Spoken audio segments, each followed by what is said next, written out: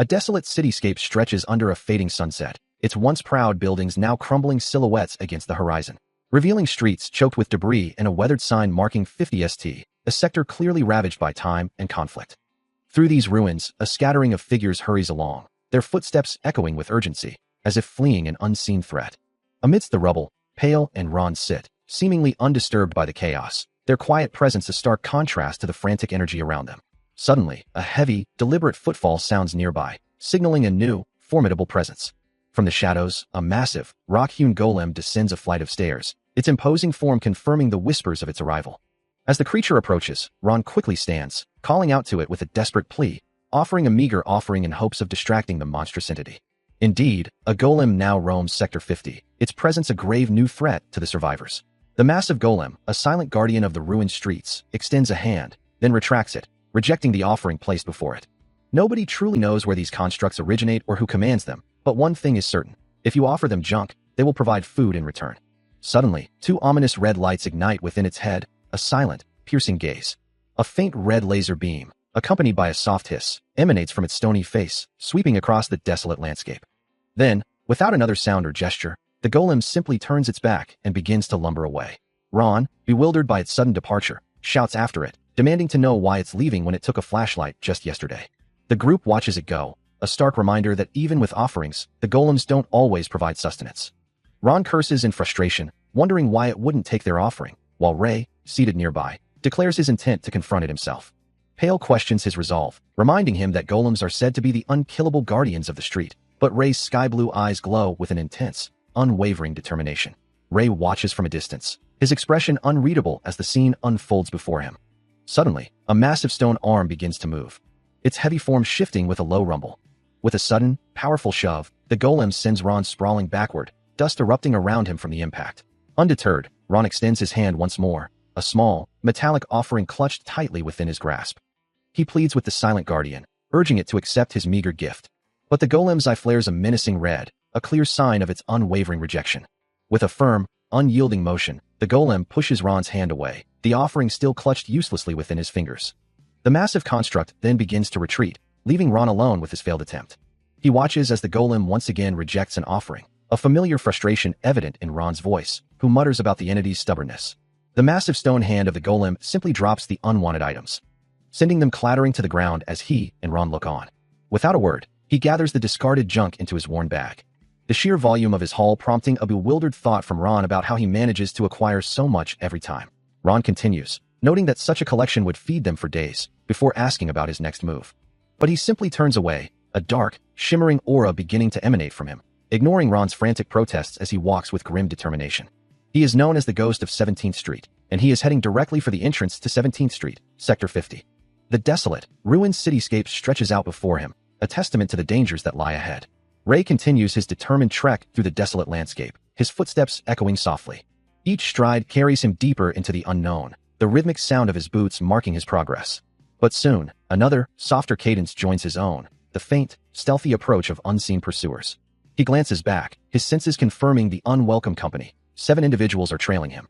Stopping abruptly, he turns to face them, his voice cutting through the silence, demanding they reveal themselves. His tone is calm but firm, questioning how long they intend to pursue him.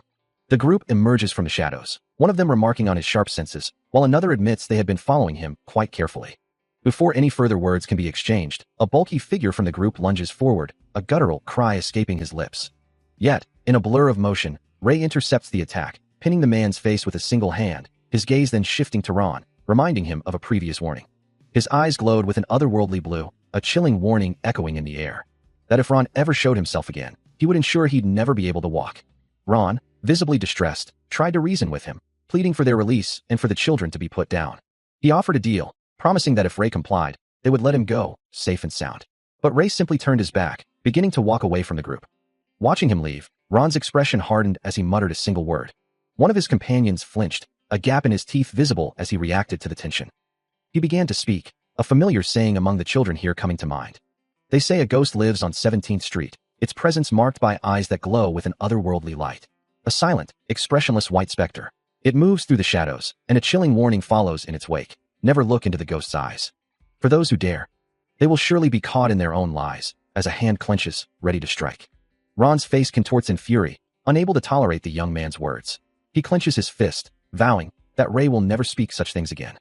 But Ray stands firm, cloaked and ready, a whip held loosely in his grasp. His expression remains sharp and unwavering, meeting Ron's anger with cold resolve. He moves with blinding speed, striking Ron before the other boy can even react. His foot slamming down with a sharp, decisive sound. Another blur of motion follows, a whirlwind of precise, calculated strikes. He grabs Ron's shirt, pulling him in close, denying him any space to recover. A heavy impact echoes as another blow lands squarely. Then, a final, glowing kick sends Ron reeling, the force of it radiating outward. A choked gasp escapes Ron's lips, his body collapsing under the assault. He lies motionless on the ground, defeated, as the other orphans cry out his name, their faces etched with shock and concern. Ray simply turns and walks away, leaving Ron and the stunned onlookers behind. Still reeling from his defeat, Ron lies broken on the ground, his voice a ragged whisper as he curses his victor. The other children, witnessing the brutal display, are consumed by a furious rage, their shouts echoing with demands for retribution. As Ray calmly walks away, a mob of angry orphans, some armed with crude weapons, charges towards him from behind. The distance between them closes rapidly. His sky-blue eyes ignite with a fierce glow, a silent warning to his attackers. A blur of motion, he parries and counters, a shimmering blue aura flaring around him as he holds off the enraged mob. Nearby, Pale cries out in pain, blood splattering from his face as Josephine watches, horrified by the sudden violence. The skirmish ends as quickly as it began, Ray standing resolute over a fallen assailant, his pipe held firmly in hand. Ray's power surges, a blinding blue aura erupting around him as he unleashes a devastating attack, sending his opponents flying. The raw energy crackles through his white hair. His eyes glowing with an intense blue light, blood splattering across his face from the sheer force of the confrontation. The impact sends bodies crashing against the rough alley walls, leaving craters and debris in their wake. The force continues to drive them down, a testament to his overwhelming power. Standing tall amidst the wreckage, Ray looks down at the defeated, his voice calm as he addresses Ron, stating, "Just bringing more people won't change anything." One of the orphans, defeated and trembling, can only manage a weak, fearful gesture. His eyes wide with terror, he gasps, "Why, you monster?" Further back, two more orphans recoil, desperately trying to stop someone from approaching, pleading, "Don't come closer. Stop." "I told you, Ron," Ray states, his voice devoid of warmth. As he presses his foot down on the arm of a defeated orphan, ensuring they understand the consequences of defiance. "I'd make sure you'd never be able to walk again." From the shadows, another voice snarls, "Why, you bastard." A glint of steel flashes, but before the knife can connect, he effortlessly intercepts the attack, gripping the assailant's wrist. "Don't come any closer, you monster," the voice screams, filled with terror. The masked figure lunges, a desperate attempt to overwhelm him. But the young man stands unmoving, the attacker now sprawled on the ground, defeated. A monster. His eyes glow with a faint blue light, a soft, ethereal aura surrounding him as he calmly considers the accusation. That might be right, he muses. His thoughts drift to the past, wondering if it was when he was 10, that he first realized he was different from other people. A memory echoes, a faint whisper from a forgotten time. A young Ray looks down at a crying child, his expression devoid of emotion as he questions, "Didn't your leg hurt? Why would I cry because it hurts?" Pale, always the leader of the children from 17th Street, watches him with concern, while Ron expresses disbelief at what he's just witnessed. Uncomprehending, he ponders, "Why would I get anger? What is anger to begin with?" As he walks away, Ron points out, "Even now, you don't have a single scratch on your face." Ron continues, his voice laced with fear, "Something's wrong with you, you're scary." Pale then urges him to leave. It was then that he truly understood. Sitting amidst the ruins, a faint blue glow emanating from his hand, Ray reflects, "I cannot feel what they normally call emotions. Am I in the wrong?" Reaching out towards the distant moon, his hand bathed in shimmering particles, he yearns to be like everyone else. With his hand still glowing, he wonders what it truly meant to be human. He often wondered if he would ever truly learn what emotions were. Even now, 6 years later, he still felt fewer emotions than others, but he did feel them. He simply knew how to pretend he felt them. In this place, not using blades was an implicit rule, yet Ron stood before him, a knife in hand. He questioned if Ron had brought it because he planned on stabbing him from the very start. Ron quickly claimed he had picked it up from the garbage can earlier. But Ray, his body beginning to glow with a faint blue aura, simply dismissed it as a lie. He could tell by looking at the color of the vessel within Ron's chest. He could see a world that others could not. All people had a small vessel within them. And when they felt emotions, the color of mana would fill that vessel. The lives of anger, hate, and love manifest as a vibrant red mana, while ridicule and apathy coalesce into a cool blue. And then there's the radiant yellow mana, born from pure joy and excitement. But beyond these basic hues, countless other colors swirl within the human spirit. For him, the world is a kaleidoscope, a vibrant tapestry of emotions bursting with color. A desperate voice cuts through the silence, threatening to stab anyone who dares to approach. This raw, primal emotion manifests as a deep, black mana. It is the mana of intense fear. As he processes this overwhelming sensation, Ray turns away from the swirling darkness. As he plummets down a crumbling chasm, a desperate voice cries out, "Stop, right there." Yet, with a blur of motion, his hand moves with impossible speed. The impact leaves a man reeling, his face contorted in pain, bloodied and missing a tooth. Ray's thoughts are cold and sharp, condemning the injured man as nothing more than a liar like you. He stands over the fallen figure, a sharp shard clutched in his hand, his presence radiating menace. His eyes, once sky blue, now blaze with an intense, glowing azure, reflecting his unwavering resolve. As his hand extends, shimmering with the same blue light, he declares, "Deserves punishment." The damp, cold air of the underpass hung heavy, the rhythmic drip of water echoing through the stone passage. Further within the gloom, a lone figure moved steadily, their footsteps muffled by the pervasive moisture. Clad in a dark, hooded cloak, Ray continued his journey through the desolate passage. As he emerged into a slightly brighter section, a familiar voice called out his name, breaking the silence. Pale, the young leader of the underpass children, stood with the others, greeting him with a cheerful, "You're here right on time." Before he could fully respond, the smaller children rushed forward, a tiny figure clinging to his leg with an excited cry of, "Big Brother Ray." Surrounded by the affectionate group, Pale sighed playfully, reminding them, "Don't stick to him like that. All of you are too heavy." Later, gathered around a small, crackling fire, Pale announced, "Now then, let's skip our lessons for today. A welcome reprieve for the young ones." A hand reaches for a worn book, perhaps a record of their meager existence. On a simple table, a single loaf of bread and a few trinkets represent the day's humble provisions. The children, their eyes wide with anticipation, wonder if the small offering can be divided among all 7 of them. Ray, however, is already munching on something, a small smile playing on his lips as he looks down at the eager faces. He extends a hand, offering a bowl filled with colorful candies and pills, playfully feigning surprise at their impressed reactions. The children exclaim in delight, amazed that he managed to acquire such a haul from the golem without taking any damage. Holding a glowing green orb, Ray reflects on the nature of magic items, noting that golems only yield those with residual mana. He understands that without the ability to heal, such items would be useless. With a final thought, he turns his attention back to the present, suggesting it's time to enjoy the food. Thanks to Ray, the children would not have to go hungry today. Pale announced, "Then, we'll start with the youngest, Josephine," as a small voice piped up, "Thank you, big bro Pale." The other children gathered around, their faces alight with anticipation and relief, as Ray knelt to offer Josephine her share. In this desolate world, there was never enough for everyone. A harsh truth that weighed heavily on him. He wondered if he would have to venture to the warehouse again, a place that held its own dangers. A quiet resolve settled over his features, his eyes glowing faintly with determination, as he affirmed his unwavering commitment. He had a duty to support this group. His gaze intensified, reflecting a past burden, for he owed them his life, a debt incurred exactly 1 year ago. Buried deep within the snow, his body numb and fading, Ray hears a distant cry, a child's voice calling out. As a small group of children discovers someone beneath the white expanse, their small hands working together to pull him free from his icy tomb. With a shared resolve, they urge each other on, determined to save the buried figure. For a moment, he had thought it would be fine to simply succumb to the cold, but then, a voice announces his return to the waking world. Surrounded by concerned faces, a child asks if he is all right, their worry palpable in the frigid air. As his eyes flutter open, the children express their relief, grateful that he has survived the ordeal. A silent vow forms within him, a promise to repay the debt he feels he owes. Later, sitting alone, he contemplates his existence, wondering if he would truly die in ignorance, regardless of life or death.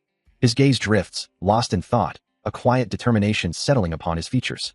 Still lost in thought, he turns away as Ron insists he take his share of food. He simply states, "It's fine, I'm not hungry," his gaze fixed elsewhere. Meanwhile, Josephine's stomach loudly betrays her own hunger, prompting Pale to observe that her stomach seems to disagree with her words. With a kind smile, Pale suggests they share what little they have. He holds out a piece of bread, a small gesture of camaraderie in their harsh world. Back with the others, Ron looks at Ray, asking if he can truly hide his hunger, a silent plea for him to eat. Josephine then mentions the current mana rank is D-Black, with Pale confirming the grim assessment. It is said that this severe depletion of mana is a direct consequence of mages using vast amounts of it. Against a swirling cosmic backdrop, a colossal, shadowy figure with glowing blue eyes and horns looms, its presence radiating immense, dark power. The world's magic, it seems, has become a low-numbered factor, a dwindling resource. From somewhere unseen, a voice insists that any problem must surely be the work of a mage. Ron, ever the optimist, tries to comfort Ray, suggesting the issue could simply be a machine, nothing more. But Ray's gaze, sharp and unwavering, dismisses the notion entirely. A piece of food, offered in kindness, falls from his grasp, unheard. Ron, however, remains convinced, his eyes wide with certainty that magic is indeed at play, that something is moving. Meanwhile, Pale, his expression thoughtful, seems to be considering the implications of such a belief. He voices his agreement with the idea, aligning himself with the notion of a magical cause. For when the colossal golem stirs, it actively siphons the surrounding mana into its very core, a silent drain on the world's dwindling magical energy. If magic truly exists within such a low-numbered factor, as some suggest, then the phenomena of black rain and black gas, which have plagued the world, must be connected. There's an undeniable connection there, a thread weaving through the dwindling magical essence of the world. But right now, something far more immediate demands attention. Ron looks down at Ray, who sits hunched on the ground, his voice laced with concern as he calls out his name. Ray. He urges him to step outside for a moment, perhaps to clear his head from the oppressive atmosphere. Go outside for a bit. But Ray simply turns his back, walking away into the downpour, prompting Ron to reach out, pleading for him to wait. Wait, Ray. Ray breaks into a run, leaving Ron to stumble forward, his outstretched hand grasping at empty air. Ron stands alone in the rain, a frustrated sigh escaping him. Ha geez. Ron mutters, his voice laced with exasperation, that Ray just does whatever he wants. The black rain continues to fall, washing over the desolate, ruined landscape, its drops echoing with a soft, chilling sound. Ray's foot splashes through a puddle, his stride unwavering as he pushes forward. For generations, the people of this world have believed that even a single drop of this black rain can make you sick. Yet he continues to move through it, a small, resolute figure against the vast, decaying city. His eyes, usually a calm blue, now glow with an intense, almost ethereal light, reflecting the strange energy of the rain around him. A focused determination hardens his gaze as he looks up, seemingly unfazed by the toxic downpour. He continues his journey through the desolate, rain-swept streets, finding that he can shield himself from the toxic downpour, which makes his task easier. His destination, the 18th Street, Lumpfoot Hector Ration Warehouse, looms ahead, a shadowy silhouette against the grim urban decay. Inside, two men share a laugh, their faces illuminated by the dim light of their illicit game. One of them, pushing a stack of chips forward, declares, "All in. I'll bet everything." Outside, Ray stands ready, his eyes glowing with an ethereal blue light as he challenges the unseen. "Come at me." A small voice whispers, nothing but his own shadow. He already knows their habits, understanding that they always gamble on days when the rain forces them indoors, a predictable pattern he intends to exploit. With his plans set, he turns and walks away from the warehouse, disappearing into the downpour. He moves through the shadows, noting how the pervasive darkness makes security lax, a perfect cover for his approach. In this world, many different kinds of mana permeate the very air, and he knows how to draw in specific colors of mana, using them precisely for each situation. With a soft whoosh, his eyes ignite with a fierce red glow, as the air around him begins to hum and swirl with gathering energy. A low thrumming resonates as a vibrant orange orb of mana coalesces in his outstretched hands, the intense light reflecting in his determined gaze. The orb pulses, growing brighter and more potent with each passing second, until the world around him fades into complete darkness. Though he didn't fully grasp the intricate principles behind it, Ray found himself adept at manipulating mana through his unique method. Yet he noticed controlling red mana felt inexplicably more challenging than other colors. He mused, wondering if he would ever truly achieve a full, intuitive grasp of mana sensing. With a new focus, he questioned if he could expand his influence to create an even larger mana field. A swift, almost imperceptible motion cut through the air, his eyes glowing with an intense, focused energy as he prepared for the next step. Dust motes danced in the faint light. As he began to move forward, his hooded figure casting a long shadow. A small smirk played on his lips as he acknowledged, "It's a bit more than I expected, quite difficult to acquire." He then pondered, how long will it truly take to fully absorb this mana? Cornered and on the ground, Ray hears a taunting voice from above, mocking his attempts to hide. A glint of steel appears, as a knife-wielding hand descends towards him. Yet, despite the imminent danger, Ray's gaze remains sharp and resolute, even as the voice continues to goad him. He quickly deduces the full scope of the ambush, realizing there are 3 attackers in total, and they possess advanced night vision technology, giving them a clear advantage in the darkness. Through their glowing red lenses, his position is perfectly clear. Another voice confirms his fears, assuring him there's no escape as a knife is once again poised to strike. Then, one of the assailants steps into view, a dark-haired man with a chilling smile, brandishing his own blade. A flurry of knives rains down from above, aimed directly at his hiding spot. But as the blades descend, Ray's eye flares with an intense blue light, signaling the activation of his power. As his powers surge, Ray unleashes a devastating kick, sending one of his attackers flying through the air. His eyes now glowing with an intense electric blue light, he prepares for his next move, mana crackling around his hands. One of the remaining figures, his night vision goggles glowing red, shouts in frustrated disbelief, demanding to know what just happened. A third antagonist, equally bewildered, curses at his comrade for their poor aim. But before they can react, Ray is already upon the second attacker, delivering another powerful, mana-charged kick. Without missing a beat, he pivots, burying a glowing fist into the third assailant. The force of the impact sends the figure reeling backward into the darkness. Ray stands over the first downed attacker, who groans a pained curse. Another antagonist, now sprawled on the ground, can only wonder how Ray could possibly see them. With his senses now fully awakened, Ray's eye glows with an inner light, keenly observing his surroundings. Meanwhile, the antagonist, a red glow pulsing from his chest, prepares to strike, his movements fueled by raw fury. He lunges forward, taunting his opponent with a challenge. A powerful punch follows, aimed directly at Ray. But Ray, calmly controlling the flow of mana from his core through his arteries, prepares his counter. He moves with impossible speed, a blur of blue energy. Every move of his opponent is anticipated, their next action already clear in his mind.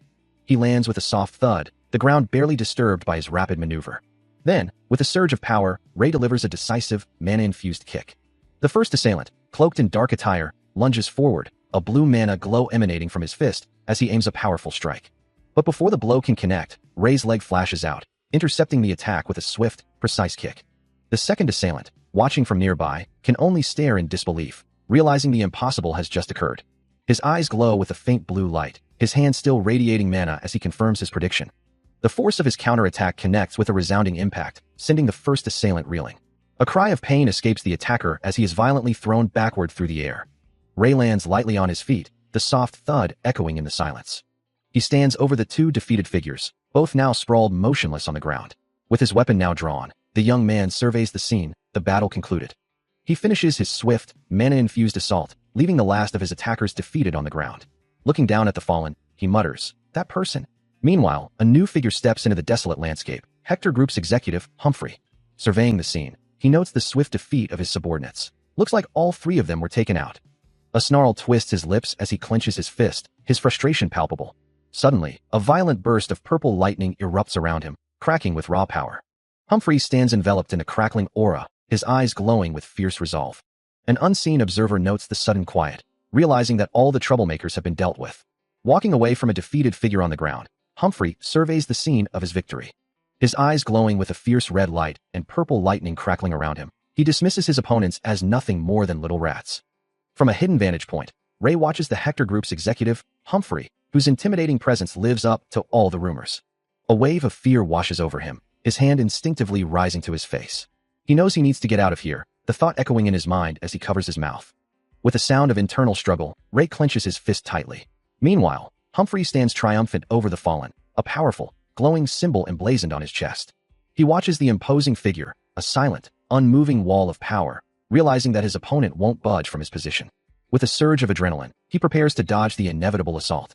Humphrey's eyes glow crimson as he unleashes a crackling purple strike, his hand surging forward with lethal intent. The attack explodes with a crimson flash. But Ray, moving with impossible speed, weaves out of the way, narrowly avoiding the direct hit.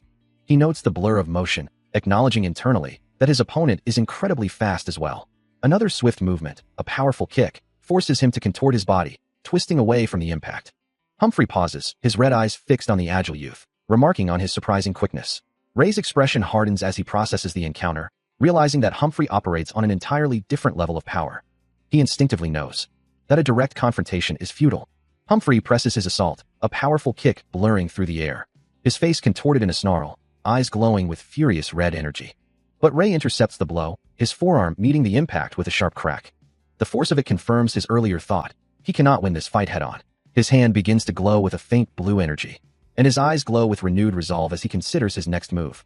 Meanwhile, Humphrey prepares another devastating energy attack, his hands crackling with power. Calculating his next move, Ray decides to target his opponent's weaknesses. Humphrey, still in pursuit, presses his attack. But Ray's eyes blaze with power as he unleashes a torrent of fire, the inferno erupting and engulfing the space between them. The flames strike Humphrey's leg with explosive force, eliciting a sharp cry of pain from him. Standing alone in the now empty corridor, Humphrey scans his surroundings, realizing with frustration that he has lost his target. The heavy rain continues to fall, a steady downpour washing over the desolate landscape. Meanwhile, the search for Ray intensifies, as one of Humphrey's subordinates barks orders, reminding everyone that he couldn't have gone far. Another voice echoes the frustration, demanding to know where the elusive target could have vanished. Across the ruined cityscape, the search party spreads out, determined to track him down, no matter the cost. Unaware of the relentless pursuit, Ray continues his desperate flight, his footsteps echoing a rapid rhythm through the desolate streets. He pushes himself harder. While Humphrey, now near an entrance with another subordinate, directs the ongoing search. His frustration boils over, as he vows to kill Ray for his insolence, even as Ray continues to put distance between them. Having successfully evaded his pursuers, Ray confirms to himself that he has looted the infamous Hector Group's warehouse, a soft thud accompanying his words. He sits amidst the ruins, the harsh light of dawn or dusk illuminating his weary form, a grim thought echoing in his mind. Even as he plunges through the dense foliage, a desperate escape, he knows fear isn't his primary concern. What truly weighs on him is the consequence of his absence, the fate of those he left behind. He pushes himself forward, knowing that without him, the children he cares for wouldn't survive long. A fleeting image of their faces flashes through his mind, a powerful reminder of his purpose. Collapsing to the ground, the weight of his responsibility presses down, a debt he feels he must repay. His eyes, wide with a mix of exhaustion and resolve, scan the surroundings. Then, a shout pierces the air, confirming his worst fears as a figure closes in, forcing him to push past his limits once more. A wave of despair washes over him as he realizes the gravity of his situation. He continues his desperate flight, the shouts of his pursuers echoing behind him as they close the distance. His hand reaches out, seeking purchase. But the alley ends abruptly, a solid wall blocking his escape. A dead end. The man steps forward, his shadow looming over Ray, declaring there's nowhere left to run. Another subordinate, brandishing a knife, threatens to carve out what Ray has stolen. But Ray's gaze is sharp, his eyes faintly glowing as he notes the absence of their leader. Then, a surge of power erupts from him, his eyes blazing crimson, a fierce red aura igniting around him. A powerful red energy coalesces around his hand as he declares his intent to win. He tries to hold it in, knowing the power will retaliate if he doesn't, but the subordinate's voice cuts through his thoughts, demanding to know if he's deaf. Before he can fully compose himself, the first man in uniform lunges forward, unleashing a crimson energy orb directly at him. The impact sends him flying backward, crashing violently into a metal structure as blood splatters. But before the attacker can even register his success, Ray retaliates with blinding speed, a crimson-infused fist connecting squarely with the man's face. The force of the blow sends the subordinate reeling, his body collapsing backward in a heap. Standing over his fallen foe, Ray's hand still glows with the lingering crimson energy. With a surge of renewed determination, he channels even more power, both hands now crackling with intense, vibrant red energy. The remaining subordinate recoils in terror, utterly stunned by the sheer, overwhelming strength Ray now displays. Without hesitation, Ray lunges forward, unleashing a powerful blast of yellow-gold energy from his outstretched hand. Ray unleashes the full force of his new, yellow-gold energy, a blinding sphere of power erupting from his hands. The blast connects with devastating force, a violent impact echoing through the ruined landscape. The subordinate is thrown backward, his body arcing through the air as the golden energy washes over him. He crashes to the ground with a heavy thud, utterly defeated. Standing over his fallen subordinate, Humphrey wears a grim expression, processing the sheer, unimaginable power Ray just displayed, muttering about the endless nature of the fight and the incredible strength he just witnessed. Activating a small, glowing blue device, Humphrey quickly pinpoints Ray's location, a determined glint in his eyes. He immediately gives chase, demanding to know where the boy could have possibly run. Humphrey pushes himself harder, his voice tight with urgency, knowing they cannot afford to lose him. But the trail is already growing faint, Ray's footprints rapidly fading into the desolate terrain. He sits amidst the ruins of a desolate landscape, a memory or a lingering thought of a past struggle echoing in his mind, as one voice curses, demanding to know why something isn't working, while another insists on engaging the enemy. A third, more cautious voice warns them to hold back, fearing retaliation, but now, in the present, he simply looks down, the quiet resolve to stay hidden for the night settling over him. Huddled amongst the shadows, he clutches a small object, his gaze distant. His thoughts drift to the children, a heavy burden on his mind, knowing that if his pursuers were to follow him to the bridge, they too would be in grave danger. The rain continues to fall relentlessly outside his makeshift shelter, and he wonders when it will finally cease. Eventually, exhaustion claims him, and he drifts into a deep sleep. The next day dawns. Sunlight breaks through the clouds, illuminating an industrial cityscape, a new day beginning. He stirs, rubbing his eyes, realizing he had fallen asleep. As he walks through the desolate industrial landscape, Ray senses an unsettling presence, a feeling that someone has found him, even though no one should be there. The chilling realization echoes in his mind, confirming his worst fears. His expression hardens, his gaze sharpening with a grim determination. As his eyes begin to glow with an ethereal blue light, he prepares for whatever lies ahead. He finds his pursuer kneeling before him, a figure in a dark suit. The man, Humphrey, slowly rises, a glint of steel from a hidden knife appearing in his hand. A menacing smile spreads across his face as he displays a glowing red orb, declaring that he has traveled a long way for this encounter. Despite not being fully recovered from his previous ordeal, Ray swiftly draws his own sword, ready to face the threat. Humphrey's confident smirk falters, his eyes widening in surprise at the sight of Ray's weapon. Humphrey's eyes burn with a furious red glow as he snarls, "What a man you are." He then declares his intent to hold nothing back, launching himself forward with a swift, knife-wielding strike. His attack continues relentlessly, a chilling promise echoing, "I'll kill you." Humphrey presses his advantage, closing the distance with another aggressive launch. But Ray, his eyes now glowing with a determined blue light, meets the assault, deflecting the blade with his own sword. A gasp of surprise escapes Humphrey as his attack is thwarted. Seizing the opening, Ray spins into a powerful counterkick. The impact sends Humphrey reeling backward. Yet, the force of his own attack causes Ray to lose his footing, a frustrated exclamation escaping him as he stumbles. Humphrey, seizing the moment of Ray's imbalance, moves with predatory speed. A cruel smirk spreading across his face as he delivers a final, chilling taunt. "Goodbye, brat." Ray's eyes widen in sudden, helpless shock, the attack far too fast to evade. The blade descends in a blur, aimed directly at his face. A sharp, metallic sound echoes as the weapon connects, a brutal impact. The force of the blow sends him flying backward. His face now streaked with blood, his eyes wide with pain. He stumbles and collapses against the cold wall, a heavy thud marking his fall. He lies broken amidst the rubble, a fresh wound marring his face. Leaving him to his fate, Humphrey turns his back, walking away from the fallen youth. A smirk playing on his lips, he glances back, declaring, "That was dangerous, Ray." His hand, clad in a black glove, grips a pistol. With a flick of his wrist, he ignites a cigarette. A plume of smoke escapes his lips, his gaze distant. As he continues his departure, a thought crosses his mind. What's with this guy? Is he crazy in the morning? Footsteps echo softly as a figure approaches, a voice observing that the situation had been dangerous for Ray. He lies slumped on the ground, while the other man stands over him, a silent sentinel. Eventually, Ray stirs and sits up, hearing the observation that he is not usually awake so early, to which he simply responds with a quiet, "Yep." The man with dark hair then mentions hearing that the Hector group was on the prowl, identifying him as Niles, the boss of the 17th Street. Ray, now holding a couple of cans, retorts that hearing about them doesn't mean he should get involved with the Hector group. Niles' expression shifts as he continues, remarking on Ray's boldness. Before clarifying that his previous statement was certainly not a compliment, Niles continues his explanation, stating that dealing with individuals like himself is inherently difficult. He then adds, with a hint of grim determination, that if they don't fight for survival, they will simply starve. His thoughts drift to the nature of such individuals, those who are just like him. He considers how some people possess such monotonous emotions that their inner vessel never truly fills, leaving them perpetually empty. Ray, however, cuts through the philosophical musings with a direct challenge, accusing Niles of being unable to touch him, despite his claims. Niles recalls a past interaction where he had thought Ray would be different, believing he wouldn't be the type to accept help. Ray acknowledges the past assistance, but firmly states that he has already repaid any debt owed. With that final declaration, Niles turns and begins to walk away, his footsteps echoing softly as he departs. Ray watches him go, a complex mix of emotions playing across his face. Ray recalls a time when he had pulled Niles out of a difficult situation, a period when Niles, a former executive of the Hector Group, had been betrayed and was in need of assistance. The lessons on how to fight that Niles had imparted were undeniably real, and the repayment for Ray's help had been structured through rigorous training sessions, with Niles observing his progress. Now, standing before him, Ray brings up their past, specifically the idea of working together. A tense silence hangs in the air, as Ray clarifies his intent, asking about joining Niles' organization. With a firm resolve, he declares his decision to join. His gaze is unwavering, a testament to the gravity of his choice. Niles simply offers a non-committal sound, his expression unreadable. Footsteps echo as they walk. When Niles calls out, "Ray," he turns, asking, "You know about magic?" Niles smirks, reminding him, "I thought I had already told you. The Hector Group betrayed me. I lost everything I had." A firm grip settles on Ray's shoulder. As Niles presses, "What do you know about magic?" "Only a few things. I asked a magician who was in the organization."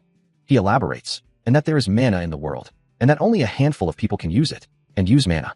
Ray's eyes widen slightly. Did he say anything about color? Niles ponders the question, thinking, color? He didn't say anything about that. He said you couldn't see mana. He stares up at Niles, his expression a mix of disbelief and frustration, wondering what exactly he is witnessing. Niles, looking down with a slight smirk, challenges him, asking if that is truly all, or if he has forgotten something important. Ray's face flushes with anger, and he retorts with a sharp question, daring Niles to provoke him further. Unable to contain his frustration, Ray grabs Niles' arm, his voice laced with a familiar, exasperated address. Niles, regaining his composure, looks down at the younger man, reiterating his previous query about the answer to his request. Without hesitation, Ray's response is a firm and unequivocal rejection. Niles takes a drag from his cigarette, his brow furrowed in thought, perplexed by the sudden change in attitude and wondering why he is being rejected so abruptly. Meanwhile, the world's geography reveals that all known sectors are situated along the Elton River. This vital waterway connects various numbered territories, including sectors 47 and 48, indicating its central role in the region's layout.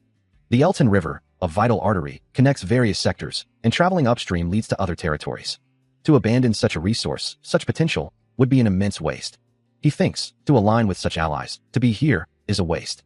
Niles presses, asking if he's considered leaving the 50th sector, even offering to arrange transportation. But Ray firmly declines, stating his responsibility to the children he cares for here. A smirk plays on Niles' lips as he reveals his own plan, suggesting he might start an orphanage himself. An orphanage? Ray wonders, as Niles explains his own past as an orphan, just like them. Niles leans in, his presence imposing, as he continues to speak. Ray's thoughts swirl, the colors of Niles' words thin and indistinct, making it impossible to discern truth from deception, yet he suspects the latter, a faint blue aura shimmering around his head. He listens intently as Humphrey explains that the Hector Group's recent actions seem to be preparing for war, particularly their aggressive collection of protection fees.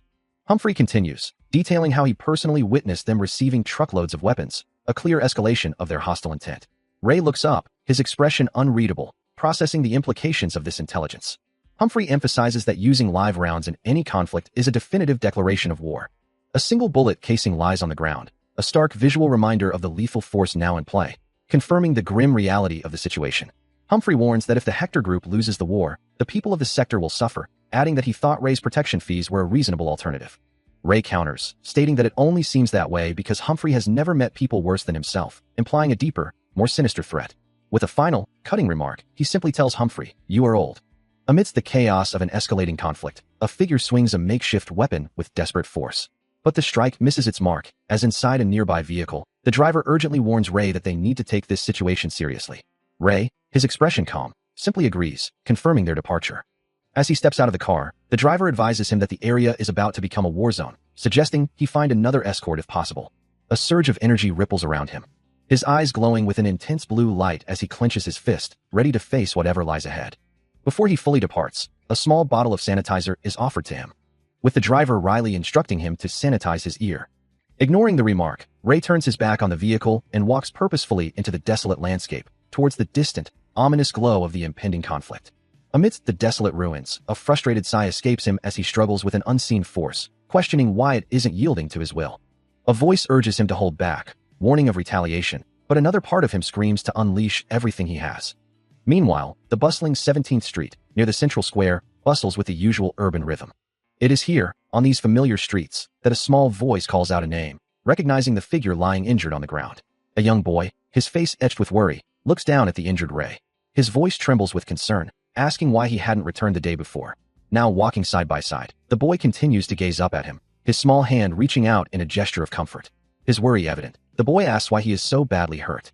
A young boy kneels beside him, his voice filled with worry as he asks who could have done this.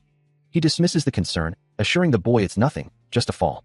But the boy's hand glows with a soft, ethereal light, a curious energy emanating from his palm. His expression shifts to one of deep concern as he observes the injury, muttering about how painful it must be. It's said a single person can feel so many emotions at once, and he wonders if he's capable of feeling them all, promising to tell the boy later. The boy, accepting his answer, simply says, "Okay, Ray." Later, he approaches a building, where a small figure stands near the entrance. He calls out, asking Viola if she told Josephine anything. Viola, startled by his sudden appearance, explains she was just telling Josephine about the rainbows. As the conversation continues, Viola's expression grows solemn, her voice laced with concern as she wonders who will protect the children. Known as the blind storyteller, Viola possesses a unique connection to the world, a power that begins to subtly manifest around her in shimmering purple particles. Ray listens intently, standing before Viola and Josephine, as the elderly woman reiterates her worry, asking again who will protect the young ones. As he processes her words, a faint, ethereal purple glow emanates from Ray's eyes, a silent response to the unfolding situation. This mysterious purple energy, now swirling more intensely, seems to be a manifestation of a profound emotion, a unique form of mana. The purple mana erupts around Viola, enveloping her in a brilliant aura, a sight so rare and powerful that it's explicitly stated to be unique to her. The energy continues to surge and swirl, a vibrant, almost cosmic display of raw power. Later, as they walk through the desolate streets, Viola advises Ray that they should move to the shelter, sensing that a conflict might soon erupt. With a final glance at the seated Viola, Ray departs, his footsteps echoing softly as he moves away. A quiet observation notes the presence of a kind child. The next morning arrives, and Ray stands before a door, announcing a delivery. The door swings open. revealing a man who expresses surprise at seeing him, mentioning that Ron was supposed to handle deliveries, which Ray questions. The man looks down at Ray, a somber expression on his face. Ray, his concern evident, points out that the defenses are already broken and asks if the store owner intends to evacuate, warning him that no compensation will be offered if war breaks out. The store owner simply asks where he would go if he abandoned his business. He then begins to speak of Ron, but before he can finish, Ray interjects, demanding to know what he means. A gloved hand in a blue uniform points toward a closed metal door, indicating that Hector and Niles are within. A voice from within muses, "If things work out, there won't be war." With a soft squeak, the heavy metal door slowly opens. Inside, 3 men in matching blue jumpsuits stand, their expressions stern. As one of them steps forward. This is Hector, the 17th Street boss, his scarred face a testament to his authority. Before them, Ray bows deeply, his hooded figure showing respect. Hector observes the young man, remarking, "A kid, working, where all the adults have turned tail." He then pats Ray's head, adding, "Yeah, good work, kid. Work, work. That's how you make it in." Ray extends his hand, offering a handful of coins with a quiet instruction to buy a treat. Then, turning to his companions, he gives the command to move out, receiving an immediate affirmation from the group. As he walks away, he offers a final, soft goodbye.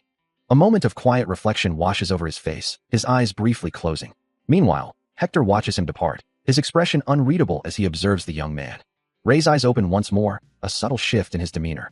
He touches his ear, the realization settling in that he has been recognized. Hector's gaze remains fixed, his eyes sharp and unwavering. Every detail of Ray's departure is absorbed by the new boss. As he prepares to leave, an older man questions his intentions, but Ray simply confirms his departure. Walking away from the building, he hears the man's resigned sigh, acknowledging that they have indeed left. He wonders if his unique scent was enough for them to recognize him, questioning why they left him with no other choice but to act. Suddenly, a voice booms, demanding to know what happened to Niles, as the scene shifts to a tense confrontation. A fresh cut mars Ray's cheek, a clear sign that the negotiation has taken a violent turn. Niles stands over him, looking down at the protagonist who now lies defeated on the floor. Despite the pain, Ray's expression hardens as he internally confirms the failure of his attempt to negotiate. Slowly, he pushes himself up, his resolve unwavering. His eyes glow with a fierce intensity, reflecting a new, unyielding resolve.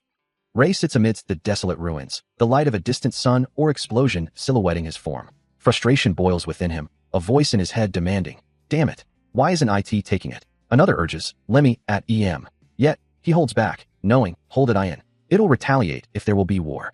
Niles, his expression grim, declares that there will be war. His gaze sharp and resolute. He seems prepared for the coming conflict. Meanwhile, Humphrey questions the situation, a hint of disbelief in his voice. He explains to Ray and another man that he cannot accept such ridiculous terms, refusing to hand over their organization, deeming it the worst possible outcome. Humphrey reassures the other man that it is not his fault, but warns that they won't be able to open the store for a while. Ray, listening intently, is instructed not to leave his hideout in the meantime. A soft thud echoes from a nearby building, signaling a shift in location. Footsteps resonate through a dimly lit interior, as someone moves among stacked barrels. He knew he wouldn't be able to move freely once the war truly broke out, so he needed to gather as many provisions as possible before that happened.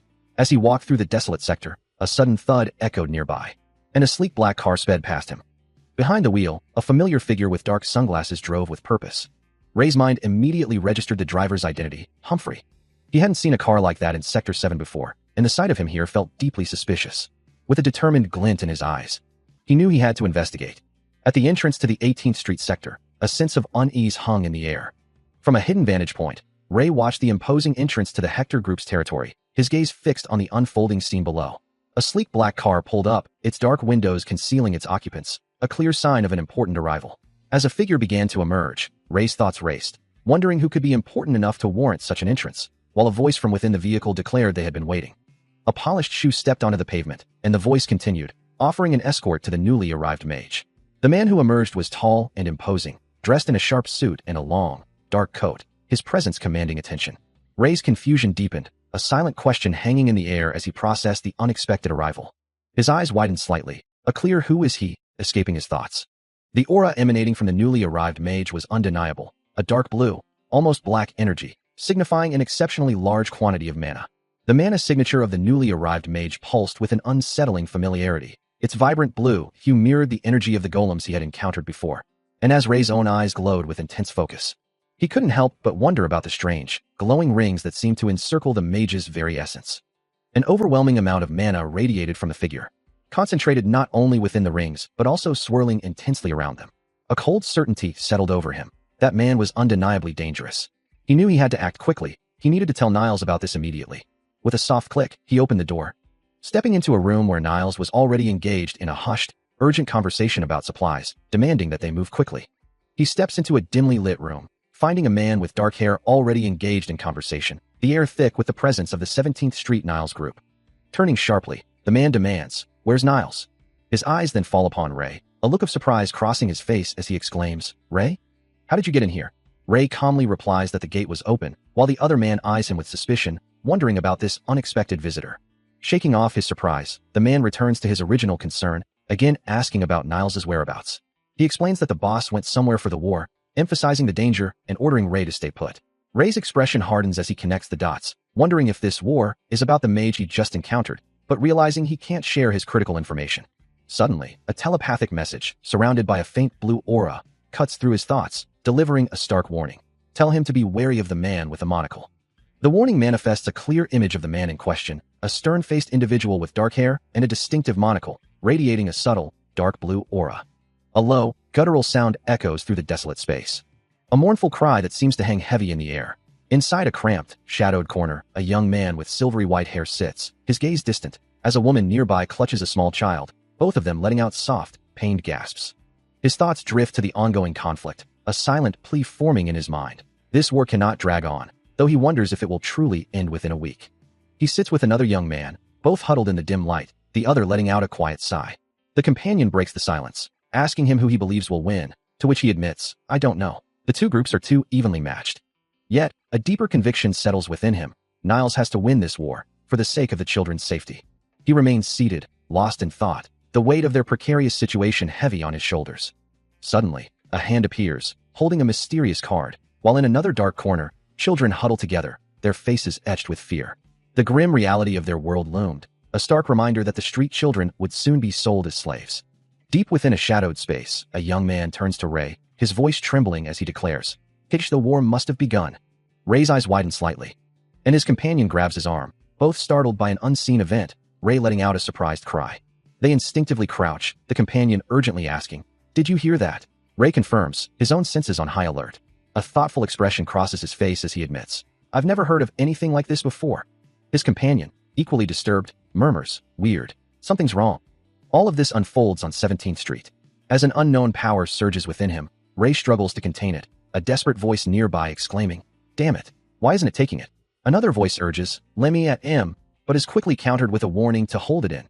It'll retaliate if, as a blinding burst of energy erupts from the struggle, leaving the companion with a look of utter shock and concern.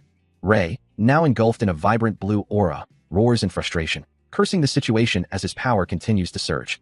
His companion can only stare, bewildered by the sudden, overwhelming display of energy, wondering what has come over him. With a violent surge, Ray unleashes a concentrated wave of blue energy, blasting outwards from his form. He stands tall, a beacon of uncontrolled power, his entire being enveloped in a swirling, intense blue aura. The immense energy surges upward, a column of pure, destructive force. The blue light expands, filling the space with its raw, untamed power, a testament to the chaos unleashed. A guttural cry of pain escapes him as the uncontrolled energy erupts, sending him crashing to the ground. An unknown man, his face already splattered with blood, stares in disbelief at the sudden, devastating force. The blue energy coalesces, forming a spectral, hooded figure with piercing, glowing eyes. The force continues its assault, impacting the man with relentless intensity. He curses, his body now heavily wounded and covered in blood. The energy shifts, transforming into a more menacing, crimson aura that crackles with raw power. The red manifestation grows, its form becoming sharper, more defined, and utterly destructive. An umbrella, caught in the periphery of the chaos, is splattered with the man's blood. The man with the monocle observes the aftermath, a thoughtful hum, escaping him as Ray stands silently nearby. The man with the monocle surveys the devastation, a faint, unsettling squirming sound beginning to emanate from the wreckage. He mutters to himself, acknowledging the grotesque, bloody creation before him. With a casual wave of his hand, a faint blue aura flickering around it, he issues a cold command for the area to be thoroughly cleaned. Meanwhile, the unsettling squirming sound continues to grow louder, echoing through the dark, industrial corridors. The eerie noise seems to emanate from the very walls, a disturbing presence growing in intensity. In a grimy, brick-lined chamber, the man with the monocle stands over a kneeling figure, who cries out in alarm as the sound intensifies. The kneeling figure, Ray, looks up desperately, pleading to know where the man is going. The man with the monocle grabs Ray by the collar, his expression grim as he notes the unusual nature of the situation. Ray's face contorts in distress, begging to be taken along if the man intends to leave. As Ray prepares to leave, a young boy steps forward, blocking his path with a firm declaration. Another child, startled by the commotion, looks up as the first boy questions Ray's intentions. He quickly apologizes, concerned they might have disturbed the others. Ray turns away, his steps echoing softly as he begins to walk deeper into the desolate ruins, but the boy's voice stops him. The boy insists he will remain with the other children. Ray's expression hardens, a deep concern etched on his face as he considers the danger. He cannot bring himself to abandon them. A moment of hesitation crosses his features, a silent internal debate playing out. Finally, with a resigned nod, Ray accepts the boy's decision, a quiet understanding passing between them. With a quiet promise to return soon, he descends into a landscape of utter devastation, a city engulfed in flames and ruin. Amidst the smoldering wreckage, he surveys the scene, the air thick with smoke and the stench of burnt earth. A low rumble echoes through the debris. As he carefully steps through the rubble, his hand reaching out to touch the scorched earth. A faint, ethereal glow emanates from his form, a silent testament to the power stirring within him. As he murmurs, wondering aloud what catastrophic event could have wrought such destruction. His expression is one of profound concern, the subtle glow around him intensifying with his unease. Amidst the smoldering ruins, Ray finds a survivor, who, despite his injuries, manages to explain the catastrophe, revealing that those bastards brought a golem with them. The injured man continues, his voice strained, identifying the man with the monocle as the one who controlled the monstrous creation. Kneeling amidst the fallen, his face etched with despair. He laments their inability to stand against such power, admitting they simply weren't strong enough. With his last breath, the survivor urges Ray to flee, his eyes closing in defeat. Before Ray can react, a heavy boot descends with a sickening thud, sending the injured man sprawling to the ground as a dark, hooded figure looms over him, the sound of his pained gasp echoing through the burning city. Fresh blood splatters across the grimy bricks, leaving the survivor unconscious and defeated, his face streaked with dirt and crimson. Ray's grip tightens around the hilt of his knife, a sharp, metallic sound echoing in the ruined city. The blade hums faintly, a low hiss accompanying his resolve. Around him, the city burns, the screams of the dying carried on the wind. He watches the chaos unfold, a grim realization settling in. The Niles group is losing this fight. His knuckles whiten further as he prepares himself. Meanwhile, in a different part of the city, deep within a dark, forgotten passage, a man cries out in agony, his face contorted in pain and fear. His bloodied hand trembles on the cold, hard ground.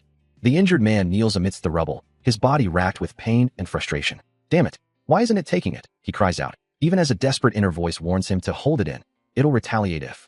His green eyes glow with an unnatural light, reflecting the immense pressure building within him. A vibrant blue energy begins to surge from his hand, pulsing with raw, untamed power. As he rises, the energy coalesces into a swirling vortex behind him, a maelstrom of light and force. The blue glow intensifies around his hand, crackling with uncontrolled might. The surging power expands outward, engulfing the dark space in a brilliant azure light. Tears stream down his face, reflecting the overwhelming blue energy, as he struggles to contain the raw power threatening to consume him. In the heart of what was once the 17th Street Central Plaza, Ray stood amidst the devastation. His gaze sweeping over the fallen bodies as a grim realization settled upon him. He was late. The gruesome scene confirmed his fears, for every corpse belonged to Niles's men.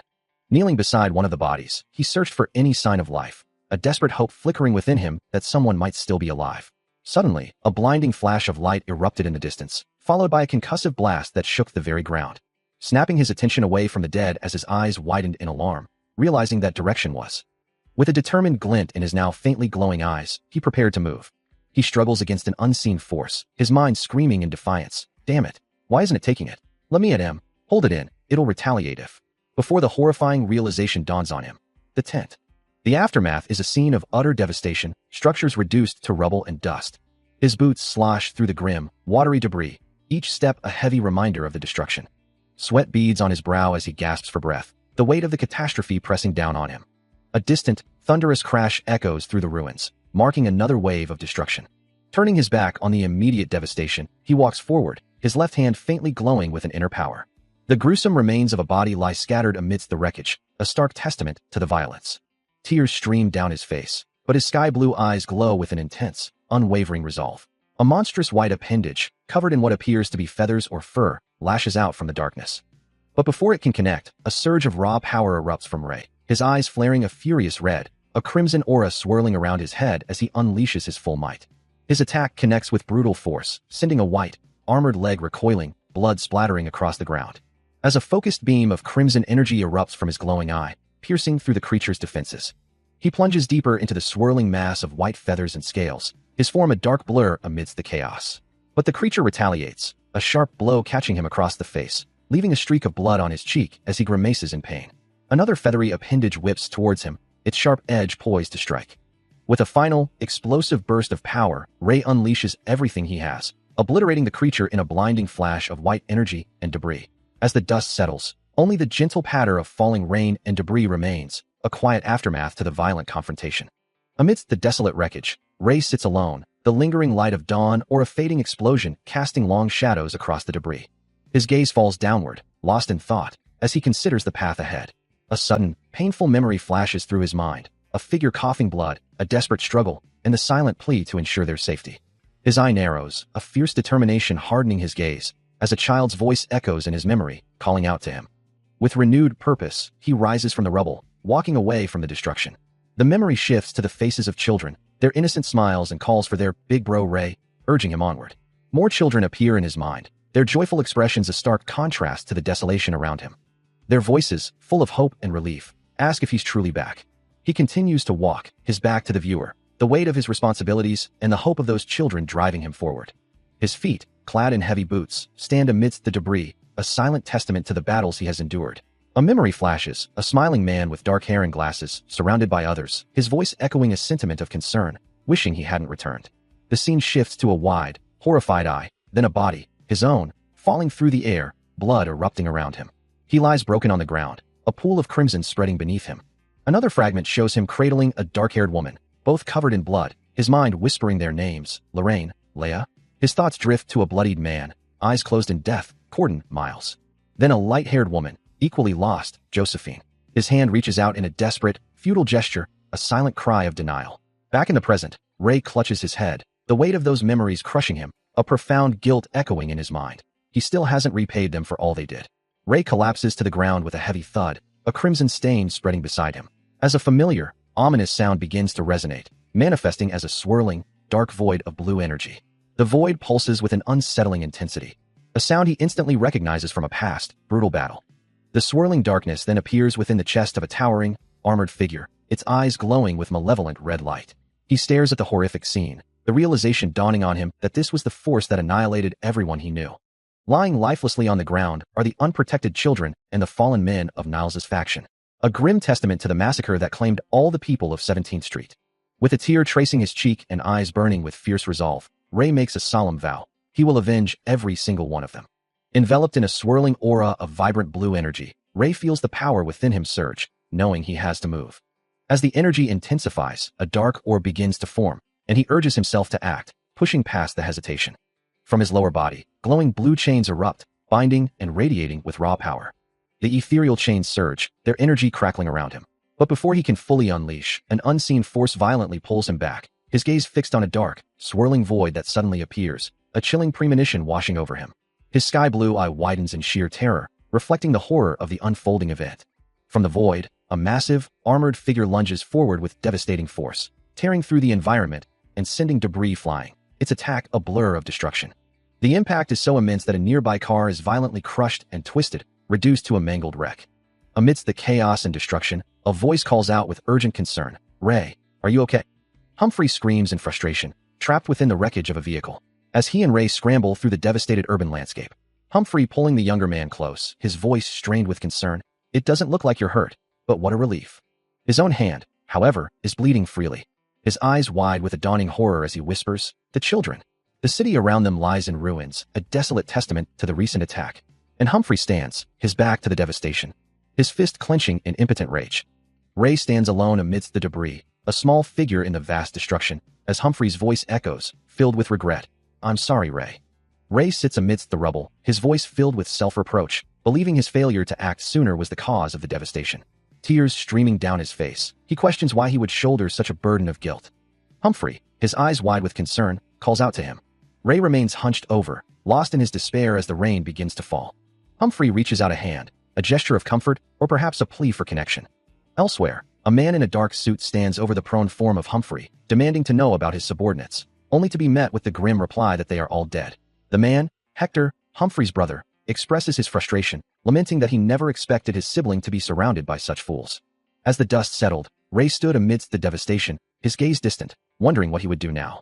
Meanwhile, Humphrey, walking away from the ruins, resolved to return to the remaining survivors, even as he knew Hector would have to handle things for now.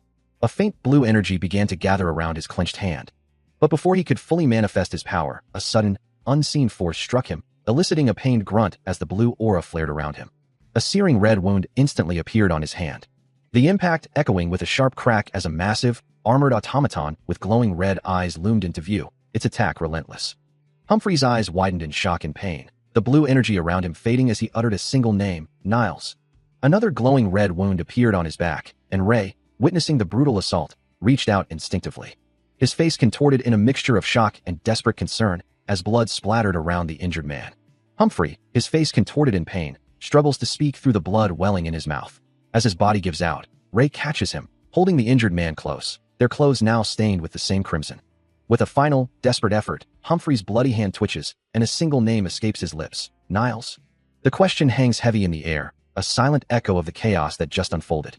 As Ray holds the fading man, his own eyes begin to glow with an intense, ethereal blue, reflecting the depth of his anguish and burgeoning power. A heavy thud reverberates through the silence. Nearby, Ray and another man, his face etched with concern, bear witness to the unfolding tragedy, their expressions mirroring the horror of the moment. Suddenly, a searing memory flashes, a vision of Ray and Humphrey standing together, engulfed in the destructive embrace of roaring flames. A younger Humphrey appears within the fiery vision, a confident smile playing on his lips as flames dance around him. From the heart of the inferno, his voice echoes, calling out a single name, Ray. The vision intensifies, the flames swirling into a chaotic vortex. Within the searing heat, the white-haired youth finds himself confronting a monstrous, shadowy figure, its eyes burning with an ominous blue light. A surge of blue energy erupts from him, pushing back against the oppressive vision. His own eyes blaze with an intense, furious blue, his expression hardening with resolve. As crimson energy begins to swirl around him, his blue gaze remains unwavering. The blue light in his eye shifts, transforming into a searing, vengeful red. Engulfed in the crimson aura, he lets out a guttural scream, a promise of retribution tearing from his throat. I'll kill you all. The raw, untamed power within him erupts, a maelstrom of crimson energy swirling and crackling with furious intensity.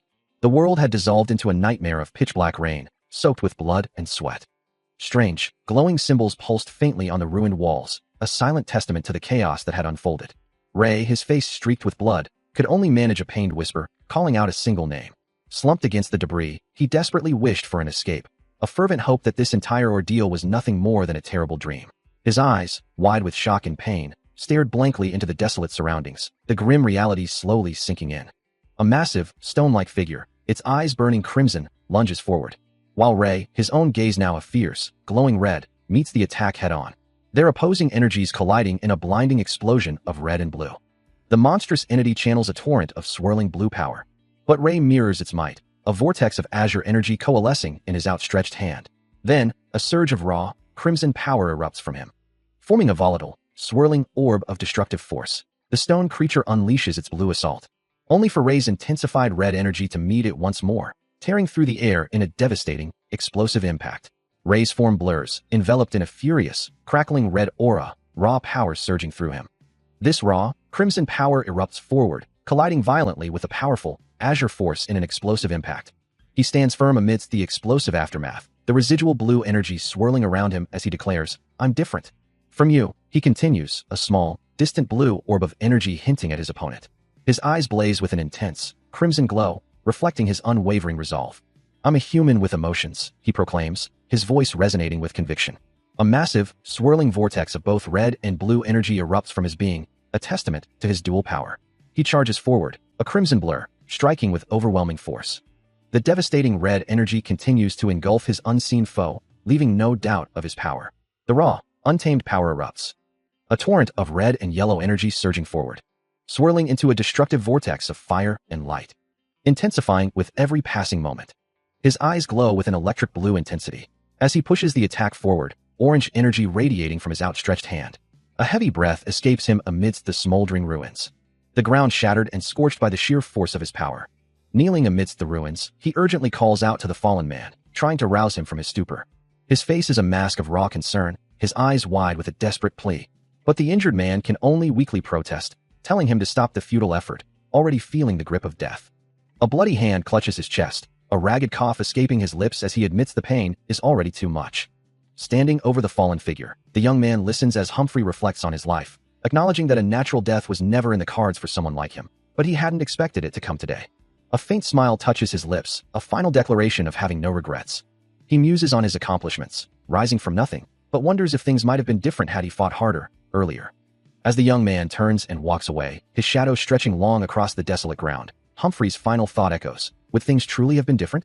Ray's expression hardens, a silent acknowledgement of the dying man's words. He sits amidst the ruins, his gaze fixed on his bloodstained hand. The crimson smears, a stark testament to the violence he has just endured. Nearby, Humphrey struggles, his face contorted in a final, agonizing grimace. A quiet permission escapes his lips, urging Ray to leave this place. As his mind drifts to a time when he truly considered the boy his little brother. A memory surfaces of a younger self embracing Ray, offering a gentle warning not to get caught up in the dangerous currents of their world. A final, encouraging thought echoes, "You've got this." His bloodied hand reaches out, and Ray's fingers gently close around it, a silent farewell. A gloved hand gently closes around a small, dark object, a final memento in the quiet aftermath. A soft, almost imperceptible sound echoes in the stillness. As Ray kneels beside Humphrey, his hand still clasped around the older man's, a crimson stain spreading across his fingers. Humphrey's face, now still and pale, bears the marks of his final struggle. And a raw, guttural cry escapes Ray's lips, his eyes flaring with an intense, electric blue glow. His head thrown back, the sheer force of his anguish manifests as pure, unadulterated rage and despair. A torrent of emotion overwhelming him. Those were the first emotions he had ever felt. He finds himself amidst the desolate ruins of a building, the silence a stark contrast to the chaos he remembers. His face contorts in a grimace of pain and confusion, the memories of the previous day still a raw wound. A guttural groan escapes him as he clutches his arm, the physical ache a harsh reminder of his ordeal. Reaching out a trembling hand, he murmurs to himself, wondering if the recent events were nothing more than a vivid, unsettling dream.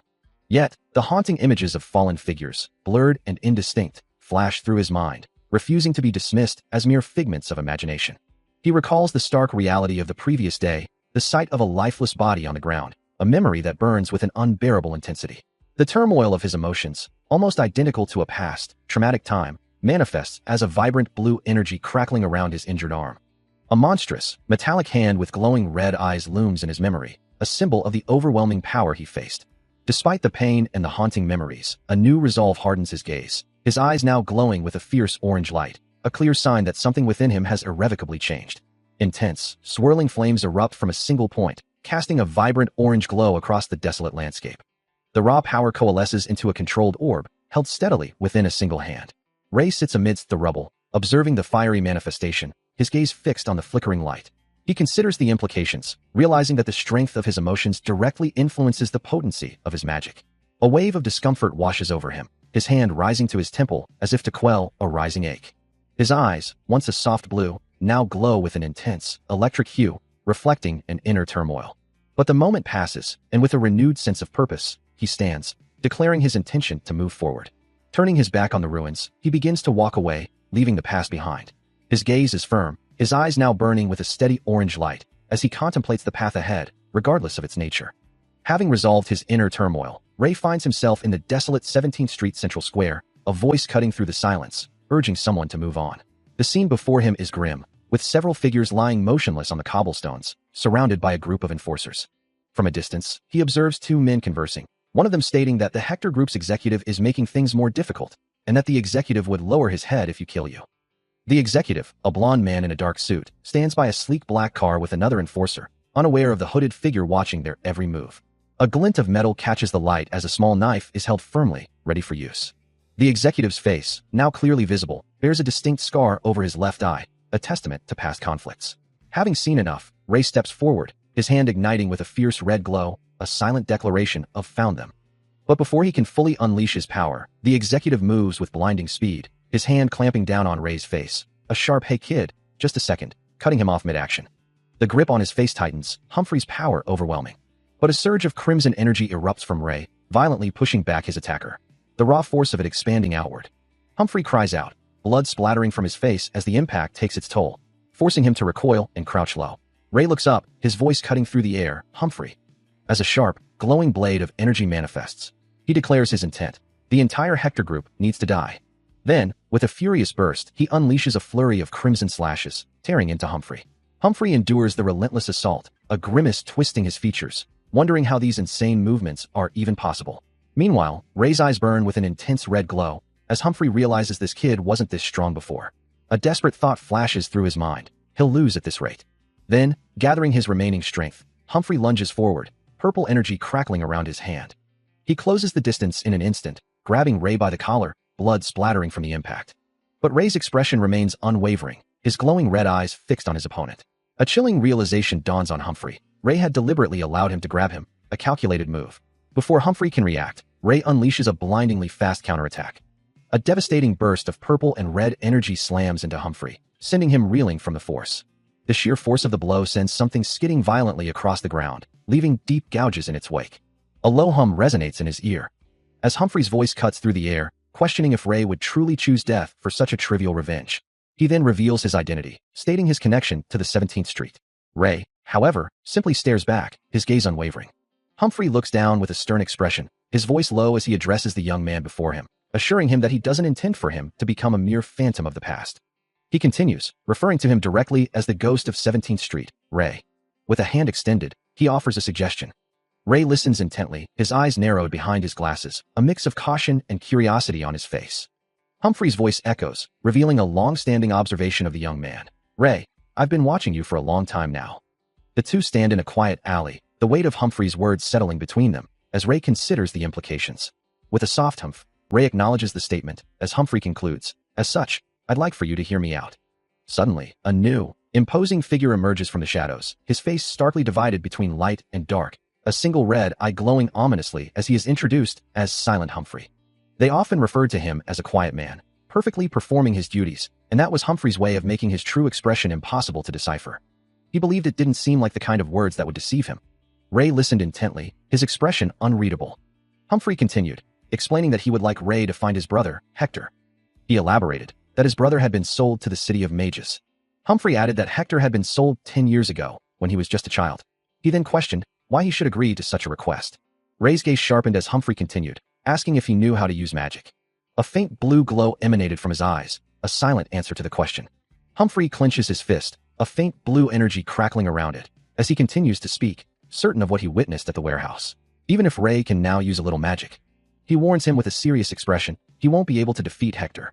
Humphrey looks down at the seated Ray, his thoughts drifting to the terrifying power of his brother. Within his chest, a pitch-black mana of fear trembles, a chilling manifestation of Hector's presence.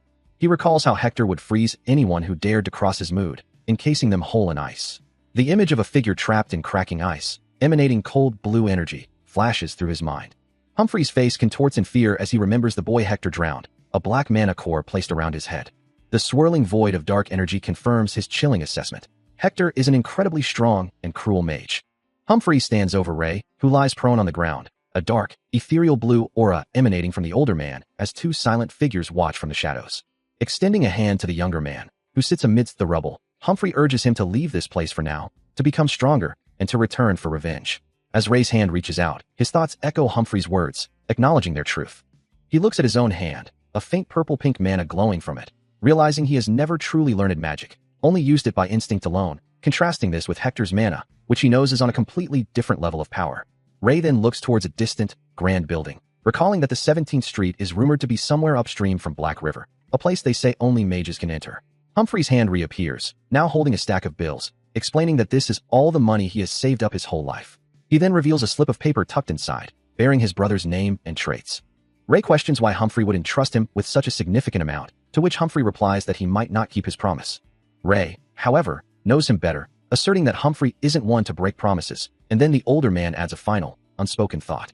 In a memory, a younger Ray hears a voice affirming his abilities, stating that from what they've seen, he is skilled enough to be promoted to a higher level. Back in the present, Humphrey looks on. As Ray's gaze hardens, an unseen voice urging him, "You can do it." Humphrey presses him, explaining that other members will arrive soon, and Ray must make his decision. Ray, however, has a condition. He demands that Humphrey take care of all the corpses at the underpass.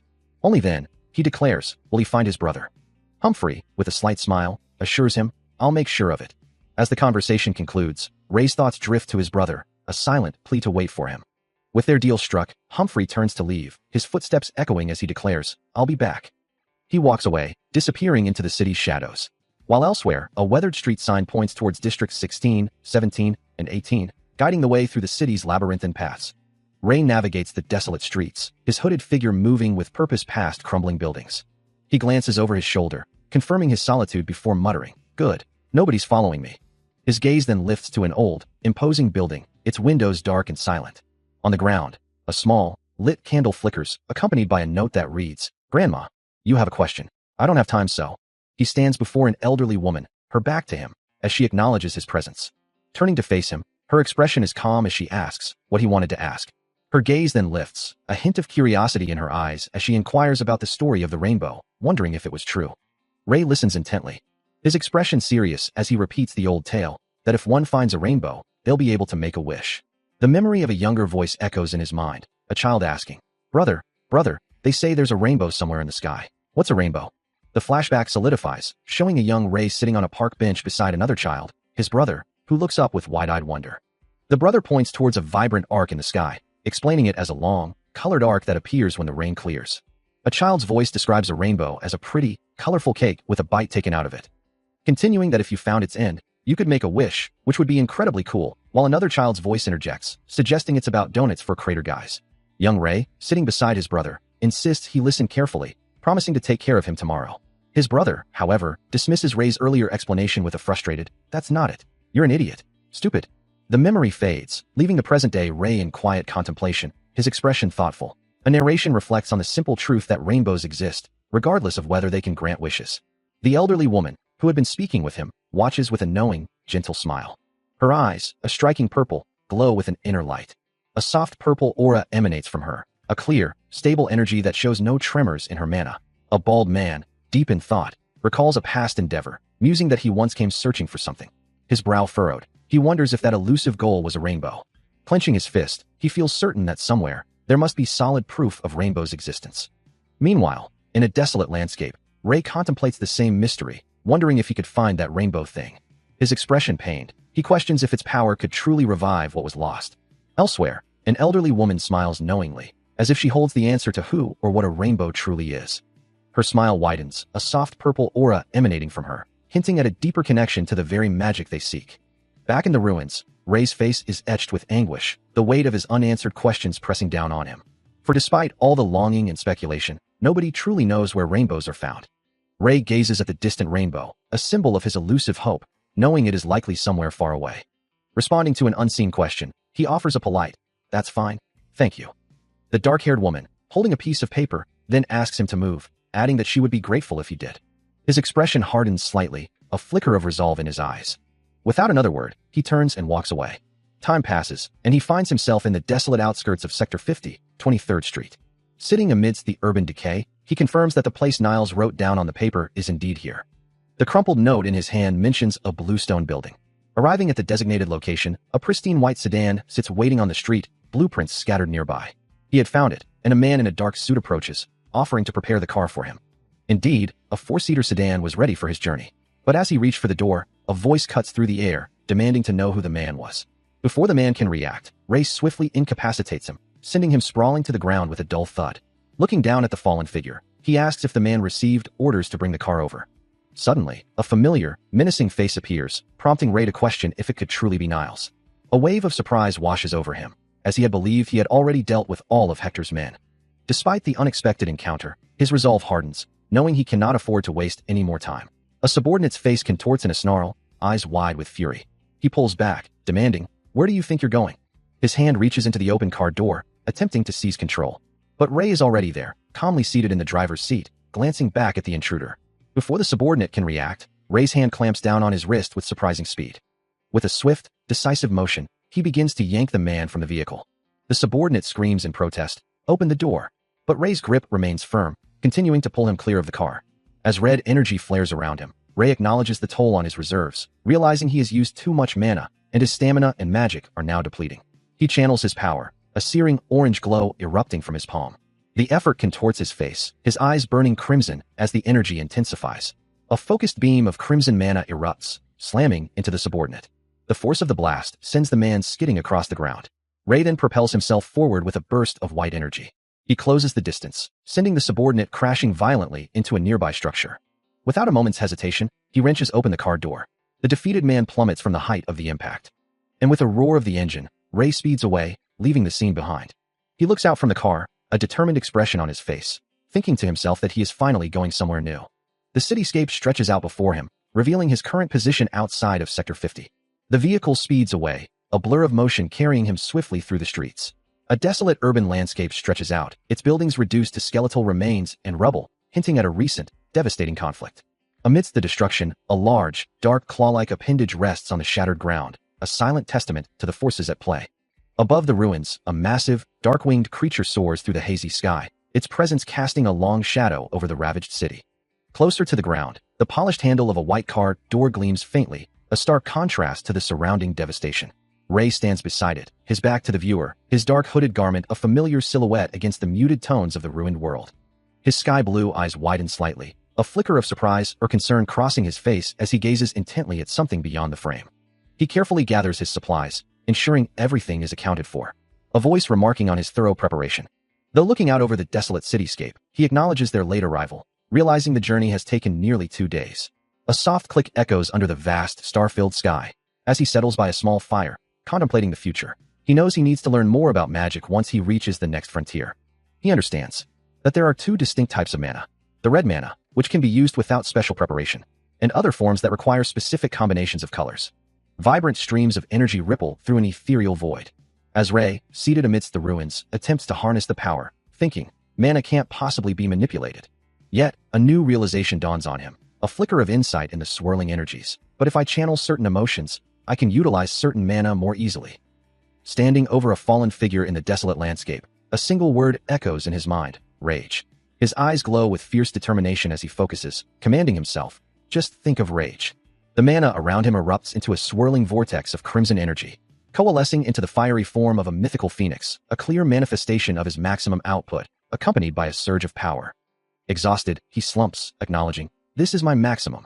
He then contemplates the limitations of his current method, realizing, if I lose concentration on an emotion, my mana slips away. Let's try combinations now. He sits amidst the desolate landscape, his hands weaving intricate patterns as vibrant, multicolored mana swirls around him, a testament to his ongoing magical experimentation. His focus sharpens, the raw energy coalescing into a shimmering orb between his palms, a delicate dance of opposing forces. As the light intensifies, he observes the volatile mixture, a complex interplay of energies that demands his full attention. The swirling mana extends beyond his hands, enveloping his lower body in a vibrant, ethereal glow. Yet, a thoughtful silence falls over him as he considers the inherent challenges. Many types of mana are simply incompatible, repelling and canceling each other out. Even when compatible, combining mana demands immense effort, making it difficult to control the resulting power. Despite the difficulties, he knows there are powerful combinations that work well together, offering a significant advantage. With a renewed sense of purpose, he resolves to continue his efforts, determined to master the art of mana combination. This isn't a setback, he muses, but merely a different path forward. His gaze, now imbued with a faint, ethereal glow, reflects a swirling cosmos of stars and nebulae, a vastness he now feels connected to. As he observes the distant world, a quiet resolve settles within him, knowing he finally has a compelling reason to push his limits. Meanwhile, a white car speeds along a desolate road, until a sudden impact echoes through the quiet landscape. Moments later, Ray stands beside the now damaged vehicle, inspecting the crumpled metal with a thoughtful expression as a faint rainbow arches in the distance. Kneeling beside the car, his hands begin to shimmer, drawing forth vibrant, multicolored streams of magical energy that swirl upwards. The blue energy crackles between his palms, tiny star-like particles dancing around his fingertips. With a soft whoosh, the swirling energy coalesces, forming a concentrated vortex of power. Finally, the raw mana condenses into a small, glowing orb, held delicately between his fingers, crackling with contained potential. He decides to pause his efforts, thinking, let's stop here. As he focuses on his hand, he wonders if he can draw up mana more gently. If he can hold mana within his vessel and use it to repair this, the entire process would become far more efficient. He recalls the intricate circles surrounding a mage's vessel, visualizing the flow. With a new destination in mind, he thinks, reach Sector 49. Meanwhile, the scene shifts to Sector 50, 17th Street, near the bridge. A damaged vehicle sits amidst debris, as several figures meticulously search the surrounding area. One of the figures, a superior, asks impatiently, nothing yet. His subordinate, looking distressed, replies, sorry sir. If you wait a little longer, the golem before being cut off with a sharp command to hold the end. A man flinches, his head snapping back in surprise. Before him, a cylindrical device, held firmly in a gloved hand, gleams with a cold, metallic sheen. Reflecting the ambient light, the subordinate, sweat beading on his brow, pleads desperately, "I'm sorry, sir. Shut. Give me more." Humphrey, his expression stern behind his glasses, responds with cold disdain, "I don't like people who don't understand me." The cylindrical device, now poised, reflects a sharp point of light. And the subordinate's face contorts in agony, tears welling in his eyes. With a sudden surge, the device activates, bathing the area in a brilliant, crackling blue energy. As Humphrey maintains his grip, the light intensifying around his hands. The freezing energy device continues its work, and the subordinate lets out a pained cry as ice rapidly encases his hand. The blue frost spreads, his entire hand now a solid block of ice.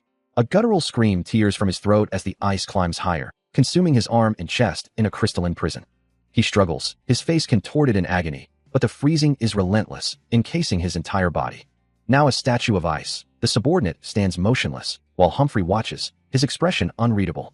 Suddenly, a sharp object pierces the frozen form, cracking the crystalline shell. The ice shatters violently, and the subordinate's body collapses into fragments.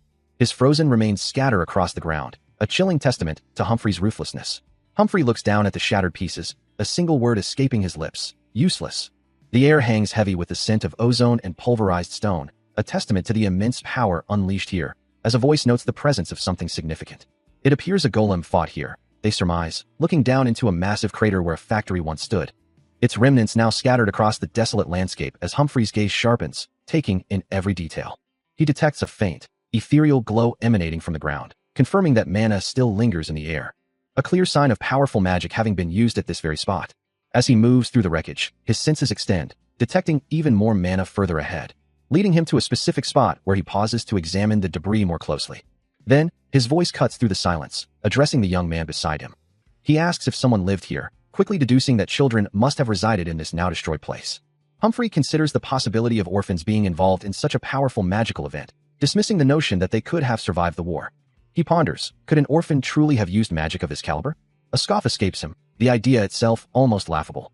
He lets out a booming laugh, the sound echoing through the desolate ruins as he walks with his cane, Ray following close behind.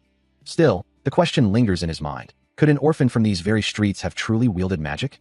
He recalls the immense effort it took him to master the intricate combinations of elemental magic, a feat he accomplished entirely on his own. Coming to a firm conclusion about the golem fight, he states, "That's impossible." Looking up, he asks, "What happened?" Ray responds, "Yes, sir. Brotherhood."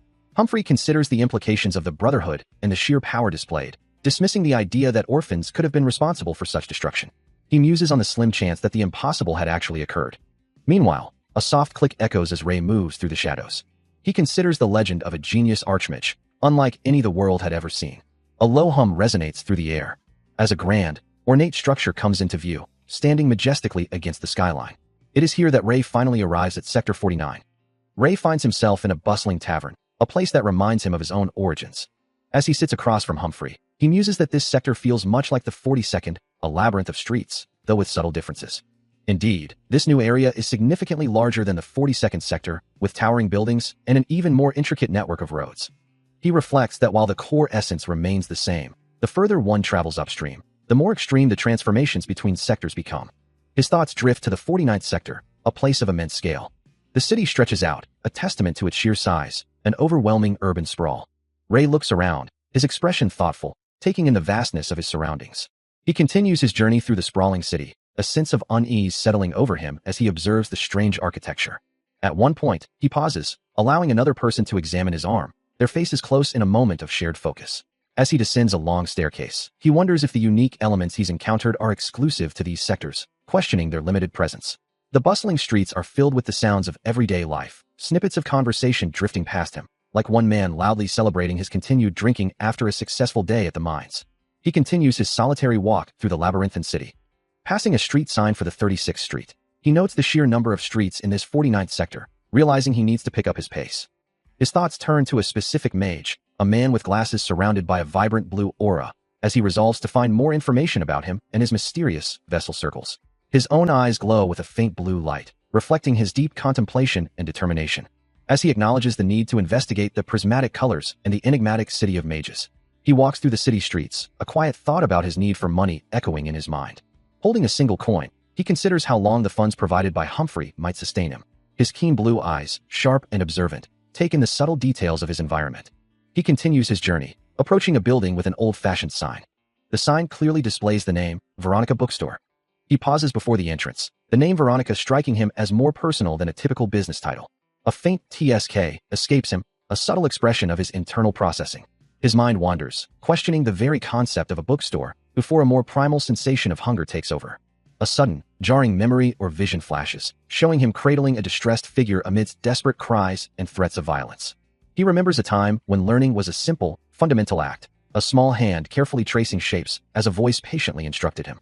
A younger version of himself, with bright white hair, sits beside a dark-haired man who gently tells him, "Now, repeat after me, brother." The memory fades, leaving him with the quiet realization that he can read, a skill he owes entirely to Niles. His attention returns to the present, a strange sign catching his eye. He wonders what this unfamiliar sight could be. From his vantage point on a nearby balcony, he observes the building below, when a sudden, piercing shout echoes up to him. A young woman with vibrant red hair stands amidst shattered glass, her face contorted in anger as she points up at him, accusing him of breaking her window. Her voice rings out with a fierce possessiveness. "You're here to steal my books." Her anger quickly shifts to a desperate plea, her eyes wide with fear and confusion as she cries out, "Why are you doing this to us?" He watches as the girl's hand, which had been aggressively pointing, suddenly retracts. Her voice, sharp and demanding, cuts through the air, insisting she won't repeat herself and ordering him to leave. Her face contorts in a furious scream, a raw outburst of anger. Ray, however, perceives a complex tapestry of emotions, red for excitement, blue for joy, navy for discomfort, and purple for annoyance. He wonders if it's truly possible to feel all those conflicting emotions at once. As the girl's voice echoes, demanding to know if he can hear her, he simply stares, his expression a mix of confusion and concern. She floats slightly, surrounded by glowing particles, her eyes shining with an unnatural light, as she laments that adults always called her eyes weird, then demands to know why he's staring at them. Ray, still perplexed, wonders what she's talking about. His gaze remains fixed on her, his confusion deepening. Her anger abruptly gives way to distress, tears welling in her eyes, as Ray internally labels her a weirdo, struggling to comprehend her rapid emotional shifts. But her distress quickly morphs back into explosive rage, her voice now a furious roar, demanding to know what he just said. Her eyes blazing with a furious red glow, the girl screams, her voice raw with indignation, demanding to know the importance of her grandfather. But he knows this isn't the time for such arguments, and Ray simply turns away, dismissing her outburst. His thoughts drift as he moves through the city. The bright sky above him a stark contrast to the turmoil he just left. He walks with purpose, navigating the bustling streets, his gaze fixed forward. His blue eyes hold a deep intensity, reflecting a past that suddenly resurfaces. In a distant memory, a younger Ray sits with the red-haired girl and another boy, all three looking up with youthful curiosity. The green-haired boy and the red-haired girl exchange a look, a cautious gaze passing between them. Young Ray and the girl stand together, observing something off-panel, as he muses that others must perceive their presence as a provocation. Still lost in thought, he murmurs, "Yeah." His sky-blue eyes briefly ignite with a faint glow as he considers, this isn't any different from Sector 50. The world around him fades into a deep, contemplative darkness. Before returning to the desolate, rocky expanse where a lone white vehicle sits parked, inside which he holds a small device, his thoughts continuing, "I've walked quite a distance, but found nothing on magic." A soft click echoes as he closes his eyes, resigning himself to the task ahead. "I'll need to search more areas tomorrow." The sound of the click lingers. As he sits in the driver's seat, a brown-haired companion beside him, both focused on their respective devices, until his eyes snap open, glowing with renewed intensity as he senses their approach. They're finally here. As the unknown party approaches, he counts them, realizing there are not 3, but 4 figures closing in on their position. Inside the car, he sits beside his companion, the tension palpable as the sound of approaching footsteps echoes. One of the figures is already subdued on the ground, while another voice suggests, "Should we kill him?" Only to be countered with, "Just take him down for now. Don't let him scream."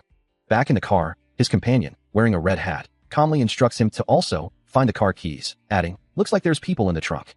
His hand reaches out, grasping something unseen, ready for whatever comes next. Suddenly, a shadowy figure lunges, striking the red-hatted companion with a dark, swift attack, the impact blurring through the air.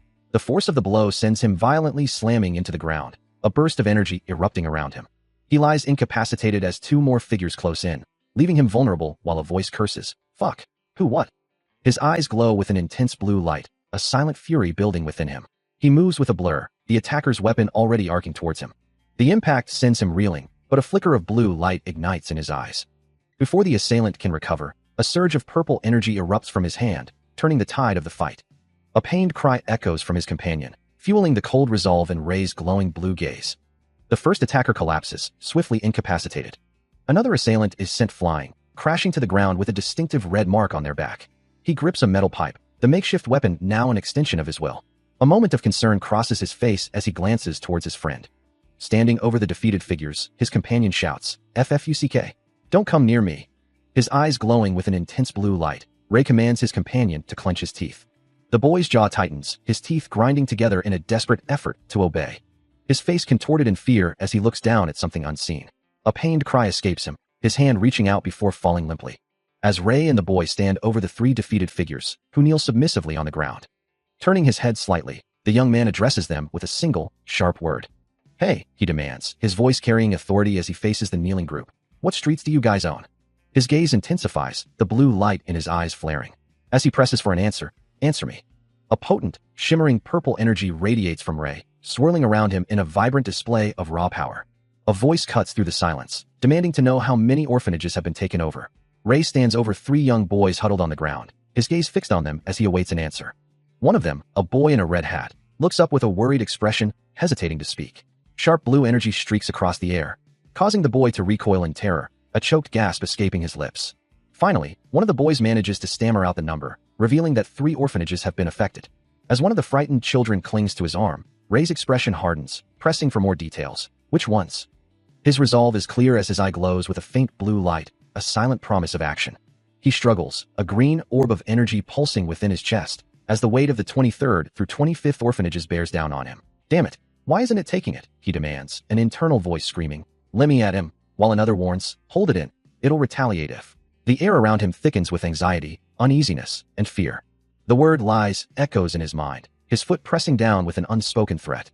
Ray's hand, glowing with emerald energy, clamps down on the boys, a desperate waga, escaping the victim. He holds the frightened boy by the shoulder, who screams in terror. His grip tightens, the boy's pleas for forgiveness echoing in a tense silence. The pressure intensifies. Green energy flares from his hand as he looks down, the sound of a heavy impact filling the air. Still, his hand remains firmly on the boy's shoulder, the interrogation far from over. He stares down with an unwavering gaze, his voice a chilling pronouncement.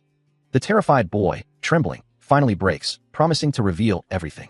He spills details, describing their 52 members and their hideout in an abandoned factory. Ray kneels closer, observing the boy's fear, noting the unexpected size of the group. A sharp command makes the boy flinch, his eyes wide with terror. He struggles to obey, his face contorted in a desperate plea. Ray's voice cuts through the silence, demanding the boy's name, who then points to the unconscious figure on the ground, identifying him as Nesh, the leader. The boy recounts Nesh's threat, a chilling promise to beat him within an inch of his life. He continues his verbal assault, reminding Pale of his past actions and revealing his awareness of the constant surveillance. Then, with a chilling glint, he produces a knife, the blade emphasizing his threat. Pale screams in terror or defiance as Ray's hand, holding the knife, descends. But instead of the blade, it's his foot that slams down, creating a powerful impact. His eyes suddenly glow with an intense blue light, a vibrant aura flaring around him as he acknowledges the constant watch. With a surge of power, he launches himself at Pale, striking him with an energy-infused blow that sends him reeling. Pale is thrown backward by the sheer force, disoriented and questioning the sudden, powerful wind. He struggles, dust and debris stinging his eyes, further impairing his vision. Ray closes the distance again, delivering a final, glowing blue strike directly to Pale's face. He slams the other man against the hard surface, the impact echoing through the confined space. His hand grips Pale's head, holding him firmly in place. As the injured man lies helpless on the ground, Ray stands over him, demanding answers. His gaze is sharp, filled with an unyielding intensity. With eyes glowing a fierce red, he reiterates his warning, his voice laced with menace. Pale, blood trickling from his mouth, struggles to form words, his face contorted in pain. Meanwhile, in a different part of the world, Sector 50, a place known for its unique magical properties, a city thrives under a vast, open sky. A lone figure walks through its bustling streets, muttering about the very essence of magic itself.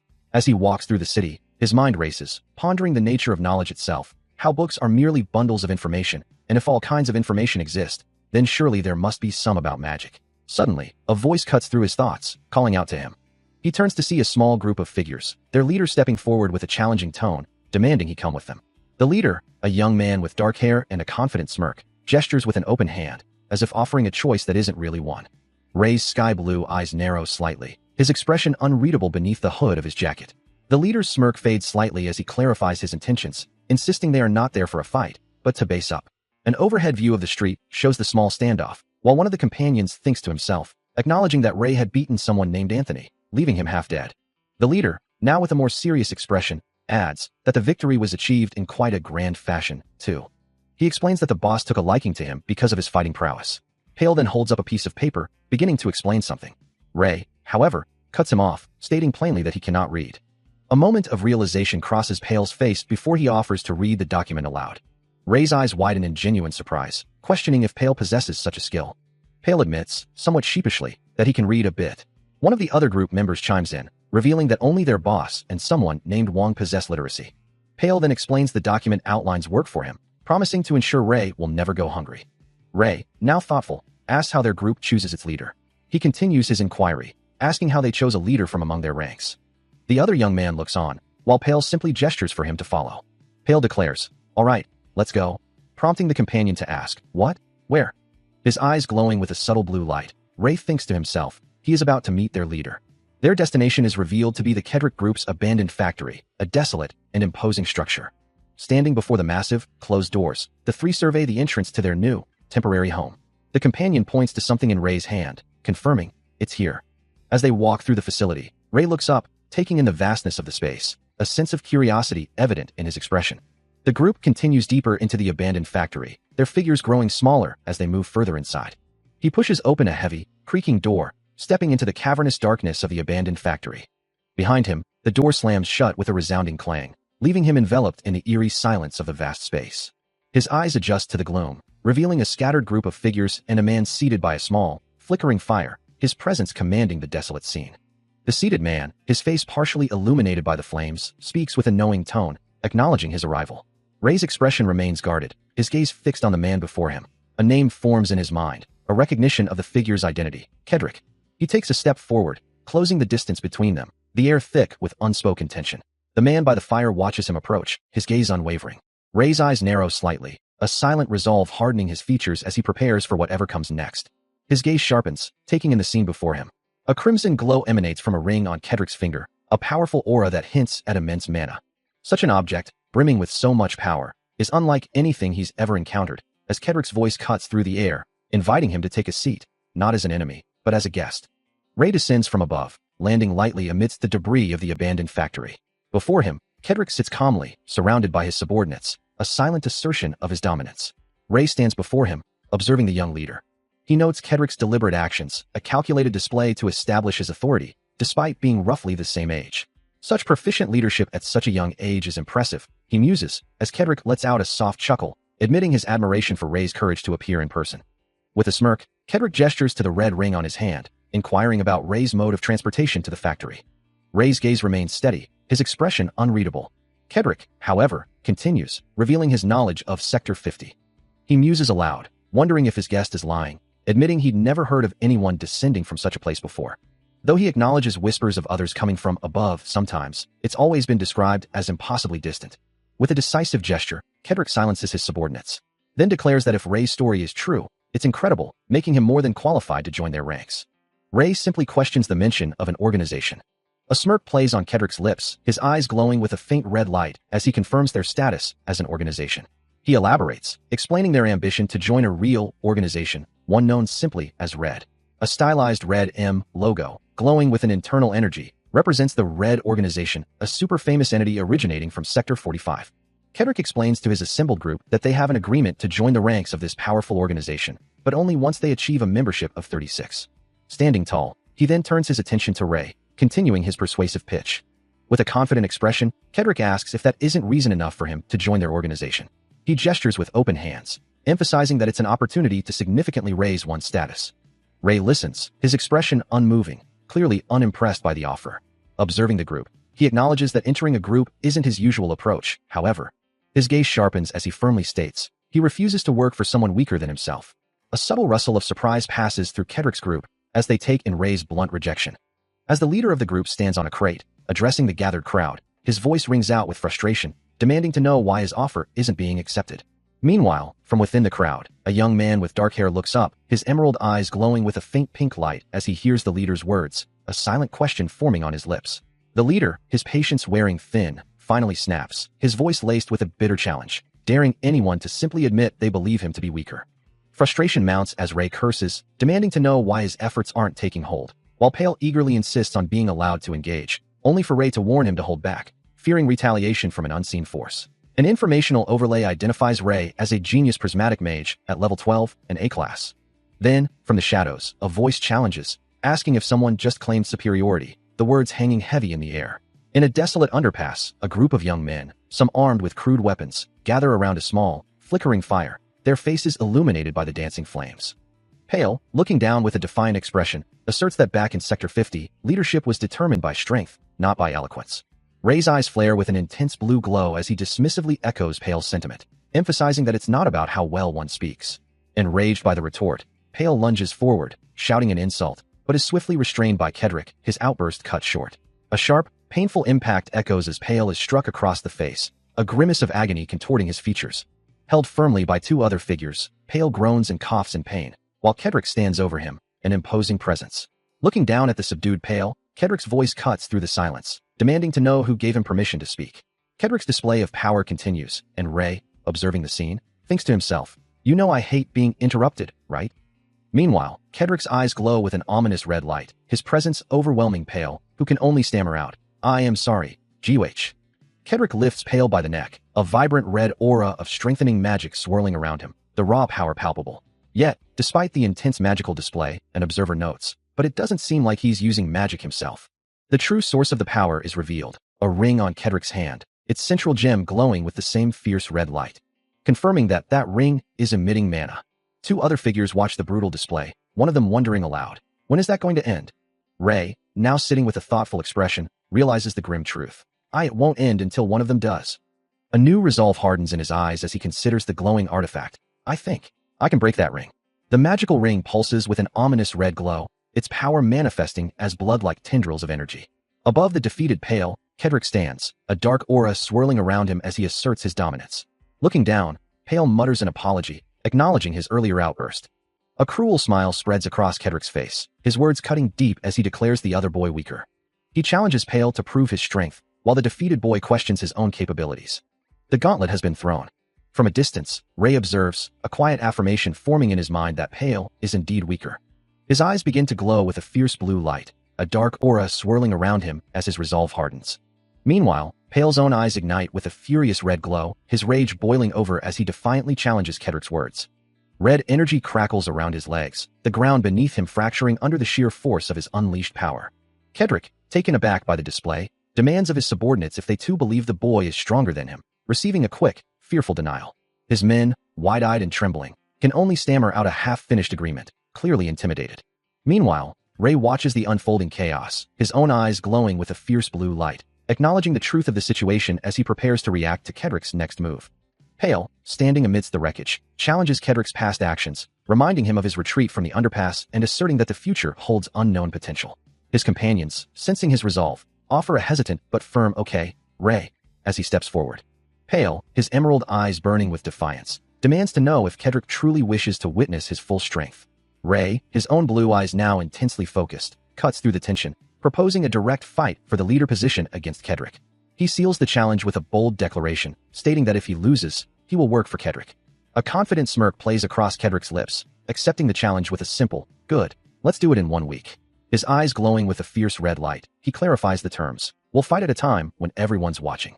Holding up a mysterious red ring, Kedrick adds, "That includes my guys and the guys from the other gangs." He explains his reasoning. "That way, we'll be certain who's stronger, don't you think?" Standing tall over his kneeling subordinates, Kedrick's presence dominates the makeshift arena, a small fire pit casting flickering shadows around him.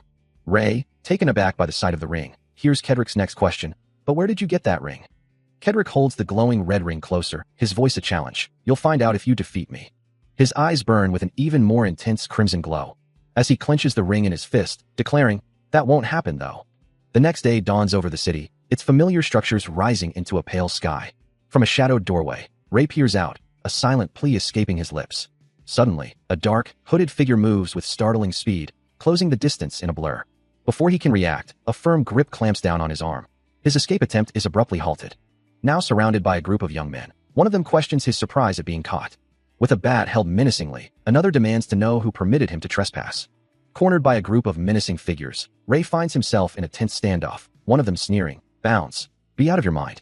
As they continue to press him, another warns, "Don't think about running. We run these streets."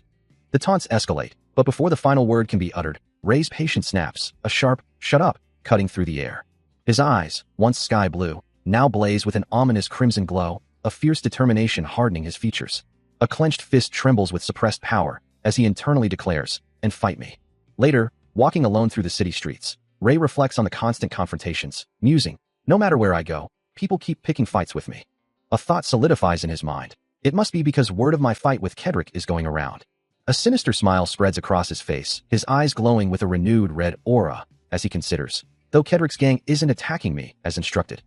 A voice laments the situation, frustrated that the speaker is allowed to walk around unscathed, despite the efforts of other gangs. Another, more imposing figure, confirms that even the other gangs are struggling to keep the advances in check, suggesting a growing problem. Meanwhile, a flicker of emotion crosses Ray's face as he considers the implications, a quiet, while escaping him. He gazes out over the city, the setting sun casting long shadows, and a chilling thought forms in his mind. It's all going according to plan. His hand, now glowing with a faint red aura, clenches as he acknowledges the truth. His magic grows stronger the more he gets used to it. A close-up of his eye, now burning with a fierce red light, further confirms his growing power. As he gains more experience, he casts spells faster and consumes less mana. His bloodied fist, a testament to recent skirmishes, reveals the method behind his madness. Provoking fights was a good choice. With a determined expression, he shifts his focus, his gaze piercing beyond the immediate surroundings, and he asks an unseen observer, "How long are you going to keep watching?" Then, the hooded figure walks away down a narrow street, leaving the question hanging in the air. A young boy, wearing a cap, struggles with an unseen force, his frustration evident as he mutters, "Damn it, why isn't it taking it?" He urges himself, "Let me at M," but then cautions, "Hold it in, it'll retaliate if." His feet shift restlessly, a narration box describing him as having gray hair and an expressionless face. He looks up, his eyes wide, as if responding to a question about the hunter, right? The boy observes something in the distance, his posture tense. A wave of confusion washes over him, his expression a silent question mark. Meanwhile, Ray's eye glows faintly, even as he smiles in his sleep, seemingly unconscious and far from waking. Suddenly, the boy is fleeing, Ray in hot pursuit, his voice sharp, "Get out of our territory. I'll kill you if you break." The boy cries out, "What? Wait." With hands raised in surrender, the boy pleads, "I'm not here to fight." His desperate plea hangs in the air, met only with an ominous silence.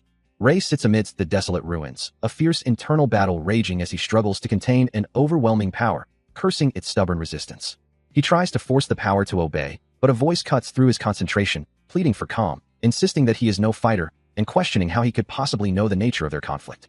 Ray's gaze sharpens, his aggression still simmering beneath the surface, demanding to know the other's business. The newcomer swallows hard, clearly intimidated, as Ray continues his interrogation, asking what business he has with him. Turning to face him fully, the young man finally offers his name, introducing himself as Philip. Philip looks up, his round glasses reflecting the light, a mixture of apprehension and resolve on his face. Suddenly, Ray's demeanor shifts, his hand extending forward, proffering an unexpected offer. Through a desolate, fog-shrouded landscape, a young man leads the way. Announcing his connection to the area, "I work by the eastern garbage dump." He continues, acknowledging the reputation of his companion. "Hunter, I've heard a lot of rumors about you. Wherever I go, people always talk about it." The title, Hunter, now firmly attached to Ray, was a name he had earned after a brutal confrontation in this very place, emerging as a stranger who had crushed his opponents. As they continue their journey, the young man's thoughts betray a desperate plea, "Please," until they finally arrive before a large, imposing building. With a hopeful gesture, the young man reaches out. Philip, the young man who had guided him, gestures around the desolate area, explaining that these were his only options. As they navigate through a bustling crowd, he points towards a distant building, asserting it as his territory. Ray listens intently, his expression unreadable. They arrive at the building, which Philip proudly introduces as his hotel, a sanctuary he oversees. He muses on the difficulty of managing such a diverse group, reflecting on the inherent differences between leaders and followers. Walking alongside Ray, Philip explains that everyone residing here shares a common thread. He recalls a past refusal, reiterating the immense challenge of overseeing such a large and vulnerable population. As they observe a group of children, Philip points out their inherent weakness or small stature. Ray acknowledges Philip's keen observation, then grimly deduces the fate of the many children in Sector 49. Ray looks at Philip, who observes that he isn't just skilled in combat. Philip explains that his operation exists because of the children who need work, as many orphan groups are willing to hire even the youngest. He continues, noting the abundance of orphan groups managing children for labor. In exchange for letting them work, Philip brokers deals with various groups, including Kedrick. He confirms his agreement to pay them a share and provide the workers they require. Philip, a self-proclaimed broker, even provides shelter for the children. Ray questions if Philip built this entire infrastructure on his own, to which Philip proudly affirms the immense effort he put into its creation. The two stand amidst the working children, Philip beaming with pride. Kedrick acknowledges Philip's valuable connections, hinting at the difficulty of building such a network without them. He accepts a small stack of bills, a familiar exchange for the month's rent. Moments later, a young man with glasses hands him a small notebook, confirming the transaction with a simple, "All right, I've confirmed it." As the man turns to leave, a polite, "Thanks," echoes behind him. The notebook, a ledger of daily tasks, lists various odd jobs, shopping work, delivery, rent collector Mr. Kim, and cleaning. Ray and the man, Mr. Kim, review the entries together, the pages filled with meticulous notes on management and progress. The detailed log includes Mr. Kim as the manager, overseeing tasks like shopping work and delivery, with specific instructions for each. A look of genuine surprise crosses Ray's face as he processes the information, his eyes widening slightly. The notebook clearly outlines Mr. Kim as the manager, with a specific entry highlighted. "You've impressed me a lot." Turning to the man, Ray asks, his voice tinged with disbelief, "Huh? You can read?" He offers a sincere apology, explaining that while it's no excuse, he simply lacks people skills, a hypocrisy he doesn't understand himself. Looking up, he asks for Ray to meet his gaze. Ray, however, assures him there's no need for apologies, as it doesn't bother him in the slightest. A surprised "Hey" escapes the manager's lips, before he quietly accepts the response. Later, Ray finds the manager standing with another young man, and a flicker of recognition crosses his face as he utters Philip's name. He stands before an older man, who seems to be questioning Mr. Kim about allowing someone inside. Mr. Kim, however, calmly asserts, "You know we can't just let anyone in." Meanwhile, Ray and Philip overhear a conversation about a hunter everyone has been talking about, prompting Philip to exclaim, "He's that hunter everyone's been talking about." Ray, looking surprised, hears Mr. Kim declare, "I told you I'd be bringing him over as a guest." The door closes, sealing them inside. And inside, Mr. Kim gestures for Philip to make himself at home, saying, "I use this place myself. Make yourself at home and take a seat." Ray, however, remains wary, remarking, "When I first heard about you, I thought you were a con man." Mr. Kim simply smiles, dismissing the accusation with a casual, "Don't lie," before adding, "Credit is the most important thing in a business." He continues, explaining that money can always be earned back, but once credit is lost, it's gone for good. He doesn't seem to be around my age at all, Ray thinks to himself, as Mr. Kim leans in, asking, "So what is it you said you had prepared for me?" Ray's gaze drops, his thoughts turning inward once more. He knows he has to overcome this if he wants to profit here. A golden glow emanates from Mr. Kim's eye. As he continues, his voice calm and assured, "I have a genuine proposal for you." Ray's hand clenches, a silent reaction to the weight of the words. As Mr. Kim's eye continues to glow, the golden light reflecting his ambition. His proposal is clear. Ray must beat Kedrick and become the new leader. Mr. Kim, still composed, explains that the business he's proposing is not as simple as it seems. He observes Ray intently, noting that the young man possesses less black mana than before, a subtle shift in his energy signature. Ray, surprised by the comment, instinctively manifests a small, glowing orb of golden energy in his hands, a clear visual representation of his power. He questions Mr. Kim's assessment, asking if he truly believes Ray wouldn't lose, a hint of doubt in his voice. Mr. Kim calmly asserts that Ray has a high probability of winning, prompting the young man to inquire why that might be. The manager's gaze is steady, while Ray's expression shifts from curiosity to a slight unease, as he awaits an explanation. Ray admits he didn't realize he had a habit of lowering his gaze when speaking to people, a subtle tell he was unaware of. Mr. Kim continues, offering an example of how such a habit could be perceived, his words carrying a quiet weight. He points out that when Ray speaks to others, he consistently lowers his gaze, a detail that hasn't escaped Mr. Kim's keen observation. He continues his assessment, observing that Ray tends to look at people's chests rather than their eyes. Pondering the reason, he wonders if this habit stems from some past trauma related to faces or eyes, a thought he hums to himself. Shifting the topic back, he confidently states his knack for reading people, prompting Ray to ask if there's anything else he's noticed. With a hint of annoyance, Ray demands to know what other habits the man has observed.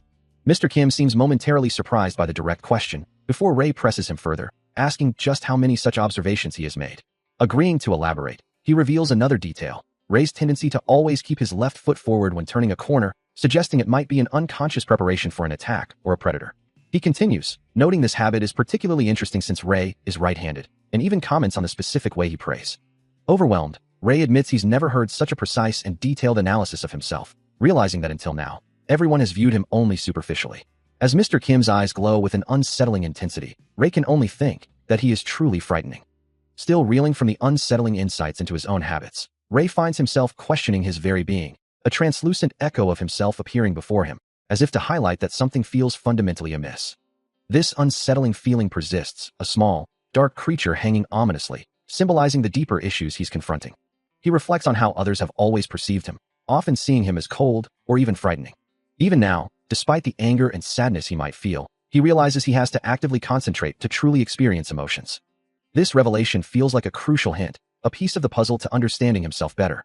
As he processes these complex calculations of his own psyche, Ray finds himself in conversation with Philip, who seems to be offering further guidance. The question hangs in the air: how does one truly grow emotionally?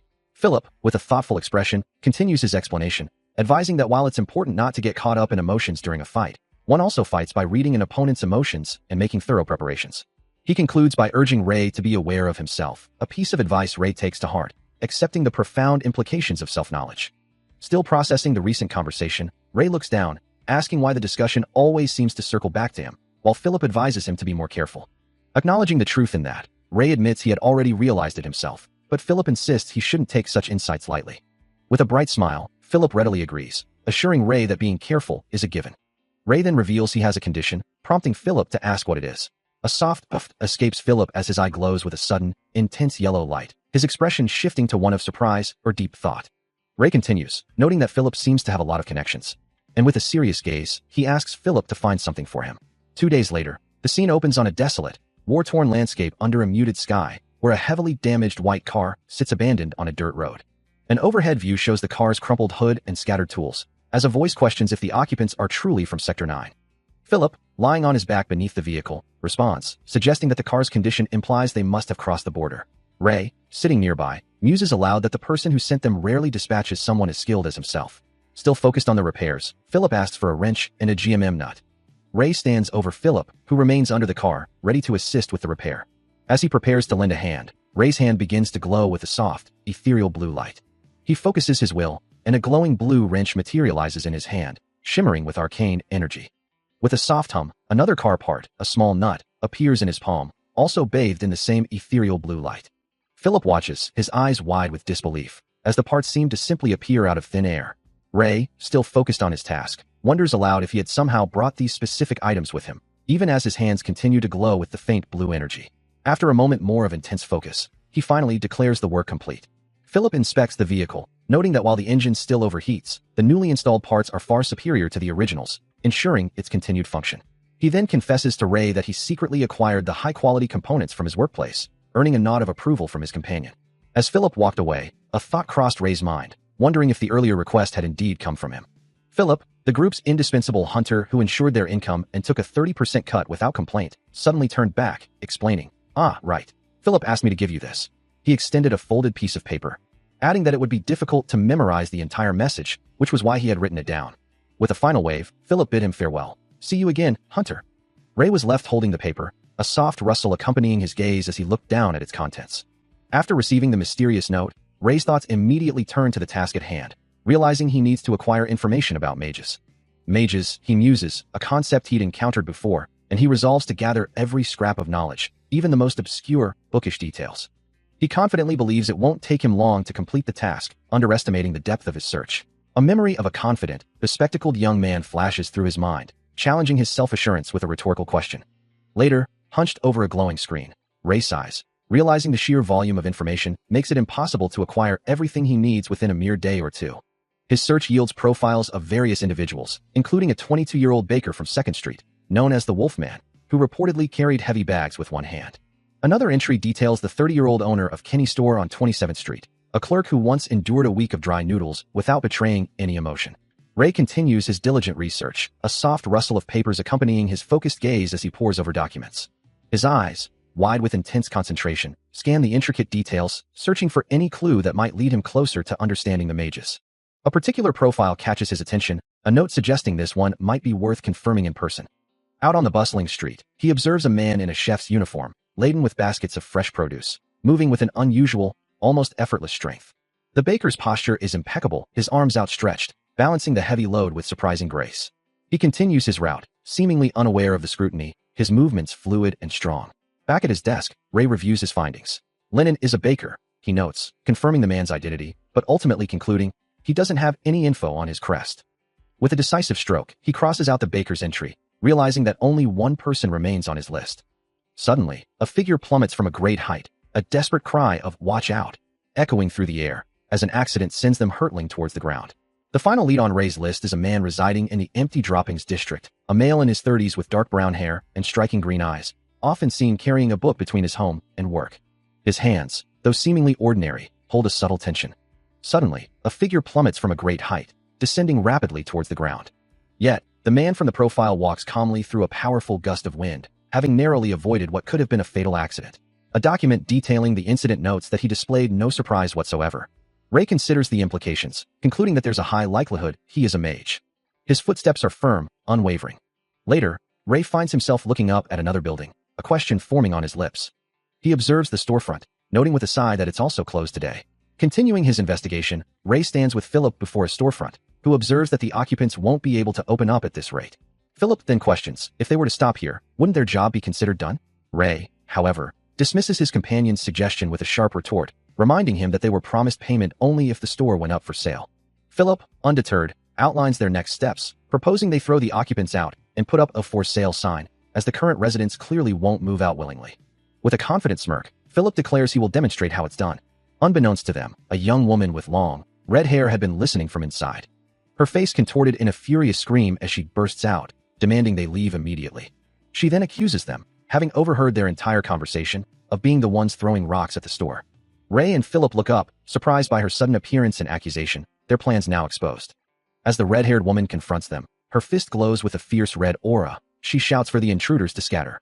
Though a light yellow energy, the color of conviction, emanates from her hand, indicating her mana, she appears quite frightened despite her brave front, her power not quite matching her resolve.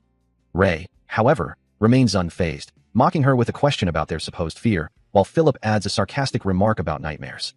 As Ray's hand clenches, a sinister red glow ignites in his eye, and he begins to speak, cutting off his own words with a rising fury. An unseen force slams into the red-haired woman, making her cry out as she recoils from the sudden impact. From inside the store, Mr. Kim mocks her, pointing out that everyone knows only children and an old man are hiding within. Ray's eyes blaze with an even more intense red glow, as he commands her to shut up and leave immediately. His gaze is cold and menacing, the crimson light in his eyes radiating a palpable threat. With a chilling declaration, Ray states his next attack will be aimed directly at her face. The red-haired woman pushes her mana forward, a frustrated thought escaping her as she wonders why her attack isn't taking hold. Meanwhile, Ray's eyes glow with an ominous red light, his resolve hardening as he internally declares his readiness to engage. The woman's hand, still radiating a vibrant blue mana, trembles slightly, a desperate plea to hold back the power echoing in her mind, fearing retaliation.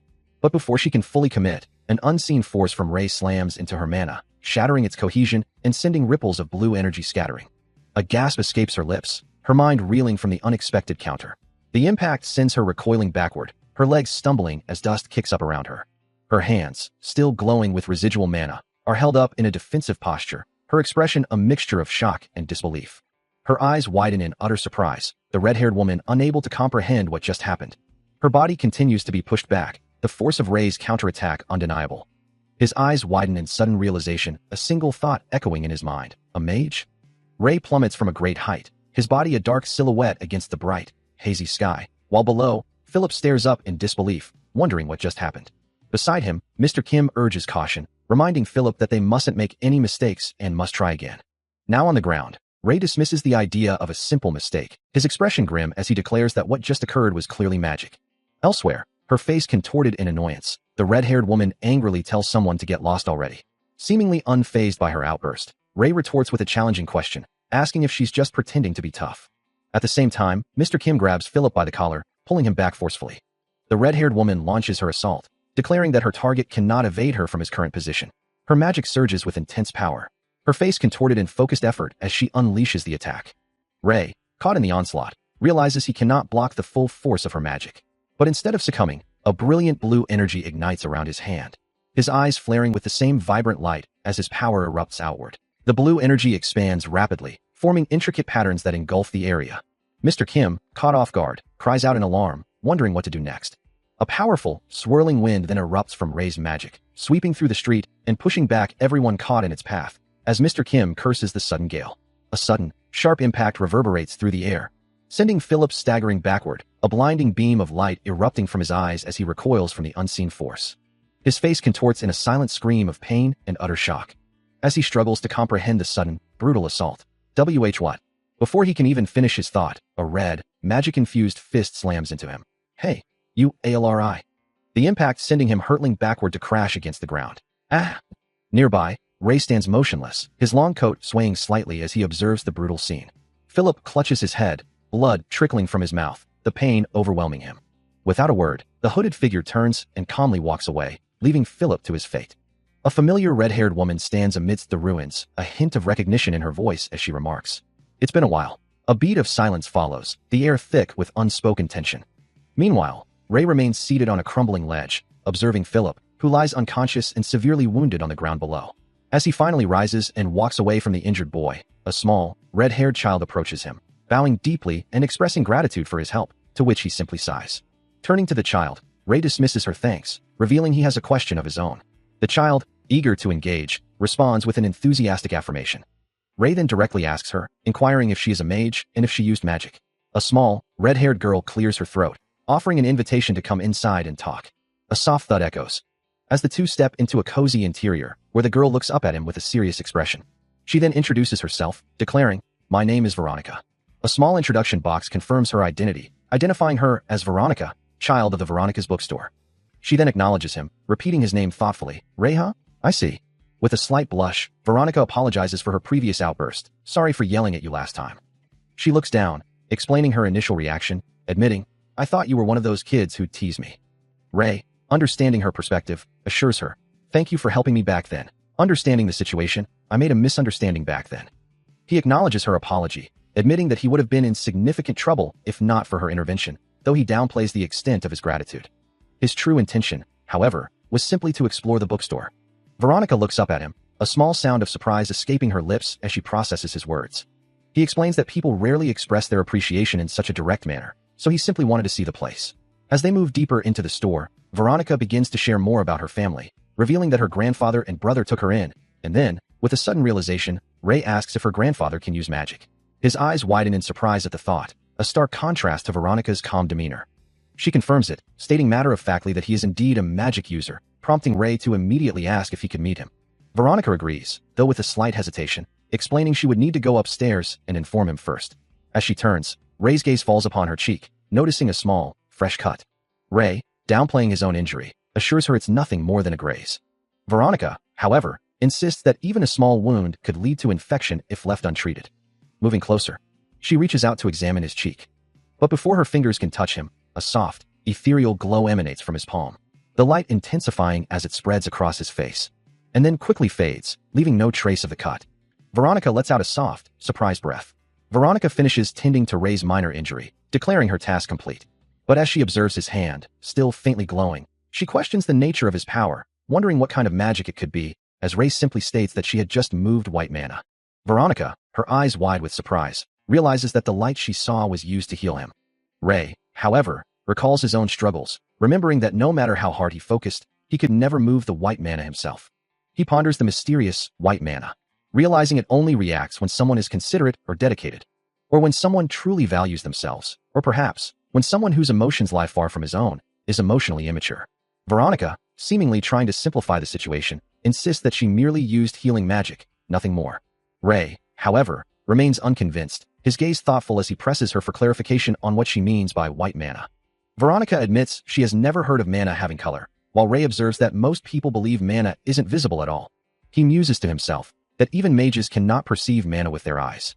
Veronica clarifies that she only knows the name, prompting him to ask if she is referring to the element of regeneration, which she confirms.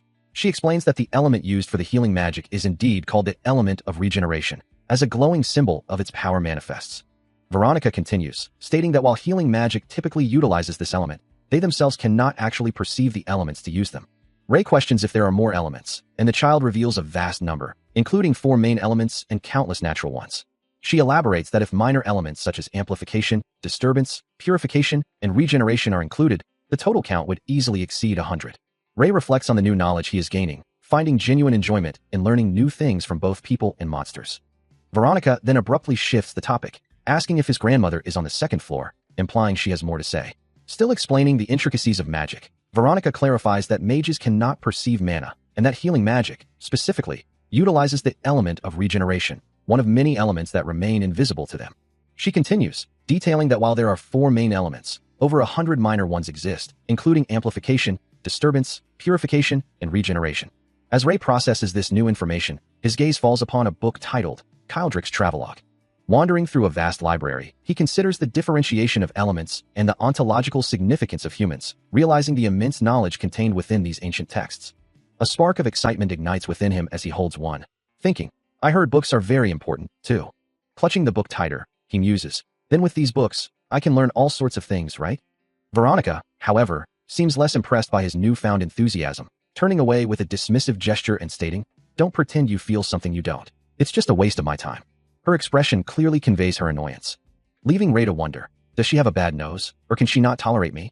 His gaze, sharp and focused, swept over the collection of old books laid out before him, each one promising untold secrets. He murmured to himself, wondering if these were not merely books, but perhaps journals. His eyes caught a title, Study of Elemental Distribution by Category, a clear indication of their magical content. Reaching out, he prepared to delve deeper, his fingers brushing against a volume titled About the Reason for the Expansion of the Black Ring. A system interface displays the profile of a genius prismatic mage, currently at level 16, detailing various forbidden skills, stats, and volt attributes. Footsteps echo softly, as a young girl descends a flight of dark, worn stairs, her gaze sweeping across the dimly lit space below.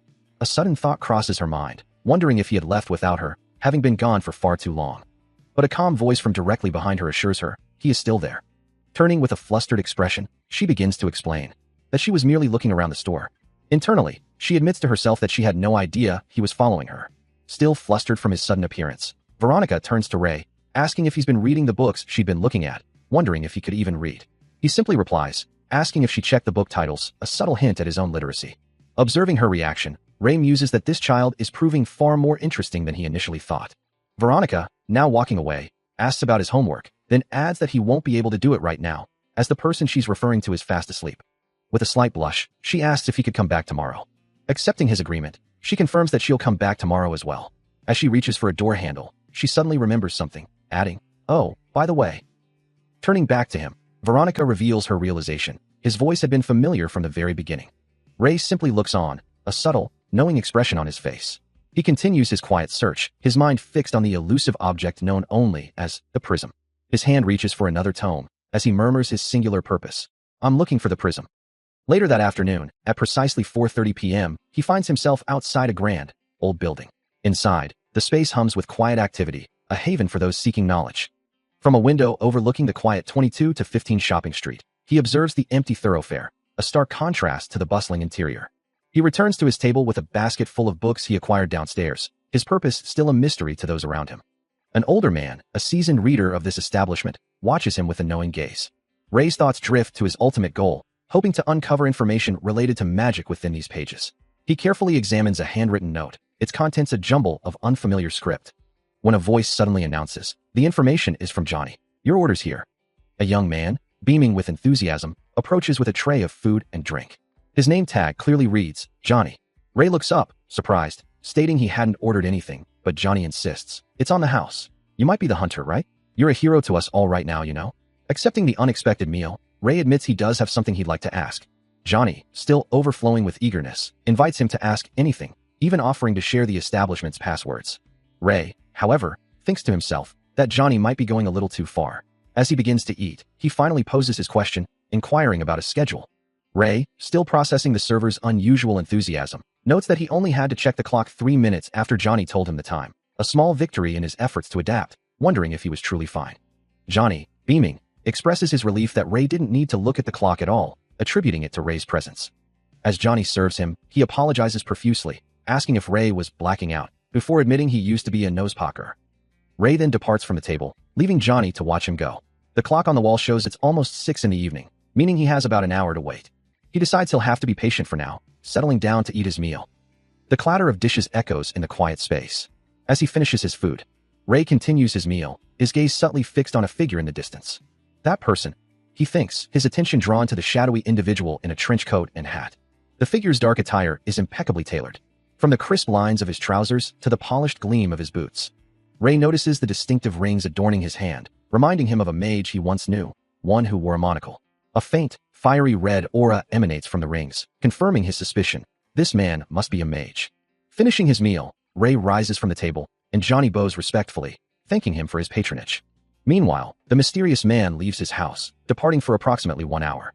Ray's thoughts turn to the opportunity this presents. He must find clues about magic within that house during the man's absence. Ray approaches the mage's residence, the old door creaking softly as he tests its resistance.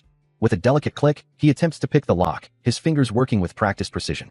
It's locked, just as he anticipated, but turning back now is not an option. A determined glint in his eyes, he knows he has to find another way inside. He needs to get inside somehow, and a surge of vibrant energy begins to coalesce around him. His eyes glow with an ethereal light as he senses the mana, a potent force swirling around him. Extending his hand, now shimmering with green and gold particles, he wonders if the mana itself is reacting to his presence. Indeed, the mana flows from his body, channeling directly into the keyhole. With a final, decisive click, the lock yields, granting him entry. Having successfully forced his way inside, he steps into the dimly lit interior of the mage's home, the silence of the room greeting him as he crosses the threshold. A moment of disbelief washes over him as he considers his own actions, wondering how he managed to manipulate the lock with such precision. But there's no time for self-reflection. He forces himself to focus, pushing aside thoughts of his past and the immediate task at hand. His gaze sweeps across the room, landing on a desk strewn with papers, a potential source of the information he desperately seeks. He reminds himself that the priority is to uncover details about the mage, his eyes falling upon a crumpled piece of parchment. As he picks it up, a faint rustling sound echoes in the quiet room, and a chilling thought crosses his mind. The intense flame of the boss, once a formidable presence, has already disbanded. Unfolding the paper, he begins to read its contents, his expression growing serious with each line. A question forms in his mind as he processes the message, wondering if this is a personal letter written by the mage himself. Ray continues to read the crumpled letter, its words revealing a shocking truth about the red-haired mage he was assigned to, who was apparently stronger than anticipated. The letter speaks of a cryptic reference to the 66 and a sense of digging. Then the chilling realization dawns on him. The 66-foot refers to orphans. He reads further, a promise of an orphanage requirement, and a question forming in his mind. Is this the Merc-Red executive Kedrick had mentioned? The implications of the letter begin to sink in. The letter clearly indicates that its author has been expelled from an organization. As he processes this, a strange, intense sensation begins to emanate from him, swirling with crimson energy. The raw power of this feeling is almost overwhelming. He stares, wide-eyed, as the crimson energy swirls around him, a direct response to the letter's unsettling revelations. He examines the glowing red fragments in his hand, recognizing them as the same mana embedded in Kehun's ring, and realizes this must be the jewel the mysterious letter referred to. His eyes glowing with a fierce red light, he notes that while it's the same mana as in the air, this jewel allows him to draw it in far more smoothly. A thought sparks in his mind as he gazes at the glowing fragment. What would happen if he were to use magic with this thing? Testing his hypothesis, a colossal pillar of crimson flame erupts from his hand, reaching skyward with immense power. The sheer intensity of the fire is overwhelming, a vivid, burning testament to the jewel's influence. Inside a room, the flame continues to rage, reaching the ceiling, and he muses that this jewel demands more power than he initially anticipated. He steps down, a faint blue energy shimmering around him. His hand glows with a fierce red light, a voice in his head noting his return after a mere 15 minutes. A metallic clanking echoes. A figure in a dark trench coat and fedora moves through the shadows. A frustrated thought escapes him, realizing he has forgotten his wallet.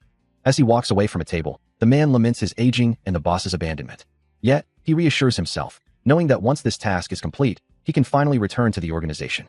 His heavy footsteps thump through the quiet space, his mind already planning to buy more food than usual. He descends a flight of stairs, anticipating a long period indoors. He's heading out again, a voice observes, as Ray, cloaked in his familiar hooded jacket, moves away. From the shadows, a soft click echoes as Walter watches him go, his gaze sharp beneath the brim of his hat. It seems there was something else that I needed, he muses internally.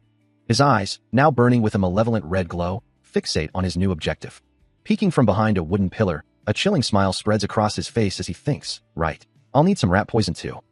As the system displayed his formidable title, a frustrated voice questioned why their efforts weren't yielding results, while another eagerly demanded to be unleashed upon the enemy, only to be cautioned to hold back, lest they provoke retaliation. Unbeknownst to them, a man with sinister, glowing red eyes peered from around a corner, observing their position. Meanwhile, Ray, cloaked in shadow, prepared himself, a faint red glow from below hinting at the unseen threat he was about to face. Suddenly, he emerged, gun raised, his voice cutting through the silence as he challenged the hidden foe, asking if they truly believed their presence was unknown. Before the red-eyed man could react, Ray lunged, a blur of motion, striking with blinding speed. A sharp cry of pain escaped the assailant's lips as the impact sent him reeling. Ray followed up instantly, delivering a powerful kick that connected squarely with his leg. Enraged and defeated, the red-eyed man could only curse his attacker. Standing over his incapacitated foe, Ray held his gun steady. The confrontation swiftly concluded. Moving with a silent, almost ethereal grace, Ray descended into the unknown space. Below, a voice echoed, surprised, questioning his identity and dismissing him as merely a kid, despite the glowing red eyes visible beneath the speaker's hat. The red-eyed man grimaced, his vision still impaired, cursing the blood that continued to cloud his sight. As Ray plummeted through the shattered ceiling, the assailant could only stare up in disbelief, wondering how he had bypassed the defenses. The young man continued his rapid descent, a silent, deadly projectile aimed directly at his target. He landed with a powerful impact, the force of his arrival shaking the very ground. With a focused intensity, Ray delivered a decisive blow. The assailant's bloodshot eye welled with a tear of rage as he spat out a final, furious insult. Standing over the defeated, glowing red form, Ray held his handgun, the confrontation brought to a swift end. He stands defiant, a knife pointed at the adult before him, ignoring the man's status. The adult, scarred and furious, clenches his jaw around the hilt of his own blade. A sharp impact echoes as Ray presses his attack, forcing the man to recoil. Ray observes, realizing the man's blade had been imbued with a crimson glow, a magical aura shimmering around the weapon. This magic, he understands, prevented the blade from being cut. The adult then discards his knife, drawing a menacing curved blade, his eyes burning with renewed intensity. As he declares he had been holding back, simply because Ray was a child. The red-eyed assailant's curved blade slices through the air, leaving a crimson trail in its wake. As he leaps with deadly precision, declaring that he will now tear his opponent's face apart. The magic he used just moments ago had been a mere prelude, and now his true intent is laid bare. Ray's eyes widen in alarm, the sudden escalation catching him off guard. The assailant's blade arcs down with terrifying speed, aiming for a decisive strike. A sharp sound echoes as the attack connects, though not as cleanly as intended. Before the assailant can recover, a swift counterattack lands with a brutal impact, splattering blood. Stunned and bleeding, the red-eyed man recoils, his face contorted in disbelief. As a crimson glow emanates from his hand, Ray confronts him, questioning the nature of his magic. The red-eyed assailant grips his glowing blade, a thought forming in his mind about the precise color and ratio of the magic Ray had just unleashed. Without hesitation, he lunges forward, his curved blade glowing crimson, aiming to retaliate against the young man. But with a deafening clang, Ray meets the attack, sparks erupting as their weapons collide. As Ray's eyes glow with an intense blue light, the assailant's face registers a flicker of surprise. The force of Ray's counter pushes the assailant's arm back, his blade forced away from its target. Then, enveloped in a vibrant red aura, Ray unleashes a powerful strike of his own. The impact sends blood spurting from the assailant's nose and mouth, his face contorted in pain. A guttural cry of agony escapes him. Blood splatters against a dark, metallic surface, a stark testament to the recent, brutal impact. The red-eyed assailant collapses to one knee, clutching his chest, blood streaking his face as the pain washes over him. Yet, a defiant smirk plays on his lips, his eyes glowing crimson as he acknowledges the young man's unexpected power, realizing his earlier suspicions were correct. He thinks of his boss, and how this misdirection agent allowed him to hide his identity. Ray's hand, now glowing with a vibrant blue energy, clamps down on the assailant's arm, halting any potential retaliation, even as the assailant cries out in surprise, recognizing the unique ability to copy magic among agents. A guttural scream tears from the assailant's throat as Ray's grip tightens, the force of the impact sending more blood spraying. Holding the defeated man firmly by the collar, Ray stares down at him, his expression unyielding. He has many questions, and he expects answers from this point forward. The assailant, however, only offers another smirk, his red eyes still burning with a strange resolve as he muses on the irony of 100 agents falling to such a young opponent. Ray simply observes the now incapacitated figure, a soft, almost contemplative sound escaping him. Ray considers his options, knowing from experience that a proper conversation with this type of individual is often difficult. If he can't extract any information, he might as well eliminate him here, he thinks, as the red-eyed assailant begins to cackle, convinced his boss will have no choice but to acknowledge his power. With eyes glowing a furious red, the assailant snarls, threatening to burn Ray to death. A massive burst of fire erupts with a deafening crash, the assailant screaming about the damn assassin as the inferno engulfs the area. The swirling flames consume everything in their path. Yet, as the smoke clears, Ray stands completely unharmed amidst the inferno, leaving the assailant utterly stunned. Terror now etched across his face, the assailant, still surrounded by the lingering heat, desperately cries out for his boss. His eyes wide with fear, he reveals that Walter the Blood I will soon pay Ray a visit. His body contorting in agony, the red-eyed assailant is finally consumed by the very flames he wielded, his screams echoing as he vanishes. Engulfed in his own destructive magic, the assailant's voice, filled with defiance, echoes through the inferno, warning that escape is impossible. Even as the flames consume him, he believes his boss must be regretting the abandonment. The intense heat and mana tear at his form, his body beginning to disintegrate within the fiery vortex. The red mana, now a destructive force, spins intensely within him. It spreads throughout his very blood vessels, accelerating his demise. Ray watches the spectacle with an unreadable expression. He reflects that without his own mana protection, the assailant's attack could have been truly dangerous. The assailant's form is almost entirely gone, a mere silhouette against the raging inferno. As he is fully consumed by the flames, his final, bitter words echo, accusing Ray of coming to kill him, only to be the one dying. Engulfed in his own destructive flames, the red-eyed assailant screams a challenge, daring his opponent to try and kill him. His form becomes a swirling vortex of fire, his red eyes burning with manic intensity as the magic reaches its peak. The sheer force of the explosion rips through the air, a blinding wave of heat and light. Yet, as the inferno rages, Ray calmly activates his mana protection, a vibrant blue and purple energy swirling around his hand. The impact of the assailant's magic distorts the very space around him, but his defense holds firm. Red energy converges on him from all sides, only to be repelled by his unwavering aura. From within the fiery chaos, the assailant's voice echoes with disbelief, questioning the impossible protection. Unfazed, Ray's own voice cuts through the din, taunting his opponent to unleash magic of even greater caliber if he truly intends to kill him. The red energy continues to crash against his barrier, a testament to his unyielding defense. The red-eyed assailant continues his relentless assault, a torrent of crimson energy erupting towards his opponent. His voice ringing out, challenging the hooded figure's passive defense. Yet, the blue aura around Ray holds firm, absorbing the impact with a resounding crash. The assailant, his face contorted in frustration, insists this protection cannot last. Ray's gaze sharpens, his eye glowing with an intense, ethereal blue. A maniacal laugh escapes the assailant as he prepares an even greater, more destructive spell. A colossal pillar of fire erupts from his form, threatening to engulf everything. Ray acknowledges the sheer power of the attack, recognizing it cannot be simply blocked. With calm determination, he declares his intention to extinguish the raging inferno. The colossal pillar of fire continued to rage, a destructive force channeled by the assailant. But as Ray began to uncast his own protective barrier, the red-eyed mage could only stare in disbelief, shouting, "You uncast your protection? Are you out of your mind?" From his hands, a torrent of blue, water-like mana began to erupt, leaving the assailant speechless as the impossible unfolded before him. The blue energy swirled into a powerful vortex, directly confronting the inferno, extinguishing the flames with an audible hiss, prompting the mage to gasp, "What did you just?" Where the fire once raged, Ray now stood, bathed in a soft blue glow, the last vestiges of the assailant's ultimate attack dissipating around him. The red-eyed mage's mind reeled, struggling to comprehend the impossible feat, using two main magic types at the same time. The blue mana continued to shimmer and fade. As the assailant's gaze fell upon Ray's glowing fist, a new realization dawning on him. He was even more powerful than he seemed. The fiery entity, a manifestation of his opponent's power, roars in disbelief, questioning how the other element could be used now, and if this young man truly isn't the ashes. But Ray, suspended in the air, unleashes his own formidable power. A torrent of vibrant blue water magic swirling around him with immense force. The red-eyed assailant is caught directly in the deluge, his face contorted in shock as the powerful current washes over him.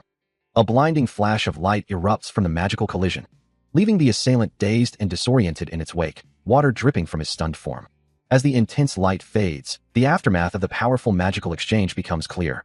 Ray, having successfully countered the attack, calmly walks away, glancing back over his shoulder at the scene he leaves behind. He clenches his fist, his body racked with the aftereffects of his recent battle, a frustrated cry escaping him as he struggles to contain the volatile energy within. This intense magical exertion, pushing his mental capacity to its absolute limit, leaves him reeling, for the sheer firepower of the red-eyed assailant had been truly incomparable, causing his mana to surge uncontrollably, making speed irrelevant. Still, he stands, though his exhaustion is palpable, his hand pressed against his chest, as if to quell the turmoil within. Red and blue energies swirl around him, a visual representation of his internal conflict as he acknowledges the formidable strength of his opponent, a power he still doesn't fully comprehend. He knows that in his current weakened state, any thought of immediate revenge is futile. However, a flicker of determination ignites in his eyes, a new path forming in his mind. He considers how he might have escaped the situation differently, a small red glow beginning to emanate from his palm. The glow intensifies, coalescing into a vibrant red orb of pure energy held firmly in his grasp, a testament to his evolving power. With this new approach, he feels confident he could have captured all of them, had he not been so focused on his previous strategy. The next morning, the city awakens under a soft light. as a lone figure approaches a familiar brick building, where a young woman with vibrant red hair, clutching a stack of books, lets out a small gasp of surprise. As Ray steps into view, greeted by an unseen voice welcoming him, the voice notes his change in attire, asking about the outfit he wore yesterday. He offers a comforting hand to the red-haired woman, his expression calm as he assures her, "I got rid of it." Meanwhile, the red-eyed assailant, his face etched with a grim memory, reflects on a past event, muttering how he would have succeeded if it hadn't been for the kid. He considers how easily his grandfather would recognize him if he were in his usual attire, remembering how he had once told the old man about using magic to help them. A young girl with bright red hair, Julianne, asks if he is indeed looking for their grandpa, then quickly confirms that he hadn't told him anything else, right? She assures him that she only mentioned that much, after all. His eyes widen slightly, a flicker of surprise crossing his features. Julianne peeks from behind a door, her expression a mix of curiosity and mischief, little stars sparkling around her head. He returns the peek, his own expression one of mild annoyance, matching the playful stars that now surround him. As he stands in the doorway, Julianne and a small boy, Jolpine, peek out from behind it, their eyes fixed on him. Julianne explains that they are his little brother and sister from the orphanage, and that he took in both her and Jolpine. Both Julianne and Jolpine look utterly astonished, their faces reflecting disbelief at the mention of teaching magic. He considers the situation, believing there could be no other reason for the children's surprise, and then recalls Julianne's earlier words, that she had told him he learned magic from his grandfather. Julianne looks up, her eyes wide with a mixture of surprise and perhaps a hint of guilt. Leading him to a simple wooden door, Julianne announces that her grandpa is inside. She then turns and walks away from the door, expecting him to follow. With a bright smile, Julianne calls out to her grandfather, Jumya, announcing Ray's arrival. Ray then adds, confirming that Jumya was the one who helped them. An elderly man, his long white hair and beard framing a wise face, sits in a room, a faint blue glow emanating from his chest as he acknowledges the arrival of the young man. His aged hand rests gently on a book, a soft, ethereal light pulsing from beneath his touch. Julianne, standing beside her grandfather, pleads with him, asking if he can take care of Ray, while Jolpine quietly agrees. With a soft thud, the door closes, leaving the three adults to their conversation. Ray sits facing Jumya, who remains in his bed, Julianne and Jolpine standing respectfully nearby. The elder man begins, expressing his profound gratitude for Ray's actions. Ray acknowledges the help Jumya provided to Monica in rescuing the children, to which Jumya replies that it was his duty, though he admits his current weakened state. As their hands meet, Ray reassures him that it was no trouble at all. A soft thrumming sound accompanies a sudden, intense blue glow from Ray's eye, revealing a deeper power stirring within him. He observes the 4 rings on his hand, each one a vessel for complex emotions. Jumya explains that orange represents courage, while green signifies contentment. However, green can also denote embarrassment, blue sadness, and navy sorrow, a spectrum of feelings too difficult to experience simultaneously. Therefore, the creator of these rings consciously divided their work, leaving behind numerous ripples and traces of their efforts over the years. Ray looks down, finding it hard to fully grasp the concept, but Jumya shifts the conversation, acknowledging the many questions he heard Ray had. He then directly asks if Ray is a mage, mentioning Julianne's report that he uses magic quite skillfully. Despite his wisdom, Jumya admits he does not know many things. Still probing, Jumya asks the young man about his origins, confirming his name and inquiring about his home. Ray pauses, then acknowledges that Jumya seems to possess knowledge of his backstory. With a glint in his eye, Jumya proposes a game. He elaborates on the rules, stating that the victor of each round earns the right to question the loser. As Ray listens intently, Jumya observes that his understanding truly transcends the 7 senses. The two remain seated, the air thick with anticipation. As Ray's eye begins to glow, revealing he can not only feel it. His hand extends, shimmering with ethereal particles. And Jumya's expression shifts to one of profound surprise as he realizes he can see it. Ray's entire atmosphere has completely transformed. Jumya explains that each type of magic utilizes a distinct element, and when these elements combine, they can give rise to entirely new ones. Ray, absorbing the information, clarifies that what feels different to him right now is precisely this element of new things. This particular element, he understands, is used for magic that cannot be formed from existing elements or external influences. Jumya confirms its rarity, noting that due to its unique characteristics, it is one of the most challenging elements to manifest, before asking about any other elements Ray might perceive beside it. Ray's eyes widen in surprise, as he asks if it's possible to feel 2 distinct elements, not just one. Jumya simply replies, yes, 2. Ray then describes his perception, identifying one as a gray and the other as a deeper gray. Jumya confirms his unique sensitivity, stating that they are indeed 2 very different tones. And Ray, with a look of profound understanding, simply affirms, I can feel them. A profound realization washes over Jumya, stirring him from his rest as he exclaims, how could this be me? The glow of true talent, he muses, is held in the hands of the one who took it all. Clutching his head in disbelief, he laments that there was no need for him to go through hundreds of experiences to achieve what another has effortlessly grasped. His hand trembles slightly as the thought solidifies. Ray identified the elements, maintenance, and continuation immediately, a feat Jumya couldn't accomplish in his entire lifetime. Meanwhile, Ray looks down, a quiet understanding dawning on him as he realizes he has found true talent within himself. Later, back in the study, Jumya turns to the young man, posing a question. So, what's the name of the element that forms the maintenance? A playful smile touches his lips as he declares, "It's no fun if I told you so easily," a shimmering aura of magic briefly appearing around him. With a warm smile, Jumya encourages him to win the game and figure it out for himself.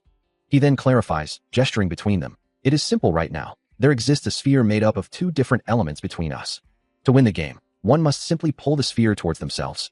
And once it reaches their hand, the challenge is complete. For the sake of fairness, the sphere can be placed between the two participants at the start."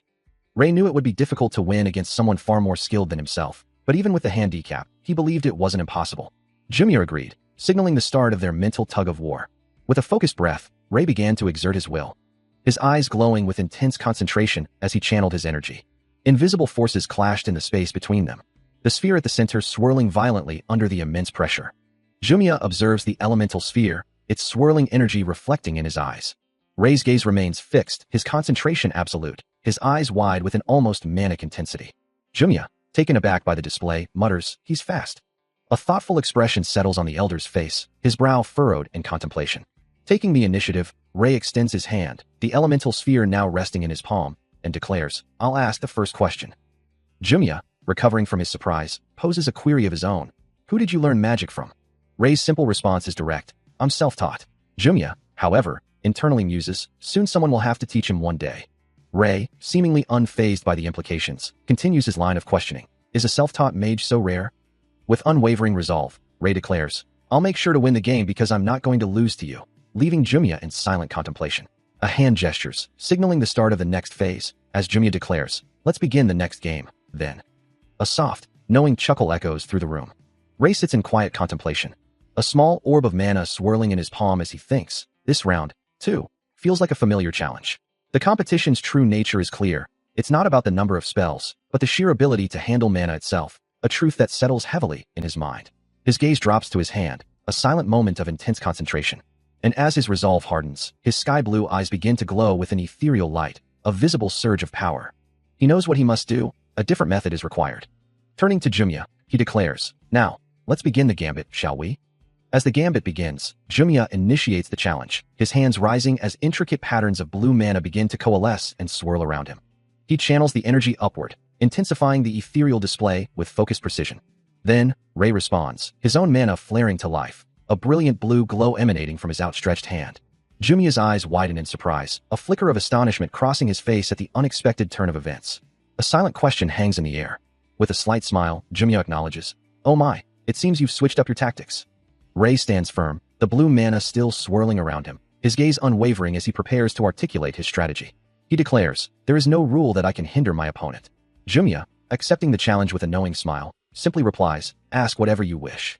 Holding a shimmering orb of energy, Ray looks intently at his opponent, a question forming in his mind. As if sensing his thought, Jumya responds, his gaze thoughtful, "Mana, huh? Mana, the very essence of existence, is the fundamental element from which all things in the world are constituted. Yet it cannot be seen or touched directly. Its presence is only discernible through secondary phenomena, much like lightning strikes, fires, or rain. One can observe its movements through these manifestations. And to even perceive mana, a person must possess a special sensory ability." Ray listens intently, his expression thoughtful. However, merely being able to sense mana does not automatically grant the ability to use magic, as the talent to sense mana and the ability to manipulate it are entirely separate domains. Ray considers this, then asks, "By talent, do you mean the ability to manipulate mana?" Jumya clarifies that while mana itself is invisible and intangible, its effects are observable, and perceiving it requires a special sensory ability. He continues, explaining that this ability refers to the aptitude of an individual to combine the elemental components that make up mana in correct proportions. He illustrates his point, describing how, generally speaking, the ability to perceive mana is a discipline of its own, separate from the talent to manipulate it. As Ray listens intently, Jumya adds that mana waves respond to those who are honest with themselves. The words resonate deeply with him, his eyes widening as the concept of mana waves responding to inner truth settles in. As if in response to his understanding, a soft, ethereal glow emanates from Ray, swirling around him in delicate, luminous particles. Jumiya observes him, a knowing look on his face, as he considers the elegance of mana manipulation. Indeed, he is learning how to handle it by understanding its characteristics in real time. Still holding the shimmering orb of mana he had just manifested, Ray looks intently at his mentor, ready for the next lesson. Jumiya observes him with a knowing gaze, then asks what else he wishes to understand. As if conjured by his thoughts, a swirling vortex of fiery red energy appears before them. Ray's eyes are drawn to the vibrant display, and he voices his curiosity about the rings mages are said to possess within their hearts. Jumiya nods, acknowledging the question, explaining that these circles serve as vessels to contain mana. He continues, clarifying that while the ability to create rings isn't automatic, once a ring has been formed, it becomes a permanent part of the mage. The elemental distribution within this process, he adds, will vary depending on the mage's unique constitution. Ray then inquires if the formation process for the first ring differs from subsequent ones, to which Jumiya confirms that while it does, there's also a strict limit to how many rings a mage can possess. Forming even one ring might take years of dedicated effort, but if done constantly, the potential for growth is immense. Continuing his lesson, Jumiya explains that if mana is improperly absorbed and manifested, it will cause mana poisoning. He elaborates that the unabsorbed mana, once manifested, will linger in the air, causing the user to feel hazy and sluggish, eventually leading to an inability to feel emotions. The effects worsen, with some even experiencing lower body paralysis. As Ray listens intently, Jumiya concludes that once these symptoms pile up, they will develop into a permanent mental disease. A sudden realization dawns on Ray, his eyes glowing with a faint red light as he considers, if mana itself could not feel emotions. Jumiya continues, explaining that uncontrolled mana will make the user hysterical and the effects will affect others nearby. Ray stands, a chilling memory surfacing as he connects the dots. This would explain why he was suffering from mana poisoning in the past. He ponders the implications, a single word hanging in his mind. If.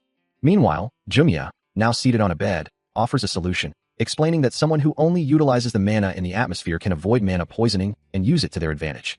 Jumiya continues his explanation, musing that he has never encountered anyone who could utilize mana in such a refined manner before. Such individuals, he explains, would be incomparable to others, relying solely on pure, refined mana for their safety.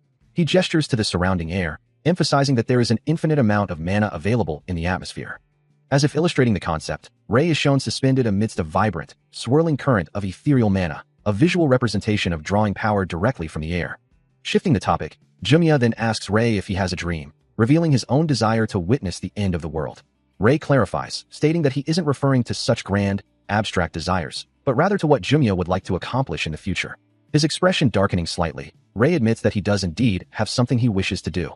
His eyes glowing with a fierce, cold light, he reveals his true desire. There is someone he wishes to kill. Even after his chilling declaration, a part of him still yearned to save someone. A quiet moment passed. As Jumiya reflected on the boy's words, acknowledging that while many claimed the former, this was the first time he had heard the latter. Turning to the young man, he simply called out his name. Then, with an unexpected proposal, Jumiya asked if he would like to learn magic from him. The old mage found himself questioning his own motives, wondering why a powerful four-circle mage like himself would choose to teach an orphan from the streets. He couldn't quite grasp the reasoning behind his decision, or if the boy truly wanted something from him in return. Meanwhile, the young man could only stare back, a mixture of surprise and confusion etched across his face. His expression reflecting the weight of the unexpected offer. He finally responds to the unexpected offer, his voice firm with resolve. With a nod, Jumiya turns to a nearby door, calling out to someone within. A young girl, Veronica, steps into the room, her expression a mix of annoyance and resignation, already aware of the elder's intentions. Jumiya then begins to explain his motivations, reminding them of his past actions and his desire to pass on his accumulated knowledge. He emphasizes that both Ray and Veronica must listen carefully, as he intends to share all his secrets with them. The elder then introduces the core subject of their lesson, a mysterious phenomenon known only as the rainbow. Ray, recalling rumors, questions the nature of this rainbow, to which Jumiya simply confirms its profound significance. This rainbow is an ancient phenomenon, shrouded in legends and sought by countless individuals across the world, its true nature a subject of endless speculation. Yet, despite the myriad tales and diverse paths to find it, all these efforts ultimately converge on a single, unified point. As the elder continues his explanation, a vibrant, ethereal light fills the space, hinting at the immense power of the phenomenon he describes, the one who finds the rainbow. He reveals that such an individual can become a godlike entity. Images of shimmering, rainbow-hued feathers drift through the air, illustrating the mystical nature of this legendary power. Prompting Veronica to ask, "Grandpa, what's a god?" Jumiya calmly explains that to put it simply, they are an influential being that exceeds all laws and everyone else in this world. Ray, listening intently, connects the dots in his mind, realizing that that's why the monsters are also looking for the rainbow. Veronica, still processing the profound implications, begins another question. Grandpa, then that rainbow. A sudden, violent memory or vision flashes through her mind, a shadowy, clawed hand wreathed in ominous red energy reaching out, and her face contorts in pure terror as her world seems to shatter around her. The hand violently grabbing her face, pulling her into the depths of a traumatic past. As the traumatic vision overwhelms her, a crystalline object shatters violently in her grasp, sending glowing shards scattering around them as Ray pulls her close, his expression etched with concern. Still reeling from the shock, she stares wide-eyed at the broken fragments, her hands now bleeding from the impact. Ray's status screen flashes, revealing his new designation as Etheris, a genius prismatic mage, now at level 20. Meanwhile, a thoughtful expression crosses his face, as the red-haired child struggles with a piece of rock, frustrated that her magic isn't working. Damn it, why isn't it taking it? A small sound of annoyance escapes her. She then turns to him, questioning the nature of the shattered glass pieces and wondering, the glass pieces, is this wind magic? Ray simply looks away, offering no immediate answer. Elsewhere, a cloaked figure, their hand glowing with ominous red energy, seizes Jumia by the neck, a chilling warning echoing about a bookstoke. I clearly gave a warning regarding the bookstoke, it seems. With a swift, brutal motion, the cloaked figure hurls the elderly man through a window, sending him plummeting into the street below. After the harrowing attack, Ray looks out a window, a voice expressing gratitude, acknowledging that he has saved them once again. Meanwhile, the elderly man, still recovering from his ordeal, holds a glowing orb, admitting his physical exhaustion.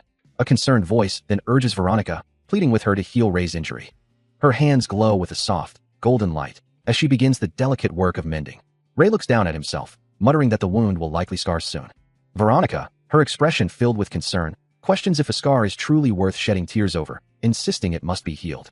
A chilling memory of the cloaked assailant's words echoes, declaring that scars would be useful. Considering this, Ray's expression softens slightly, admitting that the idea doesn't sound half bad. Veronica, standing beside the seated Jumia, is gently chided to refrain from calling him grandpa in public, as he hears she's been doing it for a long time. He reflects on the situation, acknowledging that the children have been throwing rocks at the store for a long time now. Over a month has passed since the incident, and the financial strain has exhausted everyone's budget. Adding to the pressure, someone has persistently been making offers to buy the struggling bookstore. Ray, observing the situation, deduces, so it's probably this guy. He wonders if it could be the blacksmith. Jumia, his expression hardening, admits that selling the store was never his intention until now. Clenching his fist, he acknowledges the truth. The situation is becoming unbearable. He recalls the day he opened the bookstore, just about a year ago. Looking out the window, Jumia reflects that it was meant to be the realization of his dream to be a blacksmith, but he had to leave that life behind. A small hand gently clasps an older, weathered one, a child's voice softly calling out to their grandfather. A vibrant red-haired woman, now grown, beams with joy, holding a bouquet of flowers as two small children stand beside her. A celebratory message floats in the air, marking a new beginning for the bookstore. The elderly man kneels, presenting the flowers to the red-haired woman, a tender moment shared with the children. His face etched with sorrow, Jumia laments his inability to protect the place for Veronica, haunted by past failures and the echoes of always. I couldn't protect my place then, and I can't protect my place now. Meanwhile, the white-haired young man, lost in thought, considers the dire consequences if he were to perish, knowing things would only worsen. Veronica stands by a window, her back to the viewer, contemplating the vulnerability of an ownerless store, a place that would become easy prey. Jumia's face contorts in anguish, declaring his intention to sell the place and find a new home for the children, only to be met with a sharp, desperate refusal. The voice vehemently rejects the idea of selling the store. Jumia, the elderly man, listens as Ray speaks, reminding him that this place holds his dreams, and that he had always wanted to run a bookstore since childhood. Ray continues, his voice gentle yet firm. This place is where your dreams lie, Grandpa. You said you wanted to run a bookstore since your childhood. Veronica, now a young woman, places a comforting hand on Jumia's arm, her expression earnest as she thanks him for his consideration. The elderly man sighs, his gaze distant, acknowledging that not everything will go as planned in this world. Veronica's resolve hardens, her voice rising in protest. Still, I don't want to. I don't want to let it go down like this. Her eyes widen, filled with a desperate plea, the weight of her words etched across her face. Jumia's own eyes reflect a deep sadness, a silent acknowledgement of the pain he is causing. Ray's hand reaches out, hovering uncertainly, a gesture of comfort he hesitates to complete. In his mind, Jumia laments, it seems I've put too much burden on you. A soft light emanates from within, reflecting in an eye that holds a quiet intensity. A dull thump echoes, a subtle disturbance in the quiet. Outside, the steady drip of rain against brick walls paints a melancholic picture, as if the world itself weeps. Inside, the truth of Jumia's condition is revealed. He suffers from the eternal sleep disease, a rare and debilitating illness. This mysterious ailment had begun 2 months prior, leaving him in a deep slumber as Ray and Veronica watch over him. Ray explains that while he sleeps now, he will awaken in a few hours. Veronica, with a hopeful smile, asks if he could return tomorrow, her innocent wish hanging in the air. Ray's hand rests gently on the blanket, confirming that Jumia is usually awake in the morning. Later, in the bookstore, Ray observes Veronica wearing a raincoat, remarking that it suits her size perfectly. As the day drew to a close, Veronica offered a simple farewell, wishing Ray well for the next day. But a quiet sadness lingered, as he subtly wiped away a tear, his expression etched with worry. A soft sound escaped him as he closed his eyes, gathering his thoughts.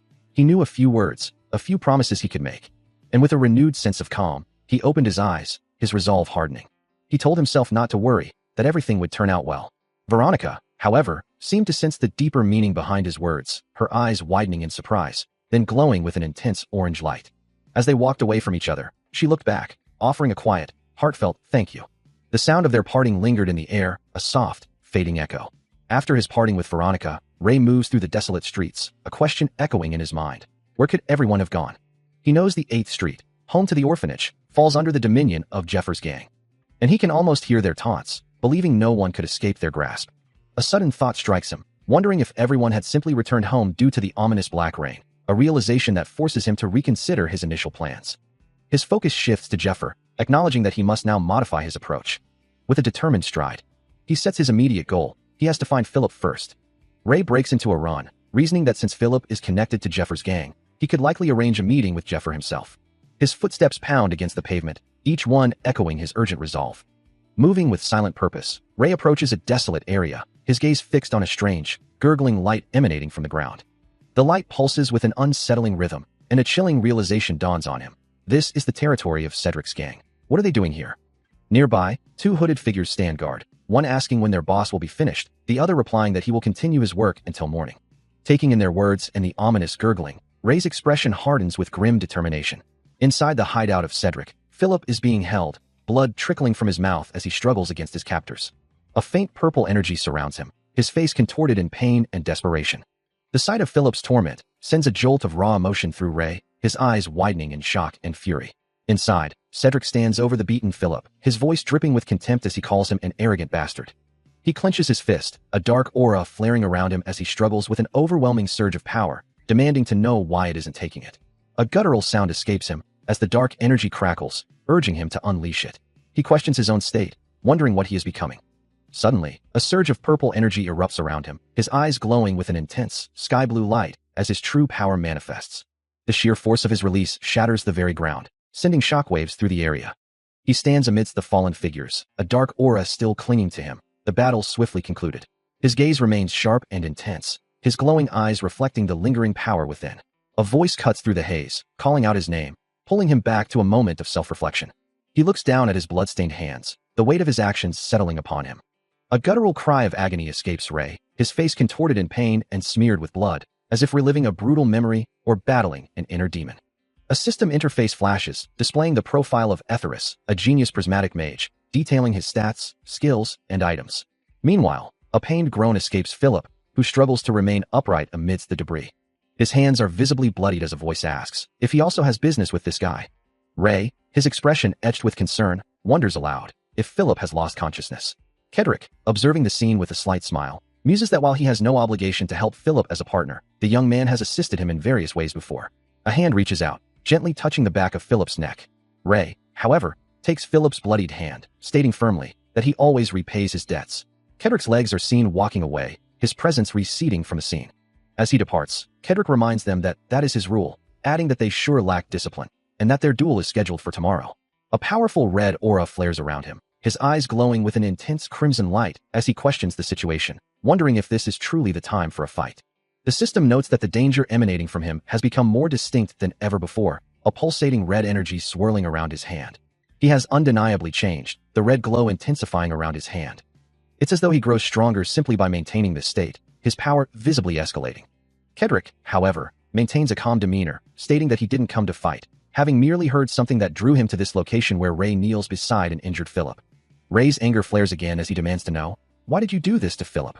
Kedrick looks genuinely surprised by the question, asking in return, "What? Do you know him?"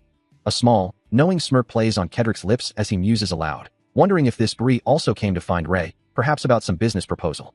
Kedrick's fury boils over, his hand crackling with crimson energy as he dismisses his opponent as nothing more than a weakling, incapable of anything significant. His face contorts in disgust, the thought of anyone simply leeching off the strong fueling his escalating power. Engulfed in a vibrant red aura, he screams, declaring that the mere sight of his adversary makes him sick. Meanwhile, Ray recoils, blood splattering across his face as crimson particles erupt around him from the impact. A heavy thud echoes, the force of the blow reverberating through the air. But Ray's hands clench, veins bulging, as an immense surge of red energy erupts from his body. He retaliates instantly, delivering a powerful, energy-infused kick that sends his attacker reeling. His eyes now glow with an intense crimson light, his face contorted in a mixture of pain and escalating fury. The red energy engulfs his arm, transforming it into a monstrous, claw-like appendage. Kedrick, consumed by his own fury, prepares to strike. But Ray, his arm now a monstrous claw crackling with crimson energy, moves to intercept. A brutal impact echoes through the desolate landscape, followed by another, as his transformed limb connects with devastating force. Their fists meet in a furious clash, a maelstrom of raw power. Kedrick's eyes widen in disbelief, the unexpected ferocity of the counterattack shaking him. He lunges, grabbing Ray's arm, his voice strained as he demands, "Scram. This doesn't concern you. Tell me why you're doing this," he presses, trying to understand the sudden, violent resistance. A fresh gash mars Kedrick's cheek, a testament to the blows he's taken, as he grits his teeth in pain and frustration. Still reeling from the previous blow, Ray takes another forceful punch from Kedrick, who demands to know what he knows. A surge of raw power erupts from Kedrick, cracking the very air around him. As he declares his utter revulsion for weakness, unable to bear the sight of it. The destructive energy continues to ripple, and his voice echoes, questioning the existence of weak individuals. His eyes blaze with a furious red glow, revealing the depth of his contempt. He clutches at his own throat, the intensity of his hatred making him feel physically ill. With a final, explosive burst of crimson energy, Kedrick unleashes another devastating punch, warning a new, terrified figure to back off, unless they wish to suffer the same fate as others. Kedrick's face contorts with fury, his voice a snarl as he vows to make an example of anyone who dares trespass on his territory. Ray watches him, a flicker of concern in his eyes. Considering the immense power he holds within, knowing that unleashing it could easily resolve this situation. But the potential collateral damage gives him pause. He can't risk the unknown consequences. Then, a thought crosses his mind, a realization that makes him question Kedrick's entire approach. A nearby observer gasps, startled by the intensity of the exchange. Ray then speaks, his voice firm, asserting that there's a better method if one truly wishes to make an example of someone. He points out that Kedrick's actions seem designed to kill, and if there are no witnesses, what's the point of such a display? For Ray, true impact comes from public demonstration. To crush him to a pulp, he considers, wouldn't that be far more effective? Kedrick listens intently, his expression unreadable. Meanwhile, Philip agrees, believing that would definitely be more effective. The image of a bloodied prisoner, surrounded by menacing figures, flashes through their minds, a stark reminder of the example they wish to set. Ray then offers his suggestion to Kedrick, who acknowledges it as not a bad idea. He elaborates, explaining that if the execution is to happen, it would be best to do it on the day of their duel in Sector 49, as all of the strongest people in Sector 49 will be watching. Philip considers the implications, finding the idea useful. Kedrick, however, raises a practical concern, wondering what would happen if the prisoner were to run. A bloodied hand, perhaps from the very prisoner in question, suggests the grim reality of their discussion, a stark reminder of the violence they are planning. Taking responsibility for the boy on the ground, Ray assures the other man that he will handle the situation. Kedrick considers this, acknowledging Ray's reputation for keeping his word. However, he issues a chilling warning. If Philip were to escape, Ray would be forced to take his place. With the threat hanging heavy in the air, Ray turns and walks away, leaving Philip still on the cold floor. Kedrick watches him go, reiterating the grim consequence should Philip fail to comply. Philip remains motionless on the ground, a silent testament to the power dynamic at play. Suddenly, a heavy boot descends, crushing down on Philip's hand with a sickening crunch. Ray immediately rushes back to his side, kneeling to check on the injured boy, his voice filled with concern. Philip can only manage a pained groan, his face contorted in agony as blood stains his lips. Philip's pained cries echo, and Ray's expression tightens with concern, realizing the severity of his friend's condition. A sharp, tearing sound rips through the silence, followed by a prolonged, agonizing scream of pure anguish. The impact of Kedrick's foot on Philip's hand sends a shockwave of pain through the boy, his body convulsing from the brutal force. Philip, still reeling from the assault, can only manage a choked gasp, his mind struggling to comprehend the sudden, violent turn of events. He struggles to articulate his shock and pain, barely able to form words as the agony overwhelms him. His mouth hangs open in a silent scream, his eyes wide with terror and disbelief. Suddenly, a desperate cry of his name rips through the air, as Ray rushes forward, pulling Philip into a protective embrace. Ray cradles the injured boy, his own clothes now stained with Philip's blood, the weight of his friend's pain heavy in his arms. His breath comes in ragged gasps, each one a struggle as the weight of the situation presses down. Blood, not his own, stains his face and clothes, a stark reminder of the brutal attack. A deafening crash echoes through the desolate urban landscape, leaving a building splattered with dark, ominous stains. High above the destruction, Ray sits alone on a precarious ledge, his gaze fixed on the distant, fading light of the horizon. A faint creak of movement accompanies his pained expression, his face etched with exhaustion and frustration. Later, Kedrick supports the injured Ray, who curses, "Damn it, why isn't it taking it?" Kedrick, however, is ready to fight, exclaiming, "Let me at him," before cautioning, "Hold it in, it'll retaliate if." In the sterile quiet of a hospital room, Philip visits Ray, observing, "You look better than expected." Ray expresses his gratitude, saying, "Thanks to you, I heard from the others." Philip then adds, "That you carried me on your back. Thank you." A gentle smile graces Philip's face as he concludes, "If you're alive, then that's enough." Still at Ray's bedside, Philip acknowledges the truth of the situation, then asks why people fear Ray's potential death, noting the unexpected nature of the incident. As he walks away, a narration reflects on the need to control oneself to overcome fear, recalling his initial surprise and judgment of Ray as a coward. He confronts Ray, admitting his previous misconception, "You're bold. I thought you were a coward." Ray simply affirms his nature, adding that there are moments when one must conquer their fears. Philip, intrigued, asks when such a time might be. Ray's eyes narrow slightly as he declares, "Obviously, when there's an opportunity for profit." Philip holds a glowing orb, reflecting on Ray's words, realizing that despite claiming to act for profit, Ray's true motivations might be far more significant than mere intervention. Ray's eye glows with an intense, almost otherworldly light, underscoring his conviction. Philip continues to ponder, wondering about the deeper reason behind Ray's stubborn pursuit of money. It seems Philip has known Kedrick for a long time, a fact that now weighs heavily on his mind. Sitting beside Ray's hospital bed, he remarks, "I guess you found out after playing around maliciously or anything." Philip's gaze drifts, lost in thought as he begins to recount, "Kedrick and I." His voice trails off, the weight of shared history settling upon him. As he remembers a time when they were friends, very young. A soft, ethereal glow emanates from their youthful forms, hinting at a nascent power even then. But despite any potential, they were always just weaklings on the streets, struggling to survive. Then came the turning point, the day they finally managed to get a stable footing. Philip's eyes widen slightly as the memory culminates. "That was the day we entered this hotel." In the past, before they entered the hotel, a young Philip looked up at Kedrick, asking about their latest find. Kedrick, in turn, would often ask for his opinion, though a sigh of frustration often escaped him. His eyes burning with a fierce, red glow, he would demand to know if they were truly nothing more than rats. Philip, watching his friend's growing despair, could only wonder how much longer they would have to live in hiding. Kedrick was never content.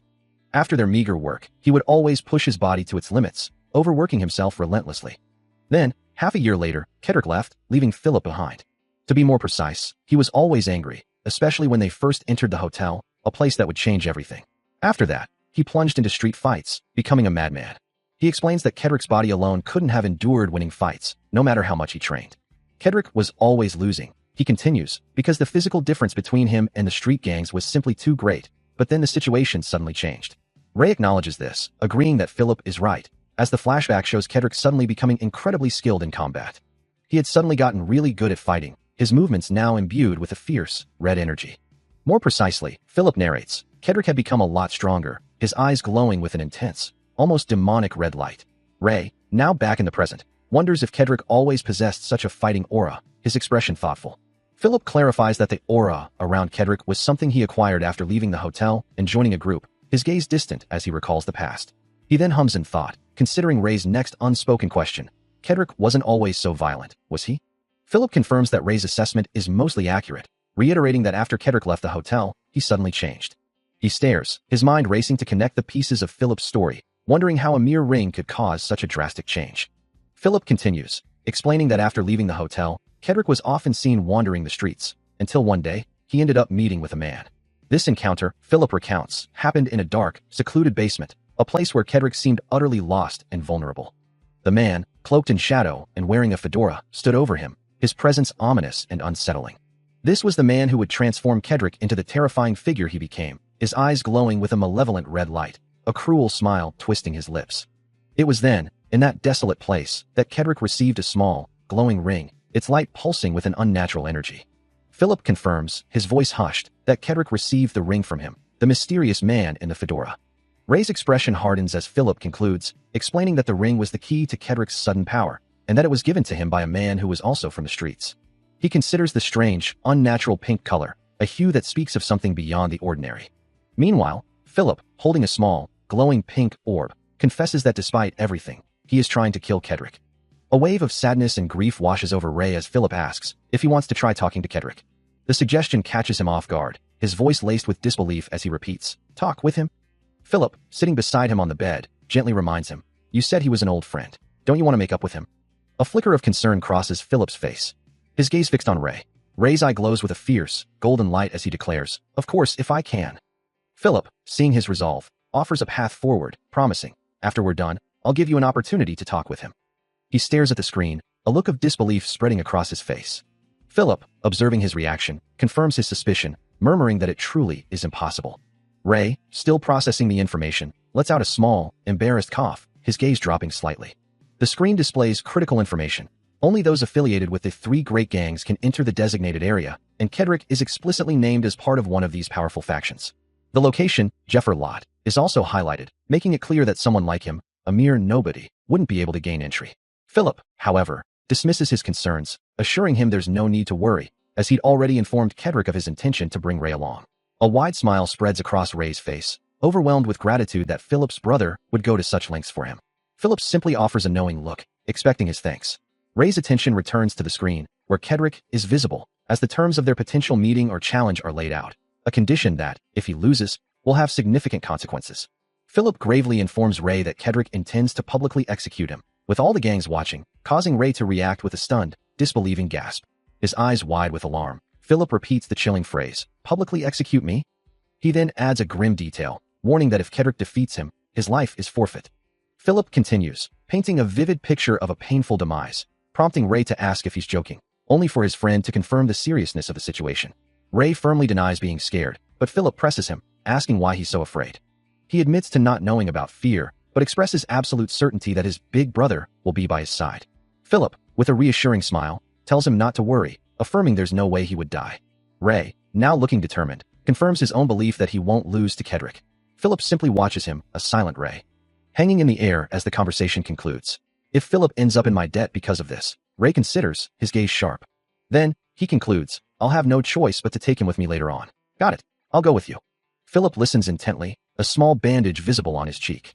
Ray nods, a determined expression on his face. Good decision. Later, sitting on a bed with Philip, Ray explains, and there's something I need you to do when we're there. He reveals the crucial detail. It's the second condition. Philip's eyes widen slightly, a look of surprise crossing his features. A holographic display materializes, showcasing the profile of a genius prismatic mage, detailing his impressive stats and abilities. Meanwhile, outside a large, nondescript industrial building, Philip exclaims, finding the situation unbelievable, proclaiming that Ray's suggestion is too harsh a joke to be true, while another voice laughs in agreement. He then challenges Ray, reminding him of his own words about overcoming fear for profit. Ray stands with his arms crossed, listening intently, as Philip continues to press his point. Philip insists that this is a prime opportunity, a chance to accumulate substantial wealth. Though he acknowledges the truth in Philip's words, a hint of hesitation flickers in his emerald eyes. As a menacing red aura begins to spread, the spectators from the three great gangs start to gather. Among them, the leaders of the other gangs, including Jeffer, are about to make their presence known, their eyes glowing with sinister intent. As the conversation turns to the potential rewards of their venture, the promise of significant capital gains shimmers like scattered gold. All of it, gathered in one place. Yet, despite the allure of wealth, Philip can't shake his apprehension, wondering if even Ray's meticulous plans can guarantee their safety. He voices his concern, asking if they'll truly make it out alive, but Ray's response is simple and unwavering. They just have to beat them. His confidence is absolute, declaring that even 100 opponents wouldn't pose a problem. The stark contrast between Ray's calm, sharp gaze and Philip's worried eyes speaks volumes about their differing perspectives on the impending danger. Philip then reaches for a tablet, preparing to formalize their agreement. He slides the device across the table, prompting a questioning glance from Ray. With a slight smile, Philip clarifies his intention, proposing they begin by signing a contract. 2 days later, the scene shifts to Sector 9, specifically Kedrick's gang camp, today's designated hangout. The day of battle has arrived, pitting Ray against Kedrick. Within a glowing circle, the two combatants face each other, the air crackling with anticipation. Suddenly, Kedrick recoils, a look of shock on his face as Ray's attack connects. Elsewhere, Kedrick sits across from Jeffer, a drink in hand, as the sounds of the ongoing conflict echo around them. Back in the arena, Ray and Kedrick stand poised, a fire pit burning between them, their confrontation far from over. Jeffer speaks, his voice low, confirming that the figure they are watching is indeed the ghost, the one from the orphanage determined to dismantle Kedrick's gang. Amidst the desolate ruins, he sits, a fierce internal battle raging as he struggles to contain a surging power, his frustration evident. Meanwhile, Philip, observing the unfolding events, can't help but voice his frustration, convinced of Kedrick's inevitable victory, a sentiment echoed by the general decline in the Hunter Guild standing. He nods in agreement with his own thoughts, certain that Kedrick's triumph is a foregone conclusion. Elsewhere, Kedrick's men are already placing their bets, confident in their leader's prowess, with thousands of spheres riding on his name. They grumble about the overwhelming odds in Kedrick's favor, wondering who would dare wager on the unknown challenger. For them, it's less about the money and more about witnessing the arrogant outsider's downfall. Philip, still fixated on the situation, mutters the insult under his breath. From a hidden vantage point, Jeffer's eyes glow with a mixture of excitement and avarice, observing the spectacle. As the two finally meet in the desolate arena, Ray questions Philip's presence, reminding him of their earlier agreement. Kedrick, surrounded by a desolate, glowing landscape, lets out a frustrated cry, demanding to know why it isn't taking his warning seriously. Meanwhile, in a different chamber, Ray stands opposite Philip, who reassures him that the person they are waiting for will arrive precisely on schedule. Later, Philip is seen being pushed through a brightly lit corridor in a wheelchair by a young man, his emerald eyes reflecting the light as they move forward. Suddenly, the attendant reacts with surprise, sensing another presence approaching, a faint sound echoing through the hall. Philip, still in his wheelchair, looks on with a calm, almost detached expression, his gaze fixed ahead. The young man continues to push Philip, his attention now fully on the unexpected disturbance, his brow furrowed in concern. A guard lies sprawled on the floor, seemingly knocked unconscious, prompting the attendant to question what happened, and if the hotel staff would dare interfere with their plans. With a sharp, commanding tone, the attendant silences his own panicked thoughts, his eyes narrowed in determination. As the attendant pushes Philip's wheelchair through the corridor, they pass an unconscious guard slumped against the wall, a clear sign of recent trouble. Philip, seemingly unfazed, remarks that he is merely a guest invited to this place. Meanwhile, Kedrick's thoughts drift to the impending events, believing a fun show awaits them after the battle concludes. A wide, unsettling grin spreads across Kedrick's face, his eyes gleaming with dark amusement as he extends a hand, as if inviting someone to join his twisted spectacle. Ray, observing the unfolding situation, acknowledges Kedrick's sentiment, confirming that Philip is indeed a guest he personally invited. Back in the corridor, Philip remains in his wheelchair, the attendant still behind him, while Ray now stands nearby, watching the scene intently. A close-up reveals the subtle tension in Ray's expression, reflected in the slight furrow of his brow above his glasses.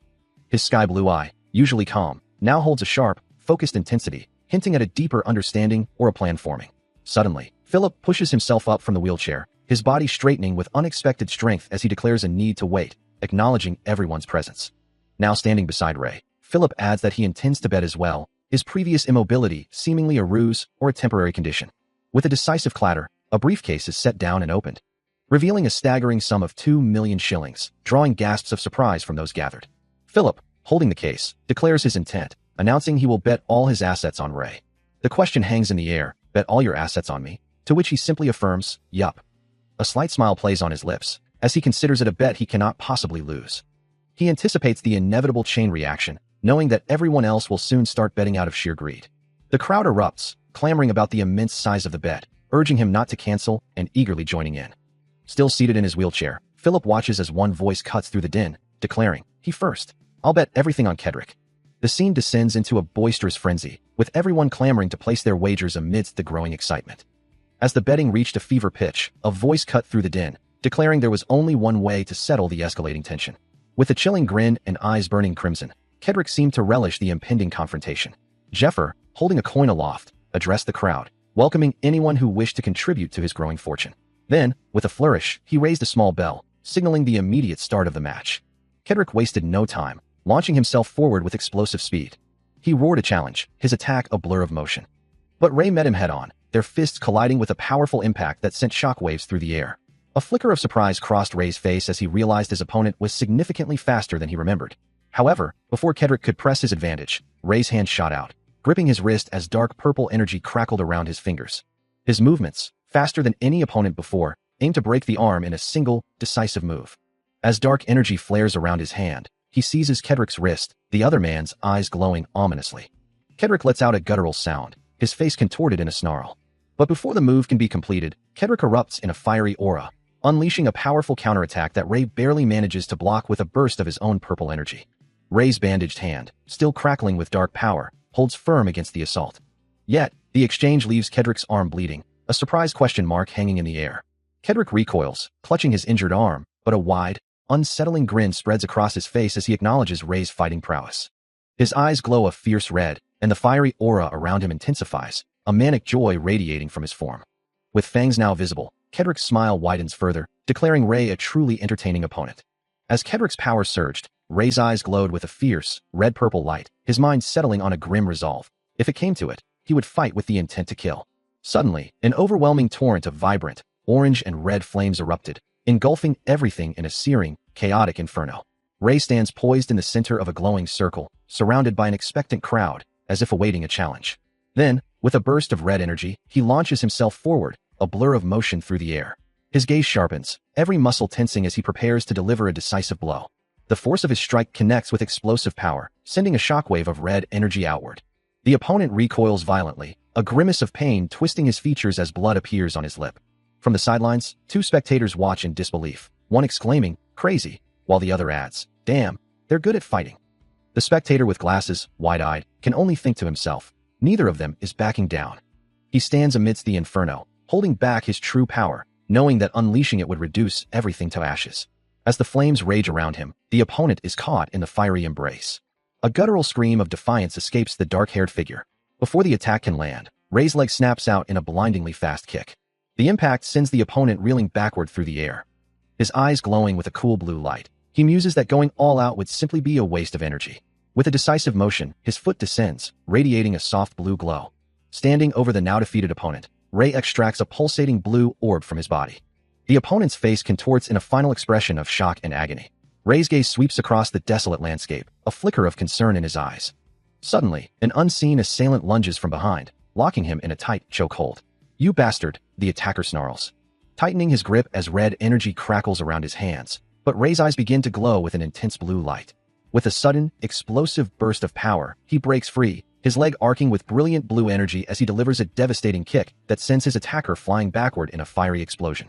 A distant voice exclaims, "Whoa, did you see that?" as the defeated opponent crashes, acknowledging the immense force that could have shattered his bones. Another onlooker, glasses glinting, stares in utter disbelief, wondering if such power is even possible, while Ray stands calmly amidst the dissipating smoke.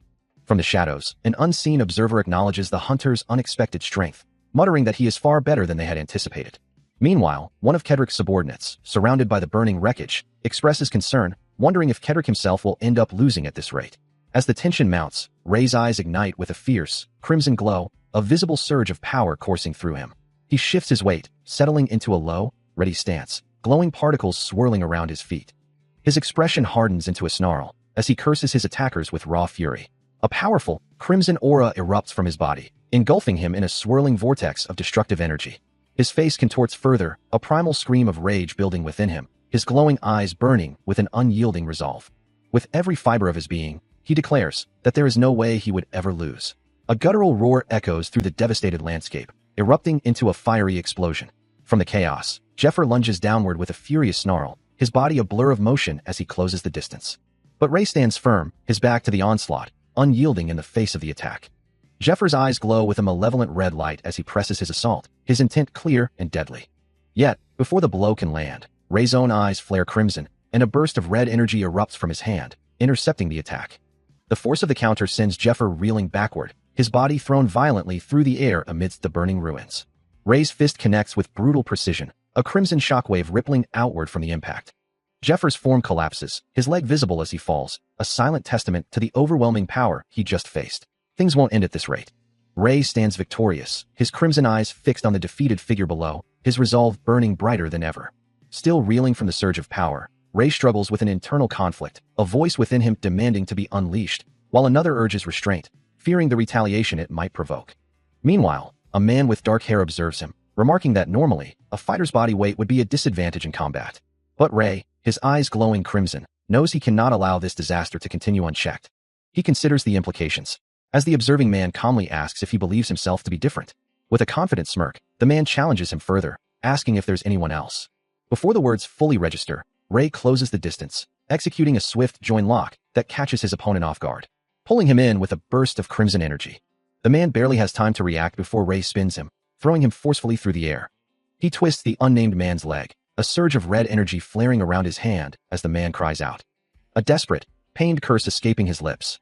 As the man struggles, pleading to be released, Ray's eyes glow with an intense blue light, his grip unwavering. He simply tightens his hold, a cold command echoing in the air. With a surge of power, Ray crushes the man's hand, the red energy erupting violently.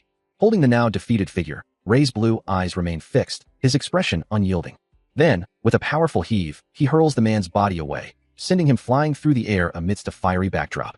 As Ray stands calmly, his blue eyes still glowing, an unseen observer remarks on the dangerous path he treads.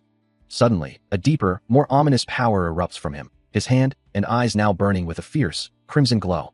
A pained gasp escapes Ray as crimson energy erupts from his body, the raw power manifesting as flickering flames around him. His hands, now glowing with the same fierce red light, appear bound by the very energy he struggles to contain. A red mark blooms on his neck, a physical manifestation of the strain, as his face contorts with the effort. With a final surge, he stands, a similar mark now visible on his hand, the murmuring crowd watching in stunned silence as he towers over his defeated foe. The whispers grow louder, confirming the opponent's complete incapacitation, as the onlookers realize the fight is truly over. With the red mark still prominent on his hand, the crowd begins to question his new position, wondering if the hunter has now claimed leadership. Meanwhile, a voice from elsewhere assesses the damage, declaring the defeated foe will be immobile for weeks, while Ray stands resolute. The source of the power's impact becomes clear as Ray faces Kedrick, who screams in agony, trapped in his wheelchair amidst a ring of fire. Philip questions if this display was a trick taught to Ray, but Jeffer corrects him, stating that the problem lies solely with Ray's inherent power. Kedrick's face contorts in a desperate snarl, veins bulging as purple energy swirls around him, his voice raw with defiance. Meanwhile, Ray walks away, a frustrated sigh escaping him, wondering why his power isn't fully taking hold of his opponent. Kedrick, however, refuses to break, his eyes wide with a desperate resolve as he gasps that he will not lose his fights. He hunches over, the purple energy still writhing around him, insisting he is not weak, that his defeat was a trick. From a distance, Ray dismisses him as a useless bastard, while Kedrick, now kneeling amidst growing flames, curses him as a weakling responsible for his downfall. Kedrick's eye glows a malevolent red, dark veins spreading as he roars for Ray to leave him alone. The corrupting energy manifests as a swirling vortex of purple and red, multiple glowing eyes appearing within it, as Kedrick desperately whispers his refusal to be weak, begging it to stop. The glowing eyes multiply, filling the void, as Kedrick's voice rises in a challenge, demanding why he is being looked at in such a way. Finally, his hand clenches, dark markings spreading across his skin, engulfed in the fierce, consuming flames of the power. Dark, corrupting veins spread across Kedrick's skin as he screams in raw agony, his eyes glowing a malevolent red. Philip, witnessing the horrific transformation, cries out his name in disbelief, questioning if he has lost his mind. Now fully consumed by the power, Kedrick unleashes a torrent of crimson flames, roaring a threat to annihilate everyone in his path. The inferno spreads rapidly, engulfing the surroundings in a destructive blaze. Philip recoils, his face contorted in terror as the intense heat washes over him, screaming for everyone to flee the raging inferno. Kedrick's maniacal laughter echoes through the conflagration, his voice filled with a chilling glee as he vows to reduce them all to ashes. A torrent of fiery energy erupts, tearing through the surroundings, sending figures scattering in terror, their desperate cries to run echoing through the chaos. The inferno intensifies as one voice screams for everyone to get down. A massive, destructive pattern of fire expands from a central point, engulfing everything in its path. Amidst the raging flames, Kedrick grins maniacally, his eyes glowing a malevolent red. He looks up, a dark satisfaction on his face, declaring that now, nobody will look down on him. But before his words can fully settle, a sudden, unseen force violently strikes him, sending him plummeting downwards. The dust settles to reveal Ray, standing calmly over the defeated Kedrick, who lies amidst scattered debris. Ray stares down, his hand reaching out, a small red glow reflecting in his eyes. Meanwhile, Philip walks away, his thoughts consumed by the danger Kedrick poses, believing it would put him in peril to attempt a rescue. Ray's gaze hardens, calling out Kedrick's name with a determined expression. His resolve is unwavering. Amidst the fiery chaos, Philip carries the unconscious Kedrick, with Ray following close behind. They step away from the intense light, leaving the burning devastation behind. Philip holds Kedrick close, pleading for them to face this together. Kedrick lies still on the ground, as Philip desperately tries to rouse him. Philip, still consumed by urgency, knew they had to move quickly. As he struggled with the unconscious Kedrick, he wondered if he would have to drag him to the wheelchair. He glanced up, surprised that Ray hadn't left yet, having expected him to disappear immediately. Ray, observing the scene, questioned why Philip was still lingering. It had only been moments since Kedrick nearly died, yet Philip was inexplicably helping him, a fact that puzzled the onlookers. Struggling to maneuver the wheelchair with Kedrick's limp form, Philip finally turned to Ray, a desperate plea in his voice. Ray's only response was a dismissive sound, his expression unreadable. Undeterred, Philip continued to push Kedrick, his resolve unwavering despite the lack of assistance. Ray watched them go, pondering the next move, as the unspoken command to take Kedrick and escape hung in the air. Still determined to save his companion, Philip offers a concession, suggesting that Ray could take a share of any future winnings if he were to help. Ray, observing the scene with a skeptical gaze, simply asks what Philip intends to do next. His sky blue eye glowing with a faint, calculating light, he considers the grim odds, wondering if even 2 out of 3 surviving would be a victory. Philip, however, stands firm, a soft, golden light emanating from his chest, a visible manifestation of his unwavering resolve. His hand clenches tightly, a silent vow to himself. From the wheelchair, Kedrick's voice is weak, barely a whisper, urging Philip to seek safety elsewhere. Ray, watching Philip continue to push the wheelchair, presses him further, demanding to know what he stands to gain from such a perilous endeavor. His expression hardening, Ray accuses Philip of calculating his moves, questioning why he would risk his life for Kedrick. Philip gently takes Kedrick's hand, his voice soft but firm, denying any ulterior motive and admitting he simply acted without overthinking the consequences. Ray's eyes glow crimson as he grapples with Philip's unwavering resolve, a silent question forming in his mind. If his actions weren't calculated, then why did he risk so much? He remembers Philip's simple, earnest declaration, "Kedrick and I are friends." And then his own voice echoes back, filled with a pure, almost angelic resolve, "I just want to protect him." The memory of Philip's unwavering conviction, even in the face of danger, strikes him as profoundly strange. He recalls a time when Philip stood before a group of vulnerable children, including himself, offering them a shield against the harsh world. Ray's internal voice questions, "What are friends for you to risk your life for them?" And Philip's remembered answer echoes back, "I'm just giving it to you because we're friends." A small hand reaches out, offering a piece of bread. "Ray, eat this too." "Where?" Philip, surrounded by the children he protected, smiles warmly. "Friends, too, right? And we find your brother, and I have some advice." Meanwhile, a sinister smirk plays on Jeffers' lips. "It's nice having in." Philip's voice echoes in Ray's mind, asking why he went to such lengths to help him, before affectionately calling him older brother. He then explains that he didn't think twice because someone important to him was hurt. A wide, confident smile spreads across his face as he assures Ray he would save him again without hesitation. His words resonate with a simple, profound truth, because they were friends. The memory shifts, focusing on Philip's legs as he sits, a faint glow surrounding him. Then his hand reaching out, a gesture of comfort and promise. Ray's own hand reaches out in the present, a desperate, futile motion as he wonders, if he had only reached out further, could he have saved the real Philip? His face contorts in anguish, blood staining his skin, a stark image of his past failure. The memory fades into a blurry, dark void, as he concludes with a heavy heart, that no matter how hard he tried, it was impossible. Still haunted by the past, Ray sits amidst the ruins, a silent testament to his inner turmoil, believing he could not have changed the outcome. His sky-blue eyes, usually so clear, are clouded with a deep, unyielding sorrow. The memory flashes back to a scene of utter devastation, where a voice desperately questions his actions, surrounded by an inferno that has already breached the inner walls, leaving no hope for escape. Amidst the chaos, Ray clutches Philip, a desperate plea echoing through the smoke-filled air, questioning his very presence. As Philip is torn from his grasp, Ray's hand reaches out in a futile attempt to hold on, his mind screaming that this isn't how it should be. Back in the present, a young boy with round glasses watches, wide-eyed, as faint blue energy crackles around his hands, a look of pure astonishment on his face. Ray, too, emanates a soft blue glow, confirming the boy's silent question with a simple affirmation. The boy, still captivated by the display, asks if this is magic, prompting Ray to offer practical advice about protecting himself from smoke.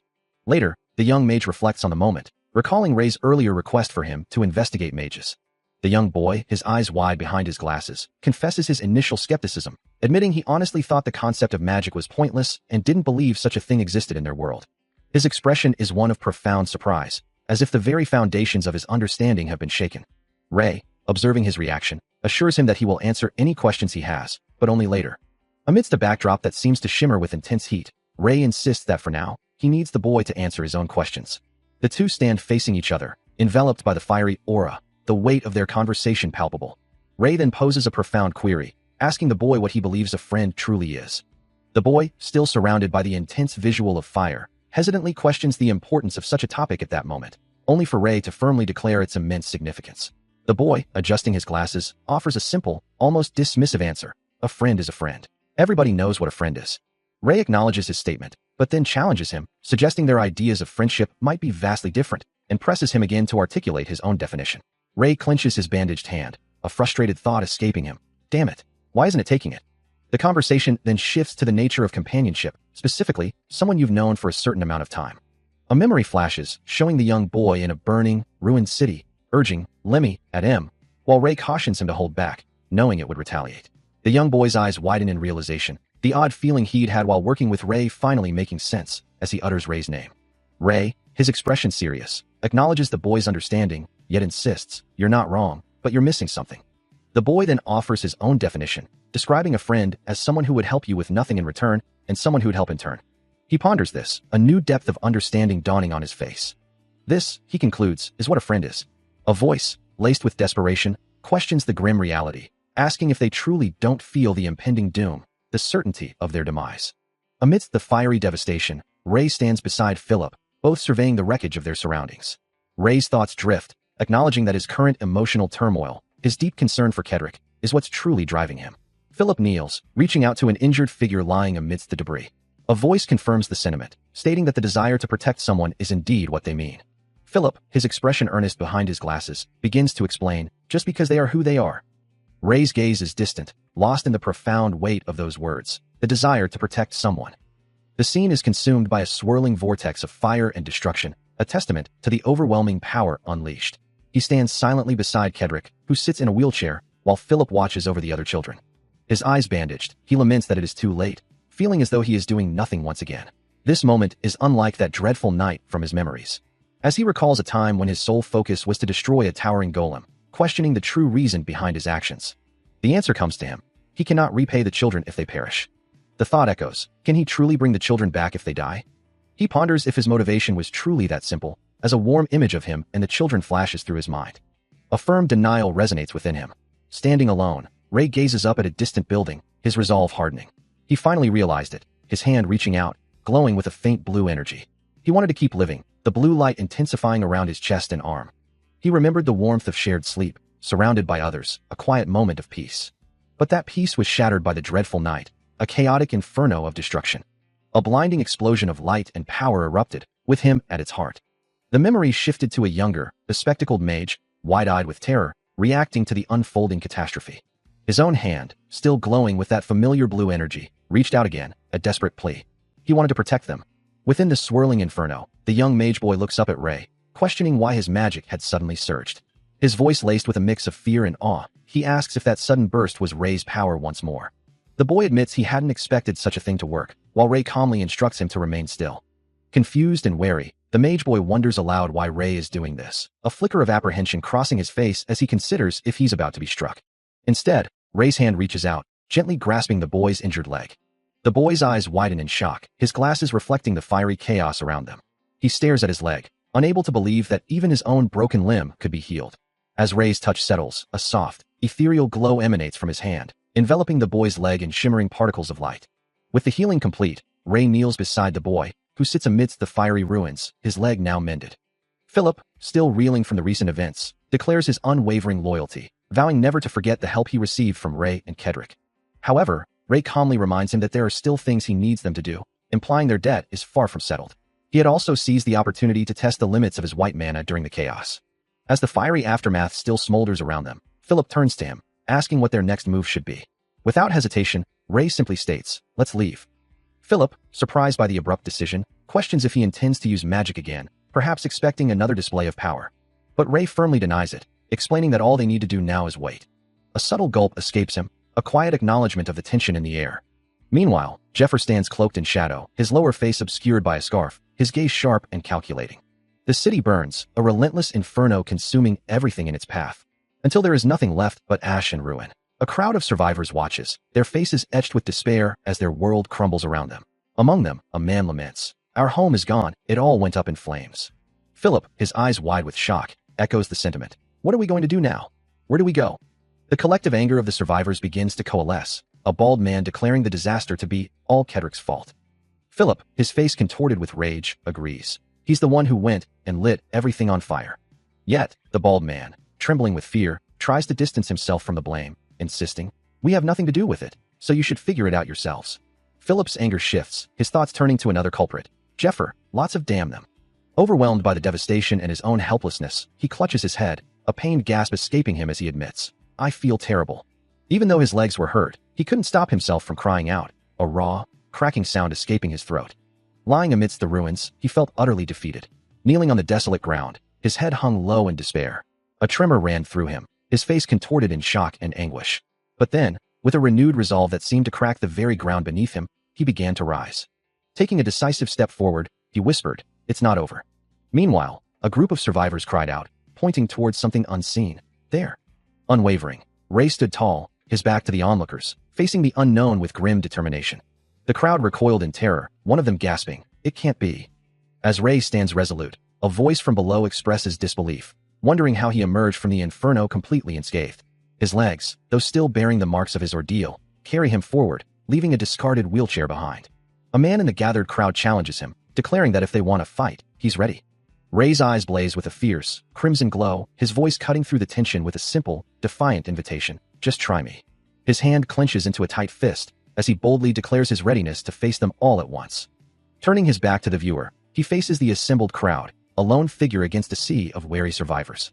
Then, with a sudden movement, he drops to one knee, his hand reaching out to touch the ravaged ground. Kedrick watches, stunned, as the young mage boy kneels beside Ray, both seemingly overwhelmed by the raw power emanating from the earth. A series of soft thuds echoes, as if something unseen is settling or collapsing around them. A blinding flash erupts, tearing through the ruined landscape. As Ray's eyes blaze with an intense, golden light, reflecting the raw power now coursing through him. The scene opens on a vast, empty hall. But soon, a commotion draws the attention of two young boys, with Philip wondering why everyone is gathering. And recognizing the presence of Kedrick's gang among the crowd. Amidst the throng, Ray stands, observing the situation, before turning to address a smaller group, firmly instructing them to wait for his orders. He reiterates, telling them not to move anywhere until they receive further instructions. Then turns and walks away, leaving Kedrick to call out, asking him to wait a moment. Philip, wearing his glasses and a scarf, looked down at someone, asking why they weren't coming inside. The person in question, Chris, flinched, standing between two other young men. He looked distraught, stammering Philip's name and confessing that he had abandoned him, wondering how he could possibly return. Philip, however, remained calm, assuring Chris that it was fine, and that he would have done the same thing. A wave of relief washed over Chris's face as Philip continued, stating that he held no grudge against him. With a gentle smile, Philip extended a final invitation, telling him to come, as this was their home now. Meanwhile, Ray arrived, holding the mage boy, who excitedly asked if Ray could also come inside, with Kedrick standing close behind them. Ray, with a serious expression, clarified the situation, stating that the hotel belonged to Jeffer, who owned it. Philip, in a small, chibi-like depiction, bowed respectfully, thanking him for the permission and accepting the terms. As the crowd parts, allowing them entry, Chris expresses his gratitude to Philip, acknowledging his kindness. Meanwhile, Ray, Kedrick, and the young mage stand in the hotel's interior, with Ray questioning if the hunter had also taken over the hotel, and if he had indeed taken in the boy who abandoned Philip. Kedrick, listening intently, considers the implications, wondering what their own success might bring. Elsewhere, two luminous orbs float in a dark space, their soft glow hinting at unseen magical energies. Back with the two boys, Chris, holding Philip's arm, anxiously asks if he is all right and if he won the fight, insisting they treat his wounds first. Elsewhere, Ray observes Kedrick, who appears battered and bruised, remarking on his sorry state, beaten black and blue. The young mage boy, seeing Kedrick's injured face, agrees that he looks truly hurt. A voice cuts through the tension, instructing everyone to move aside, promising a full explanation later.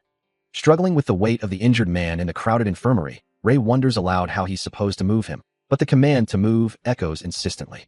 With a determined effort, he carries Kedrick through the bustling hallway, past other patients and the young mage boy, the sound of a door quickly opening marking their passage.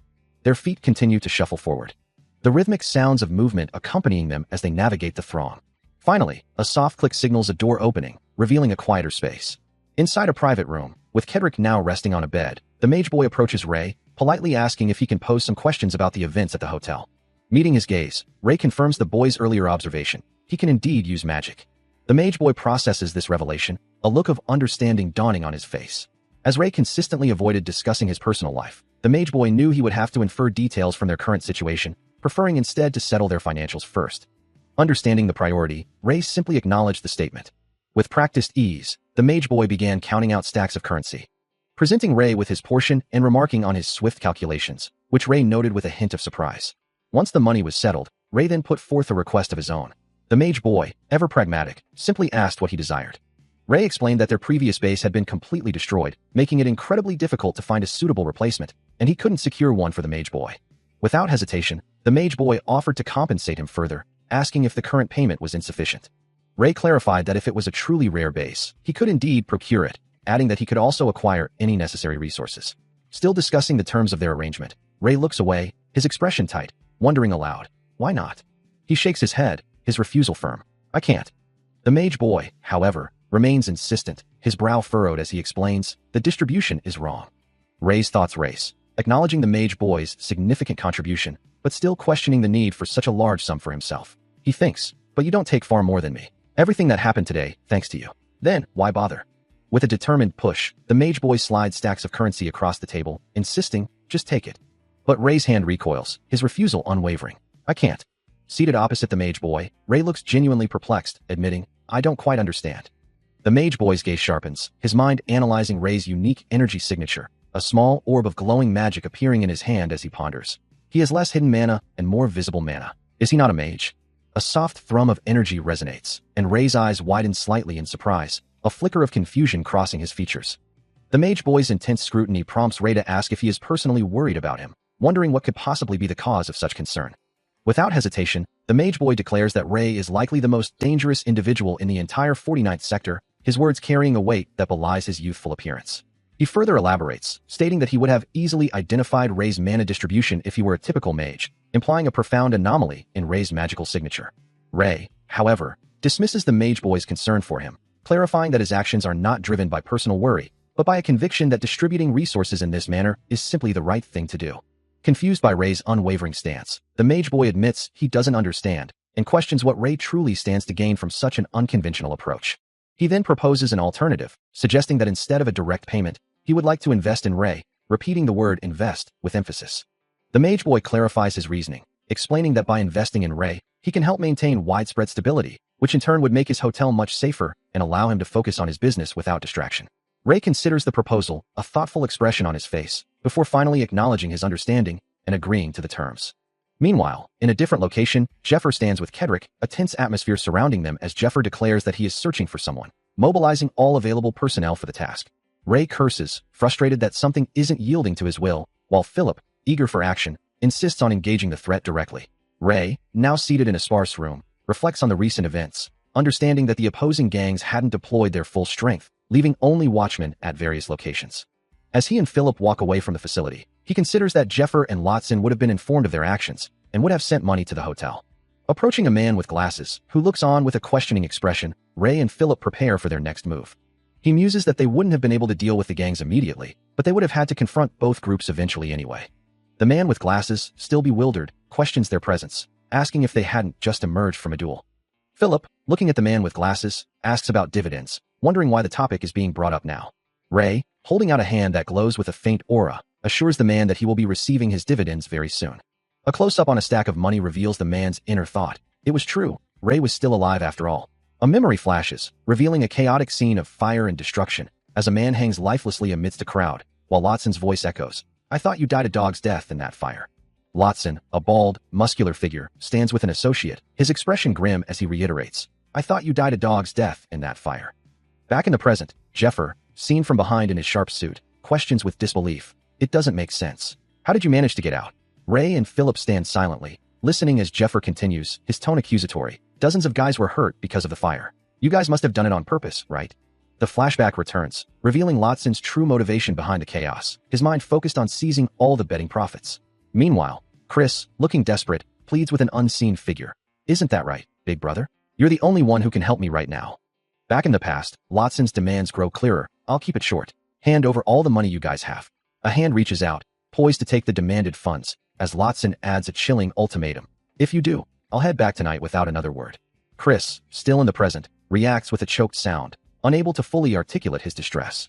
Despite the desperate plea from Chris, the scene shifts abruptly back to the past, where Philip, looking defeated, reluctantly agrees to hand over his earnings to an unseen figure, while Ray stands by, observing the forced transaction. His hand opens, and a single gold coin drops with a distinct clink. The coin lies near the fallen boy, who now rests on the ground amidst the rubble of a ruined structure. The single gold coin gleams on the dusty earth, a meager sum that Ray recognizes all too well. He looks on with a somber expression, acknowledging that the coin represents all of Philip's hard-won earnings. Suddenly, Lotson's enraged face fills the frame, his eyes wide with fury as he bellows a curse. An Etherius card, belonging to a genius prismatic mage, displays a level of 28, with balanced stats across attack, defense, magic, agility, and luck. Meanwhile, a harsh voice declares, "If you want the money, then take it by force." In response, Ray, with a defiant glint in his eyes, snaps his fingers sharply. Lotson, his face contorted in anger, retorts, "That's how things work on the streets." Another voice, equally enraged, curses, "You bastard." Philip, following an urgent command to head to the hotel, sprints away from the escalating confrontation. As Philip makes his escape, the aggressors shout, "Get that bastard. An outsider like him can't kick around here." Ray finds himself surrounded by Lotson and another menacing figure, the odds clearly stacked against him. As Philip had noted, Ray is no longer in good condition, his face bruised and his body exhausted from the fight. Despite the overwhelming odds, a fierce resolve hardens within him, and Ray's fingers begin to transform, elongating into sharp, dark claws as a faint red glow emanates from a ring on his hand. His eyes, once sky blue, now burn with an intense crimson light, as a vibrant red aura flares around his head, signaling a profound shift in his power. He bites down hard on his finger, drawing blood, a desperate act to fuel the surge of power, knowing this is his only chance. With a sudden, explosive movement, Ray kicks a metal pipe away from Lotson, who lies stunned on the ground, caught off guard by the swift counterattack.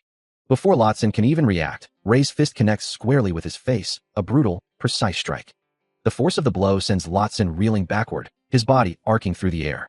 His eyes widen in terror as he sees the metal pipe, previously kicked away, now hurtling back towards him. The pipe connects with a sickening thud, delivering a final, decisive blow. Lotson collapses to the ground, utterly defeated, as Ray stands over him, the red glow in his eyes still burning with fierce intensity. Ray, still consumed by the raw power he had just unleashed, kneels amidst the debris, his hands glowing with an ominous red light. The other gang members, witnessing the brutal display, recoil in a mixture of terror and disbelief. Kedrick and Jeffer, among them, stare wide-eyed, a chilling realization dawning upon them.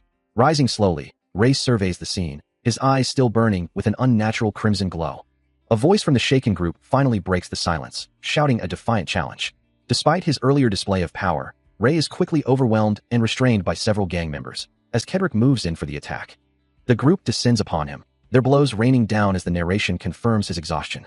But just as they believe they have him subdued, a blinding surge of red energy erupts from Ray, pushing back his attackers with explosive force. A guttural scream tears from Ray's throat, his body convulsing as a crimson aura erupts around him. The raw power manifesting as his eyes glowed a terrifying red, and blood-like energy pulsed from his outstretched hand. The surge of energy violently repelled the surrounding gang members, sending them sprawling backward in disarray. He moved with brutal efficiency, striking down another opponent who crumpled to the ground. From a distance, Chris watched the unfolding chaos, a gasp escaping him as he muttered, Damn it, that's crazy." He stood beside the mage boy, both witnessing the impossible. How many guys is he fighting by himself? And even though he's alone, he's still pushing them back, at all. Chris's eyes widened in disbelief, a mix of fear and awe on his face as he whispered, "That's so King cool." Then, snapping back to reality, he shouted, "What? Get it together. Our leader is Kedrick." Elsewhere, a gang member stares in disbelief, uttering a shocked, but Kedrick lost to the hunter. Jeffer, addressing Chris and the mage boy, confirms the unsettling news, reminding them, "You all know the rumors about Kedrick, right? He's a monster who's never been defeated." The mage boy nods. "That's true." He continues, his voice low. "However, he was defeated by the hunter. The rumors are spreading." Chris responds with a quiet, "Yeah." With a decisive shift in tone, Jeffer barks an order, "Split up." He points towards a distant structure. "Let's break into the hotel." Chris and the mage boy remain silent, absorbing the command. Meanwhile, Ray's eyes glow crimson, blood splattered across his face as he stares in wide-eyed shock, a single word escaping his lips. "What?" He stands amidst a field of fallen figures, still radiating a potent red aura, while Jeffer observes the scene from the foreground, a look of grim realization dawning on his face. Jeffer and Lotson stand side by side, their expressions hardened, ready to face whatever lies ahead. Ray's mouth is stained with blood, his eyes still burning with an intense red glow, the raw power within him barely contained.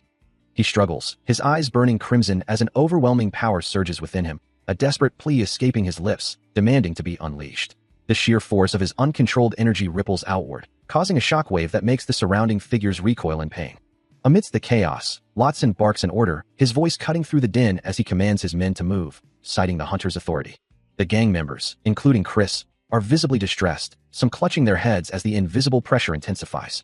Chris, bewildered by the command, questions the sudden shift in their objective. The entire group remains in a state of confusion and fear, uncertain of their next move amidst the escalating power. Lotson, however, remains undeterred, his face contorted in a snarl as he screams for his men to attack. Before he can incite further panic, Jeffer intervenes, a gang member pulling Lotson down as Jeffer asserts his authority, mentioning the hunter and the fallen leading mage. With a powerful, purple-tinged magical burst, Jeffer silences the dissent, his command absolute. As the dust settled from Jeffer's display, a voice from the gathered gang members declared their new allegiance, proclaiming their leader to be the hunter.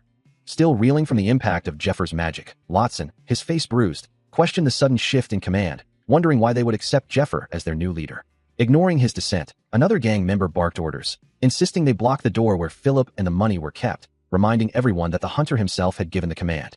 The urgency in his voice grew, commanding them to break down the door if necessary and defend their objective with their lives. Outside the building, a sudden commotion echoed through the quiet streets. Back inside, a gang member expressed surprise, realizing that Kedrick's gang was also involved in the assault. In another part of the building, a group of onlookers wondered if something significant had just occurred. Among them, Chris's emerald eyes widened, reflecting a growing sense of alarm. Meanwhile, the gang members threw their full weight against the door, straining and pushing with all their might to force it open. The combined force of gang members and desperate civilians strains against the heavy door, a collective shout of "Let's go!" echoing through the confined space. But the urgency in their voices quickly turns to terror as Chris and another man recoil, their faces contorted in horror at something unseen, a panicked whisper of "those crazy bastards" escaping their lips. From the shadows, a small, spherical object is suddenly flung forward, spinning rapidly as it closes the distance. Chris, eyes wide with dread, throws his hands up in a futile attempt to shield himself from the approaching danger. Still, he and the other civilian continue to press against the door, trapped between the advancing threat and the unyielding barrier. A chilling scream tears from Chris's throat as a wave of dark, ominous energy erupts around him, the impact of the object sending him into a state of utter panic. But just as despair threatens to consume them, a foot descends onto the cracked ground. And Ray stands ready, his eyes now burning with a fierce red glow, a pulsating orb of crimson energy manifesting in his outstretched hand. His eyes blaze crimson, a potent red energy flaring around him as the gang members realize the hunter is now single-handedly blocking their battering ram. Confusion ripples through their ranks, wondering how he could have appeared behind them so swiftly. Before they can process it, Ray strikes, sending one of them flying back against the wall with a powerful, unseen force. Despite the sudden assault, the remaining gang members rally, convinced their numbers still give them the advantage as he moves with blurring speed. His focus sharpens, the red energy around him intensifying with each passing moment. The pressure on the battering ram becomes unbearable, forcing the men holding it to strain with all their might just to keep it steady. He moves like a blur, a crimson streak tearing through the group, sending another gang member screaming as he's flung through the air. The remaining gang members recoil in terror, their bravado crumbling before the sheer, overwhelming power of their opponent. Watching the chaos unfold from a distance, Jeffer can only laugh in disbelief at the impossible turn of events. Pushing his power to its absolute limit, Ray's body glows with a fierce red energy, his eyes burning with the same intense light as he struggles to maintain control, while one of the gang members, still defiant, shouts to be let loose. A heavy thud echoes through the ruins. As another of the thugs collapses, the others recoiling in terror from the sheer force emanating from him. His eyes glow with an almost unbearable intensity, veins bulging across his face, a terrifying sight that sends one of the remaining gang members screaming to run away. Another dull thud follows. As the remaining thugs realize the futility of their struggle, their fear turning to awe as they declare him unbeatable, even calling him Lord Hunter, and their new leader, celebrating their unexpected victory. But the immense power takes its toll, his hand trembling, a trickle of blood escaping his lip as he thinks he's at his limit. Wiping his mouth, Ray looks exhausted but composed, as one of the gang members exclaims how awesome the hunter is. From a distance, Jeffer watches the scene unfold, his eyes glowing with a subtle yellow light as he acknowledges their victory. As the gang members stare up at him, a collective gasp escapes their lips, their voices echoing his name in disbelief. For many, this is an entirely new sensation, a vibrant orange glow emanating from their chests, leaving them to wonder what emotion could possibly be stirring within them. One of the men, his eyes wide with a mixture of awe and confusion, struggles to comprehend the intensity of the moment. From behind, Ray looks up at an unseen figure, a sudden exclamation of surprise escaping another nearby man, as the scene shifts. Another gang member, his face a mask of astonishment, feels the unfamiliar emotion surge through him. Suddenly, the young man is falling, his body plummeting through the air. Before he lands on the rough ground, a casual thought crossing his mind. This experience isn't so bad after all. He lies there, surrounded by the now terrified gang members, who can only shout his name in renewed alarm as they look down at his prone form. A voice echoes in the emptiness, questioning where he is. As Ray slowly opens his eyes, his expression a mix of confusion and dawning awareness. He stands alone in a vast, empty expanse beneath a cloudy sky, the question hanging in the air around him. Still adrift in the void, He wonders if this strange experience is merely a dream, though he rarely dreams at all. Suddenly, a bright flash erupts from his eye, a spark of power igniting within him. The empty space around him shatters, giving way to a dense, dark canopy of trees. And he lands with a soft thud, now standing amidst the overgrown wilderness, his confusion deepening. He gazes upward, his expression one of quiet contemplation, when suddenly a blinding flash erupts, engulfing the desolate landscape around him in an intense, pure white glow. This white light, in a world that had just moments ago been stark black and white, fills him with an odd sense of certainty, compelling him to reach out. His eyes wide with a mixture of awe and shock, as Philip appears beside him, also reaching towards the radiant phenomenon. He feels an undeniable truth, that this light was originally white to begin with. His hand reached out, drawn by the crackling energy that began to coalesce before him. As the pure white light from before intensified, now swirling with vibrant, rainbow hues. The colors erupted, a dazzling, chaotic burst of light and particles that filled his vision, engulfing him completely in its radiant embrace. The energy surged around him with a soft, resonant hum, a vibrant, living force that seemed to pull him into its core. He felt himself falling, tumbling through the endless expanse of swirling colors. A profound confusion washing over him as he wondered aloud, "What is this?" The vibrant energy reflected deep within his eyes, hinting at a change taking root. The vibrant, multicolored energy that had engulfed him now swirls into an ethereal, dreamlike void. He jolts awake, his eyes wide with a lingering shock from the experience. Finding himself lying in a familiar bed, he slowly takes in his surroundings, realizing he's within Philip's hotel. A hand goes to his head as a vague sense of a powerful, unsettling dream washes over him. As he sits up, two familiar faces appear, relief evident in their expressions as Philip exclaims his awakening, while Chris asks if he slept well. Philip, beaming with concern, immediately offers to prepare a meal. He assures him that with just a word, they will have food ready without delay. Ray, however, dismisses the offer, his mind focused on more pressing matters, asking for the current date and time. Philip quickly provides the information, revealing it's July 13th, 6:23 p.m., prompting Ray to realize he's been unconscious for 3 full days. He processes the information before him, a clear understanding dawning on his face. From a high vantage point, he considers the implications of the new monster appearances on 6th Street, even as the general sentiment around him buzzes with excitement. Meanwhile, Philip and Chris share a moment of quiet satisfaction. Ray reflects on the work he distributed to keep the children busy during his unconsciousness, then calls out to someone nearby. One of the children eagerly steps forward, offering assistance, catching Ray slightly off guard. Chris, with an arm around another boy, assures Ray of their collective strength, insisting they can be counted on. Ray, slightly flustered by their enthusiasm, tries to downplay his own capabilities with a sigh. He then assigns them a specific task, asking if they could move all the equipment shelves to the warehouse. The boy's face lights up with excitement, as he enthusiastically accepts the challenge. The children diligently move the heavy equipment shelves, their efforts met with a grateful sigh from one of them, who admits he was worried about how they would manage the task alone. Meanwhile, a faint blue glow emanates from a small orb, reflecting in his sky blue eye as a single word echoes in his mind: guilt. He looks up, a flicker of surprise crossing his face, a soft "huh" escaping his lips. As he descends the metal stairs, the weight of his identity settles upon him. He is the hunter, the one who protects them.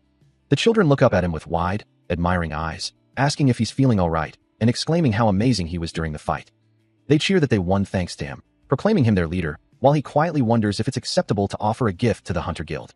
One of the children, Philip, kneels before him, earnestly offering to steal anything he might need, leaving him speechless. As the children continue to bombard him with questions about his fighting prowess and mana capacity, he finds himself utterly bewildered, unsure how to even begin to respond to their innocent admiration. His sky blue eye widens, overwhelmed by the sheer weight of their expectations, a silent scream echoing in his mind. A faint voice echoes, catching his attention, as Ray wonders if the sound could be real. Suddenly, a figure lunges forward with a desperate cry, his movements a blur of frantic aggression. In his hand, a small, gleaming scalpel catches the light, poised to strike. Philip screams Ray's name, his face contorted in a mix of fear and rage, as he closes the distance. Ray, however, remains calm, simply turning to meet the incoming threat, his focus unwavering on the glinting blade. Another voice cries out, recognizing the danger of the scalpel. As the mage boy attempts to intervene, Ray's voice cuts through the chaos, calmly instructing him to stand back. Philip lets out a primal scream, his face a mask of pure, unadulterated fury. But before the attack can land, Ray's hand shoots out, glowing faintly, firmly grasping Philip's arm and halting his momentum completely. He moves with swift precision. As he intercepts the attack, a sharp thwack echoes as he firmly grips the struggling boy's arm, preventing the scalpel from connecting. The younger boy, watching from a distance, can only utter a confused "huh" as the assailant screams, "You bastard! I'll kill you!" His emerald eyes glow a furious red, mouth agape in a silent roar of rage. Ray's grip tightens further, another thwack sounding. As he exerts more force, his own eyes burning with an intense blue energy. The assailant, now bewildered and fearful, cries out, "Hey, you going to cut my throat with this?" Ray looks down, lost in thought, gripping his own neck as he acknowledges the struggle, knowing that Philip's hand, despite its fury, lacks the true conviction to kill. Philip's hand, however, begins to glow with an ominous red energy. And he screams in frustration, a crackle of blue energy sparking around him, demanding to know why his power isn't taking hold. Two onlookers recoil in shock, as a crimson slash of energy erupts from Philip's hand, tearing through the air. But before it can connect, a burst of azure energy from Ray intercepts the attack, shattering it mid-flight. Ray's grip tightens, his hand clamping down on Philip's glowing red fist, effectively neutralizing the threat. "Hold it in," he warns, his voice firm. "It'll retaliate if you don't." As the tension between them hung heavy in the air, a new presence ascended the nearby stairs, their dark, formal attire a stark contrast to the chaotic energy of the moment. A firm voice cut through the silence, commanding, "That's enough. Follow me." Nearby, a young boy, his dark hair falling over wide, brown eyes, could only stare in wide-eyed shock at the sudden turn of events. Ray, his silvery hair framing eyes that glowed with an intense blue light, met the new arrival's gaze with a determined expression, ready to speak his mind. Amidst the desolate ruins, a figure sits hunched, the weight of a recent failure heavy on his shoulders, a quiet apology escaping his lips. Meanwhile, another young man clutches his head in frustration, lamenting his own oversight in leaving dangerous items unattended. Back with the first figure, a reassuring smile graces his face, insisting that everything is fine, as long as no one was hurt. Later, the young man, along with Philip and Chris, gathers in a comfortable room, a tense silence hanging between them as they sit around a coffee table. Breaking the quiet, Chris turns to Ray, his voice laced with concern, asking if Kedrick truly intended to end her life. The mage boy reacts with a gasp, his expression shifting to one of grave understanding, acknowledging the seriousness of the situation, yet still questioning the underlying reason. Meanwhile, Kedrick herself is consumed by a dark, swirling aura of despair, her thoughts racing about a lost deal, convinced that everyone will now perceive her as weak and mock her. Her hand clenches tightly, a silent testament to her inner turmoil. A woman's voice cries out in denial, unable to accept the harsh reality unfolding before her, questioning how she could possibly overcome such a formidable challenge. Her hand clenches, veins bulging as she defiantly challenges, "What the hell do you know?" Meanwhile, Kedrick, his face etched with anguish, mutters, "You don't know anything about me." A faint red glow emanates from the woman's chest, a subtle shimmer of energy. The red energy intensifies around her hand, as her mana drains at an abnormally fast rate. Elsewhere, a red-haired woman turns to Ray, asking if the situation sounds like a charged stone, then repeats the term, seeking confirmation. She explains that it's a tool designed to automatically replenish and store mana not actively in use, but cautions that even these powerful artifacts have their limits.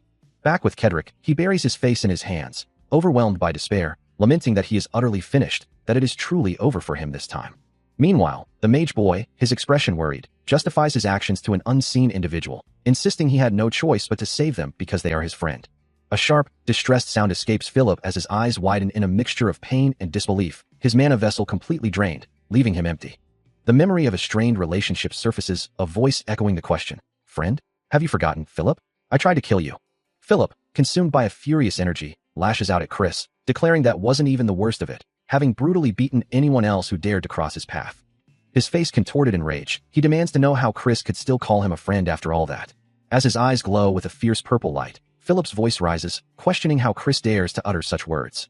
Chris, looking away, can only manage a weak protest, telling Philip not to lie. Meanwhile, Ray watches Philip's tormented expression, a silent observer to the young man's empty mana vessel and the question of whether his anger is genuine. The weight of their shared history hangs in the air, a reminder that they had spent half their lives together.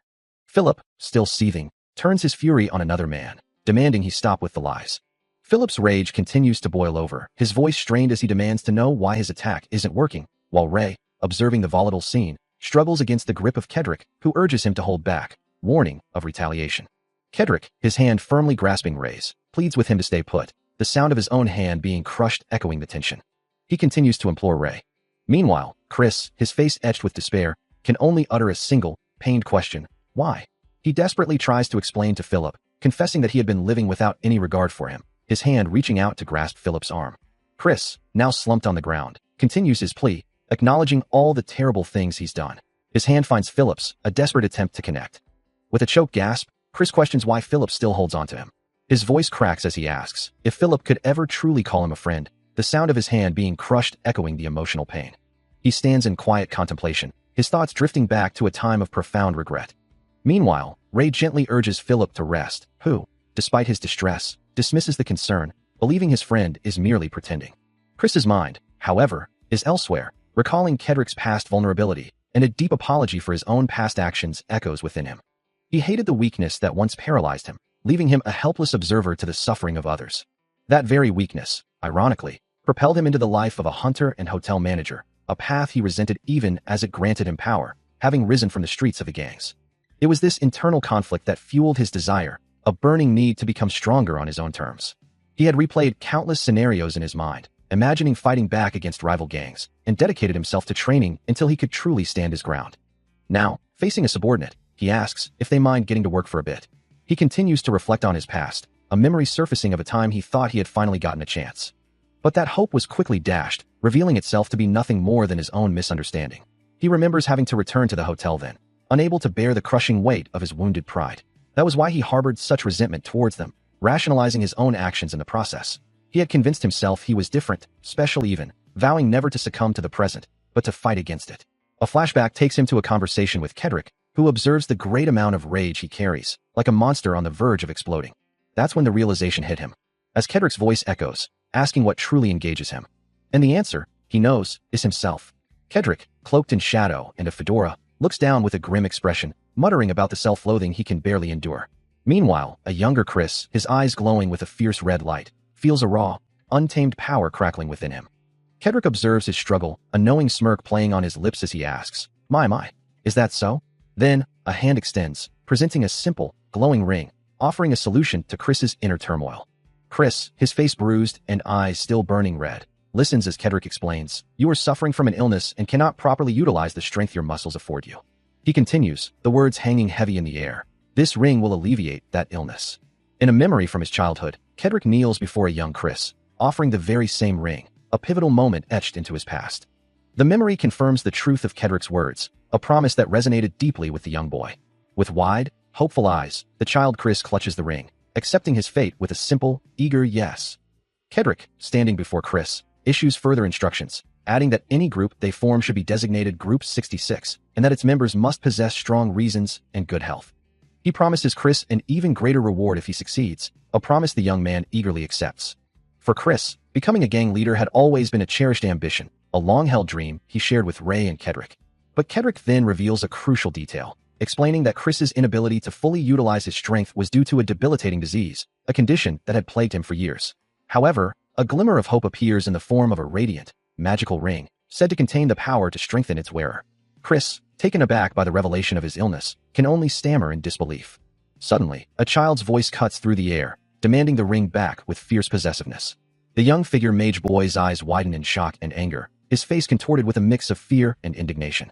A vision of Ray, surrounded by a fiery aura, appears as a voice echoes the deceptive promise of overcoming limits to grow stronger, only to reveal the falsehood of such a belief.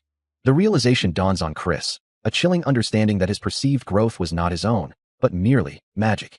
A wave of despair washes over him, the fiery essence of his power flickering around him as the truth settles deep within his core, leaving him utterly distraught. He sits across from Kedrick, the weight of the revelation heavy on his shoulders as he quietly acknowledges the grim reality. His thoughts race, grappling with the bitter understanding that he hadn't grown stronger through his own efforts, no matter how tirelessly he had tried. Clutching his head in anguish, Chris laments his regression, feeling as though he's returned to the pathetic person he once was, his hopes shattered. But a determined voice cuts through his despair, Ray's unwavering gaze meeting his as he declares, there is no need to go back. With a gentle gesture, Ray extends his hand, offering a small, intricate ring to a surprised Chris, a silent promise of a different path.